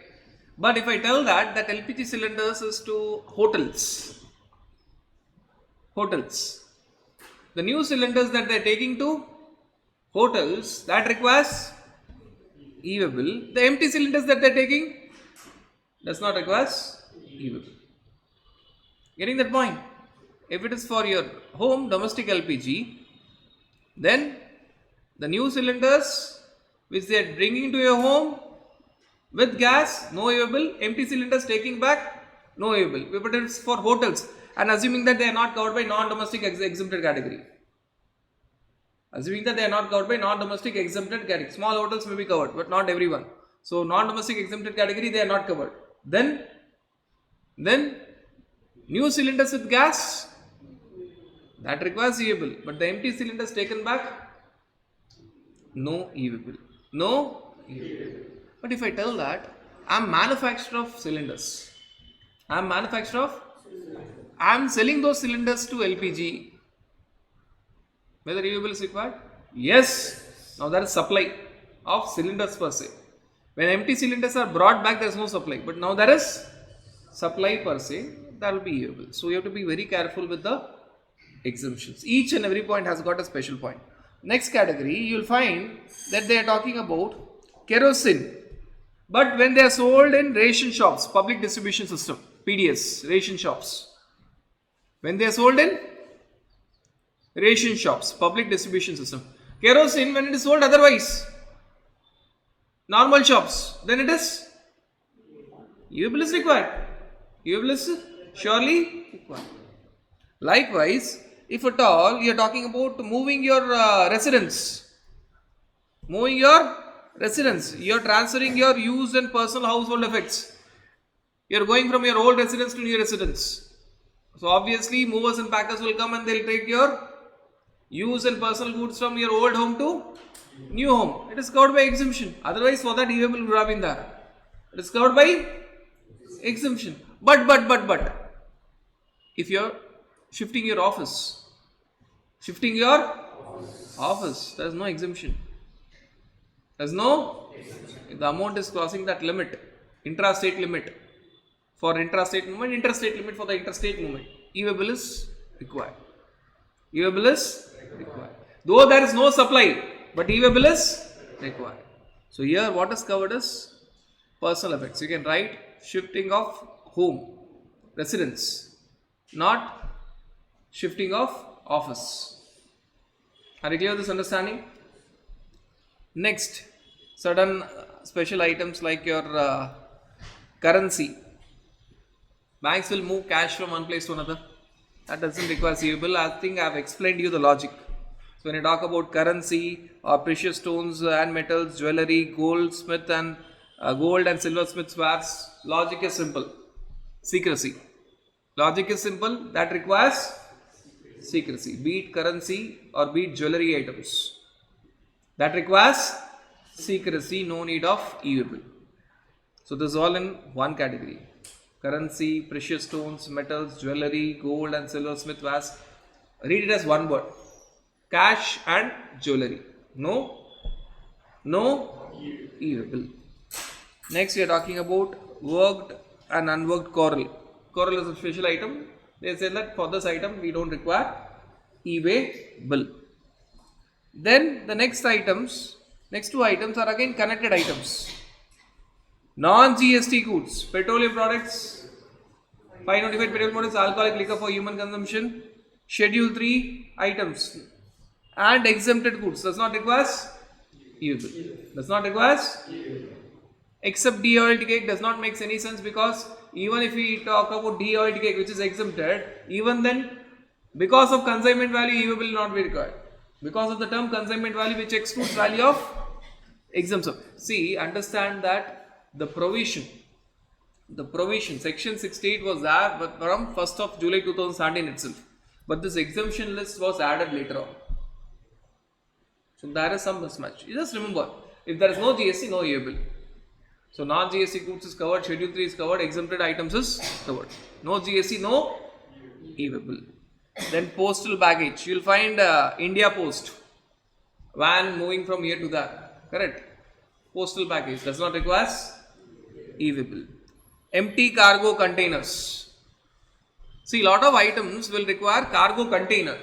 Supposing there is perishable goods, there will be a refrigerator inside the container. So when those vegetables are going, they will be there in a special container. Inside the vehicle there will be a special container. So when the vegetable is going, that requires e-way bill. But when the vehicle is coming back, it will have that empty container. That doesn't require e-way bill. Otherwise, that is also goods. Otherwise, that is also goods. Supposing, say for example, you are transporting glass. So that requires special containers.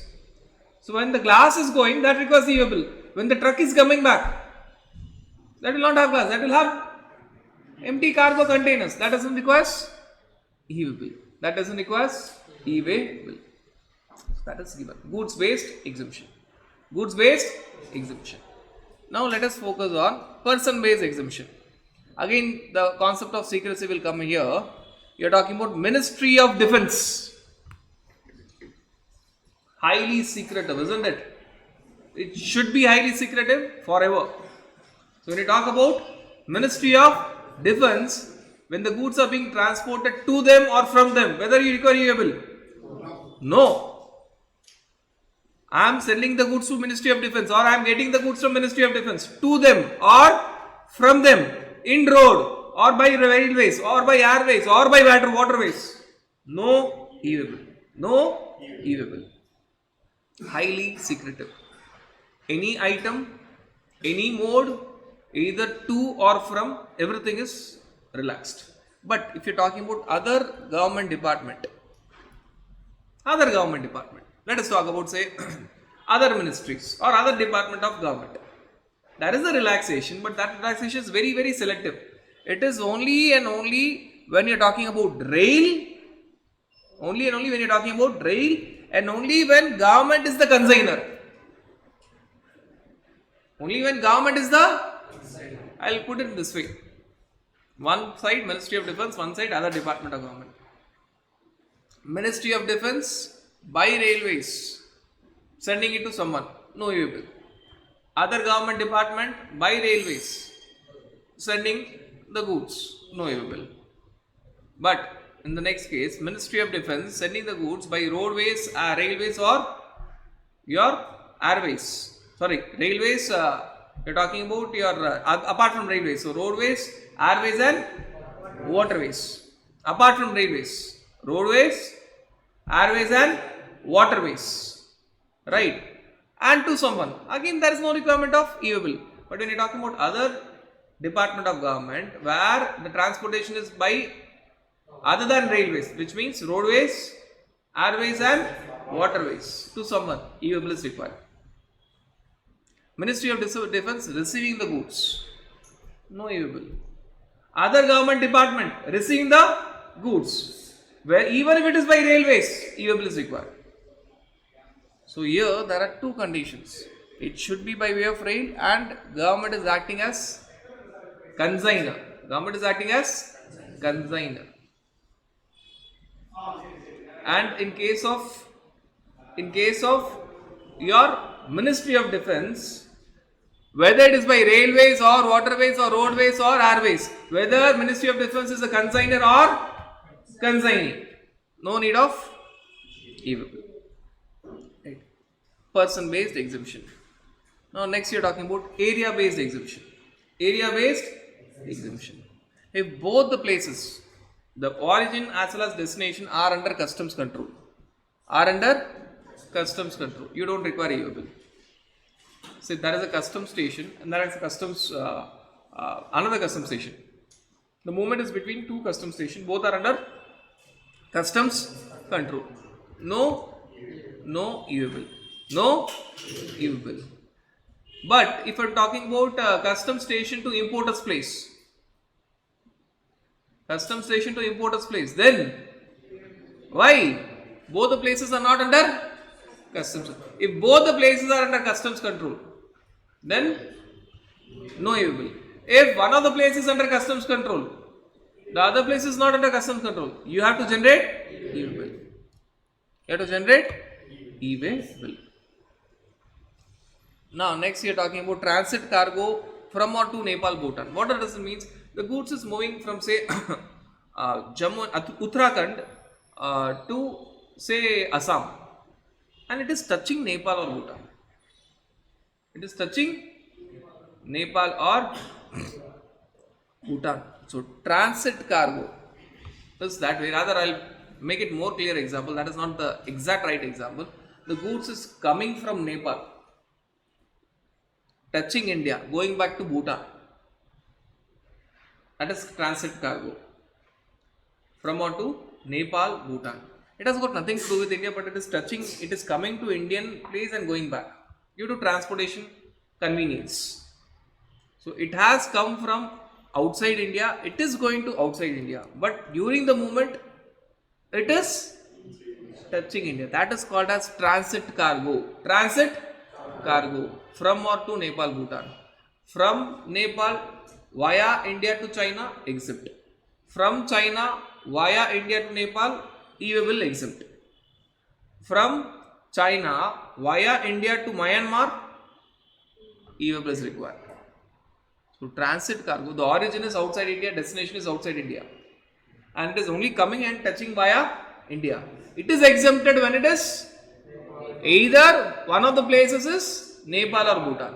If both the places are outside, other than Nepal, Bhutan, which means it is coming from China via India and going to Myanmar, e-way is required because it has come to Indian borders. E-way is required. For e-way, I am repeating again and again, there need not be any supply. So there is no supply happening in India because supplier is in China and recipient is in Myanmar. But for the moment, e-way would be still required. So relaxation is given only to our sister countries. Right, the history is very special. Nepal always wanted to be a part of India, but someone has to be blamed for telling no. That person said that no, you don't come. One country was telling that please include us. Right. If we are talking about current India, it would have included automatically. But at that point of time, they said no, we don't want you. We don't want you. Right. So always you will find many provisions in different laws, not only in GST, other laws, where you have special relaxation for Nepal and Bhutan only. And the answer lies in your history. We call them as sister countries. We don't call any other country as sister countries. We call Nepal and Bhutan as sister countries. Right? We have enemy countries too, but these are sister countries. Now next is movement of goods in notified areas by state or union territory. See, that is state specific, which means supposing in a state there will be a village area, remote village area, which even does not have any net facility proper. So state can tell that okay, in this area if there is movement happening, there is no need of e-way bill, because without proper net you cannot generate e-way bill. And you can take a classic example of Jammu and Kashmir. Lot of times government themselves disconnects net there. Correct? There you cannot expect them to have e-way bill.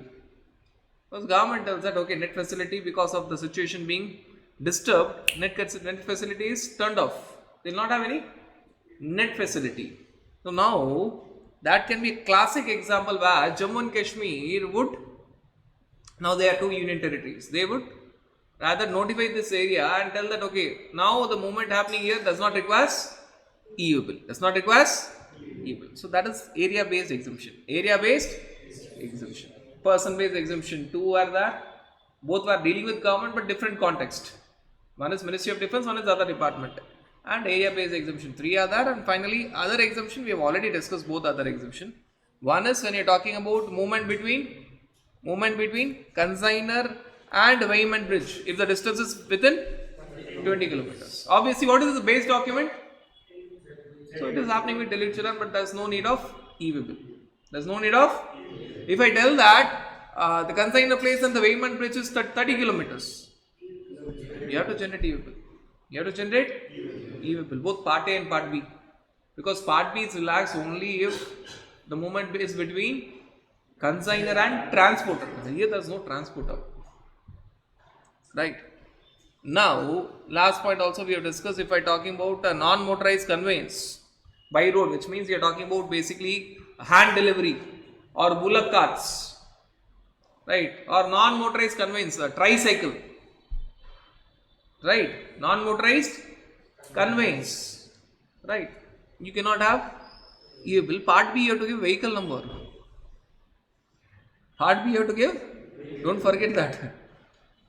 Don't forget that if you understand part B, you have to give vehicle number. Think of the scenario. What you will give? You cannot give coolie number, you cannot give bullock cart number and all. Therefore, they understood it and it is being relaxed. It is exempted. It is exempted.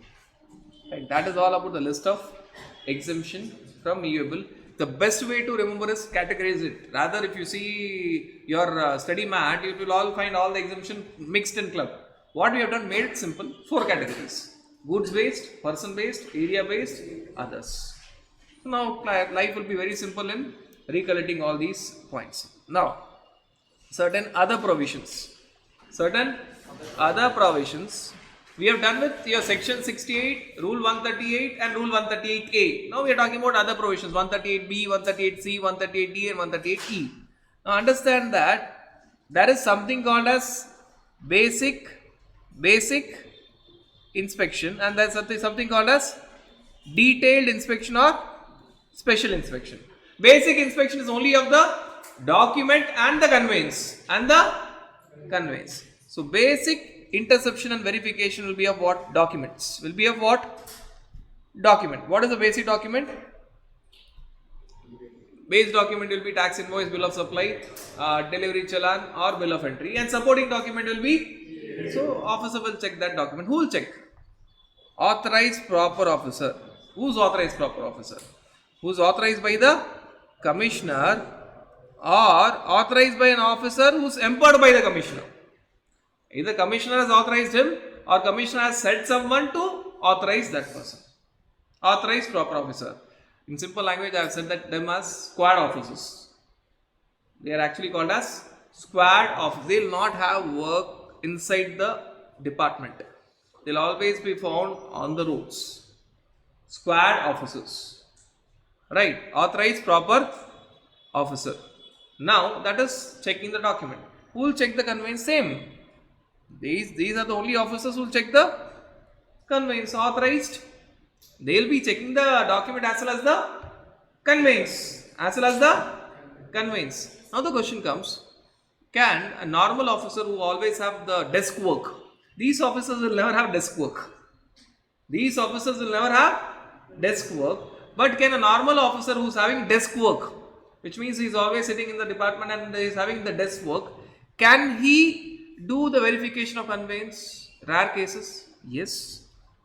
If that normal officer who is having the desk work, who is always sitting inside the department and doing the desk work, if he is having a specific tax evasion information against your company, he will take the approval of the commissioner or the empowered officer and go.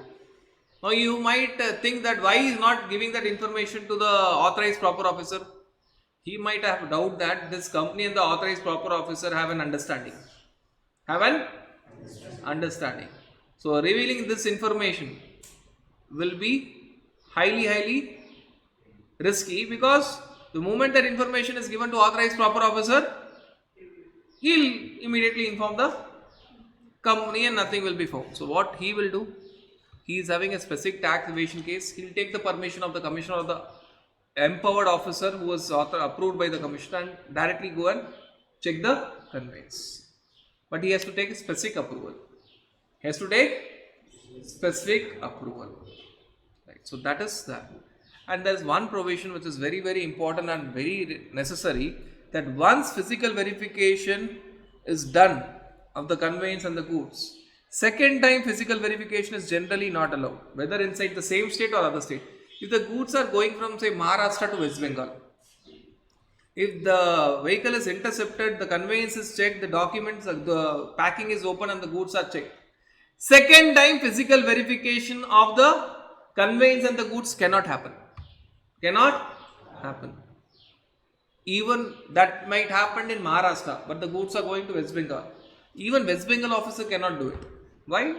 In that moment already, one time, the conveyance and the goods are checked. Second time is not allowed. Rarest of the rare case, second time is allowed when the second officer, first officer has checked it, he has found nothing.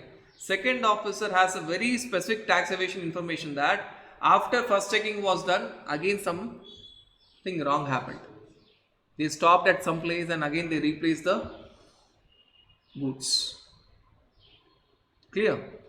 So the general thumb rule is very essential, because once your vehicle is intercepted, the conveyance is checked, the goods are checked, second time inspection should not happen. Normally it is good, yes.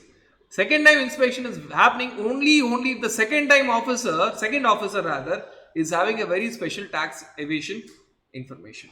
And the second officer is, by the way, not the desk officer, he is a squad officer. So now we are not talking about desk officer. First officer was a squad officer, second officer is also a squad officer.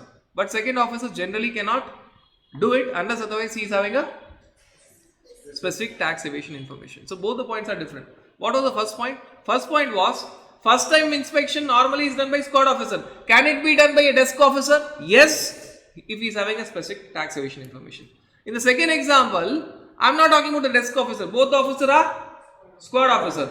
In the movement from Maharashtra to West Bengal, already one time verification of the conveyance and the goods has happened. Second time is not allowed by the second time squad officer. It is allowed if at all he is having specific tax evasion information. Right. The movement special inspection or detailed inspection, which means the goods have been verified. That happens, then the proper officer has to give a report. He has to prepare a summary report. He has to first prepare a summary report within 24 hours. And that will happen from midnight. We have already discussed how the calculation will happen. 24 hours, and he has to give the final report within 3 days plus 3 days extension by the commissioner.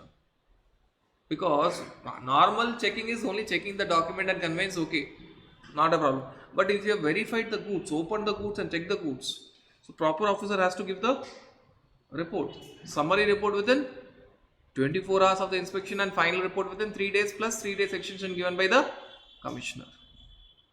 This is there only to check that proper officer is not misusing the powers. When he is giving a report, he has to tell what all he has found. So one is summary report, immediately give it within 24 hours. Final report, give it within 3 days plus 3 days extension given by the commissioner. Give that final report. Are we clear with this understanding? Now, this is 138C. 138B is normal inspection, 138C is special inspection. 138D is the point that we have discussed in bird's eye view. If the conveyance is detained for more than 30 minutes, who can report? The transporter. The person in charge can report that information on the portal. He can report that information on the portal. That is 138D. 138D. Now, before seeing the other small points which are given there, what is 138E? 138E is you are prohibited from generating e-bill. If I tell that you are prohibited from filling part A of e-bill, obviously part B is not at all coming into picture. You are not in a position to generate e-bill. Not in a position to generate e-bill. Now you might wonder, who are the persons who are covered there? Now what are they talking about? If at all you are a regular taxable person or a casual taxable person, what will happen? If you are a composition taxable person, what will happen? If you are NRTP, what will happen? Right. So if you are a regular taxable person or a casual taxable person, you are not filed GSTR 1, or because you have to file both. You have to file GSTR 1 as well as GSTR 3B. So here you have not filed GSTR 1 or GSTR 3B for 2 months or 2 quarters, as the case may be, because you may be under QRMP scheme or you may be under your MRMP scheme.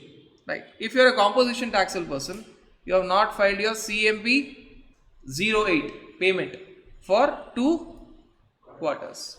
If you are NRTP, you have not filed your GSTR 5 for 2 months. So here, friends, we are talking about your non-filer of returns. Non-filer of returns. If you're a regular taxable person, casual taxable person, you have either not filed your GSTR1 for 2 months or 2 quarters, as the case may be. Or you have not filed your GSTR3B for 2 months or 2 quarters, as the case may be. Either or. Either or. You might have filed GSTR1 but not 3B, even that counts. Right. If you are a composition taxable person, not filed CMP08 for 2 quarters. And if you are NRTP, not filed GSTR, 5 for 2 months. 2 months. Then you will not be in a position to generate e-waybill. That is, it is called as blocking of e-waybill. It is called as blocking of e-waybill. There's one more scenario. Your registration is suspended. Your registration is. So this blocking of e-waybill, is there for non-filers, or your registration is suspended. Your registration is suspended. At least in case of non-filers of returns, commissioner can give relaxation. Rarely you can approach commissioner and can explain and tell that please allow me to then. For suspension of registration, even commissioner cannot do anything. If you are covered in the first category, basically your e-waybill will be blocked, but you can make a request to the commissioner and tell that, see, this is my difficulty, please allow me to generate e-waybill. So commissioner may consider, not always, may consider, but not for your suspension of registration. Not for your suspension of registration. This is called as blocking of e-waybill, 138E. 138E. But this blocking is only from the angle of the supplier who is generating e-waybill, which means if at all you are talking about this particular example, if you are talking about VJ is the supplier and PJ is the customer. VJ is the supplier and PJ is the customer. Please understand, and supposing, we are not talking about VJ and PJ. Basically, there is a person called as DK, who is a defaulter. He is covered by either non-filing of returns or suspension of registration. So, this person is covered by non-filing of returns or suspension of registration. If he is purchasing something, supposing he is purchasing from VJ, generally who will generate e-waybill? VJ. Can he generate outward e-waybill? Yes. Can VJ generate outward e-waybill? Yes. Can DK generate inward e-waybill if at all VJ is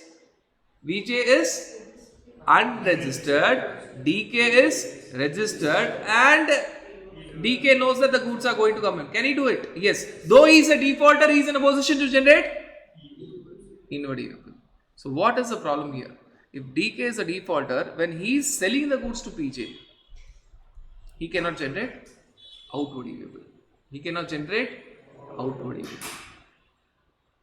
See, focus on this point.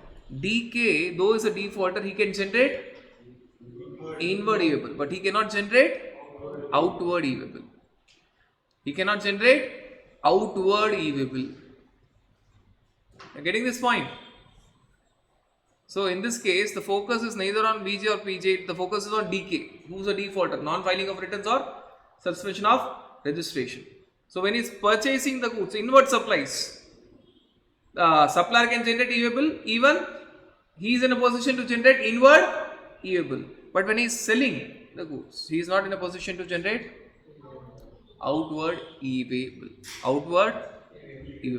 The opposite person can generate inward e-waybill technically, but technically inward e-waybill comes when? Only if the supplier is, but he is not, he is registered. So I am not even touching that area. Technically it's possible, but in this case he is registered. So I am focusing only on this outward. Just focus. DK, though is defaulter, inward e-waybill he can generate. If the supplier is unregistered, he is registered and he is aware that the goods are coming to him. But he is not in a position to generate outward e-waybill. Are you clear with this understanding? That's everything about 138E. Now other small aspects. Understand that even through your SMS you can generate your e-waybill. generating cancellation through SMS is valid. And once you generate e-way bill, it is valid across India. It is not like when the goods are going from Maharashtra to West Bengal, every time you have to generate e-way bill. Throughout the movement, one e-way bill is valid. Right? And when you're talking about railways, please understand that for railways also e-way bill is required, but not for the leasing of coaches.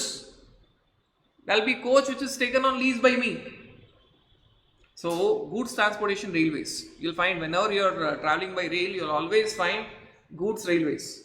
So, that railway, supposing 3 coaches of that rail I have taken on lease. I have taken on lease. So, that coach is also goods. That keeps moving here and there. Isn't it every time? For that e-way bill is not required. Railway to me, leasing of coach which will keep on moving, for that e-way bill is not required. And I'll be booking the consignments in that coach. For the goods which are going in that coach, e-way bill is required. You might tell why this particular point is given. Otherwise, understand that when I'm taking the coaches on lease from railways, that coach is also goods. That coach, say 3 coaches, is also goods. That keeps moving. For that, there is no requirement of e-way bill. And one basic point. Okay, if you understand this point is automatically understood. Think and answer. Just take a deep breath, think, listen to the question, then answer. There's a truck moving with your goods. For your goods, e-way bill is required. No doubt. For that truck is also goods. For that truck. Why? Truck is also goods. Who said no, it's not goods? But e-way bill is not required. Why? E-way bill is required for the movement of goods in a conveyance, not movement of conveyance. E-way bill is required for movement of goods in a conveyance, not movement of. Okay, let me give a better example. There is a car. There is a car showroom dealer who has purchased, say, 10 cars. That will come in a big truck. So there is a truck inside which there are cars. So both are vehicles. E-way bill is required for what? Why? It is movement of cars in that truck. E-way bill is required for cars. But e-way bill is not required for that. You're getting that? So all these things are interesting. When you look at these points, you will have so much clarity of the provision. Truck is also good, but e-way bill is not required because it is movement of conveyance.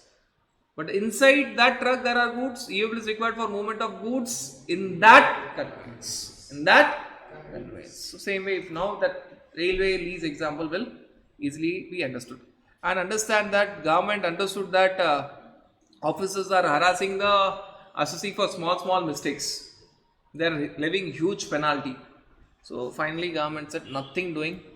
For minor errors, small errors, you can have a penalty of CGST 500 and SGST 500, not penalty as per section 129, which is a major penalty. You can have a small penalty. Now, what are all minor errors? Examples are given. Supposing there is a spelling mistake. Supposing there is a spelling mistake in the name of the consignee. You cannot tell that pay a huge penalty as per section 129. Take CGST 500, SGST 500 penalty, close it. Supposing there is a pin code error, but without affecting the e-way bill validity. So it is nearby pin code. Validity would be remaining the same. The small pin code error, everything else is same. Address is perfectly written, street number, door number, everything is perfectly written. But pin code, there is a small mistake, but it is not affecting the validity. Which means if you put the correct pin code also, or if you compare the wrong pin code, the validity remains the same. Minor mistake.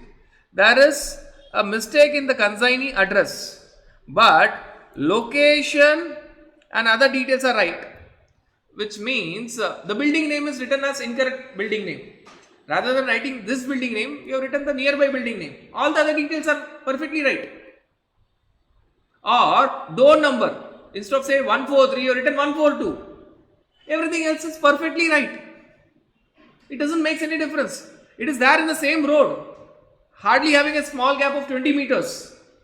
So for that you cannot tell that pay a huge penalty.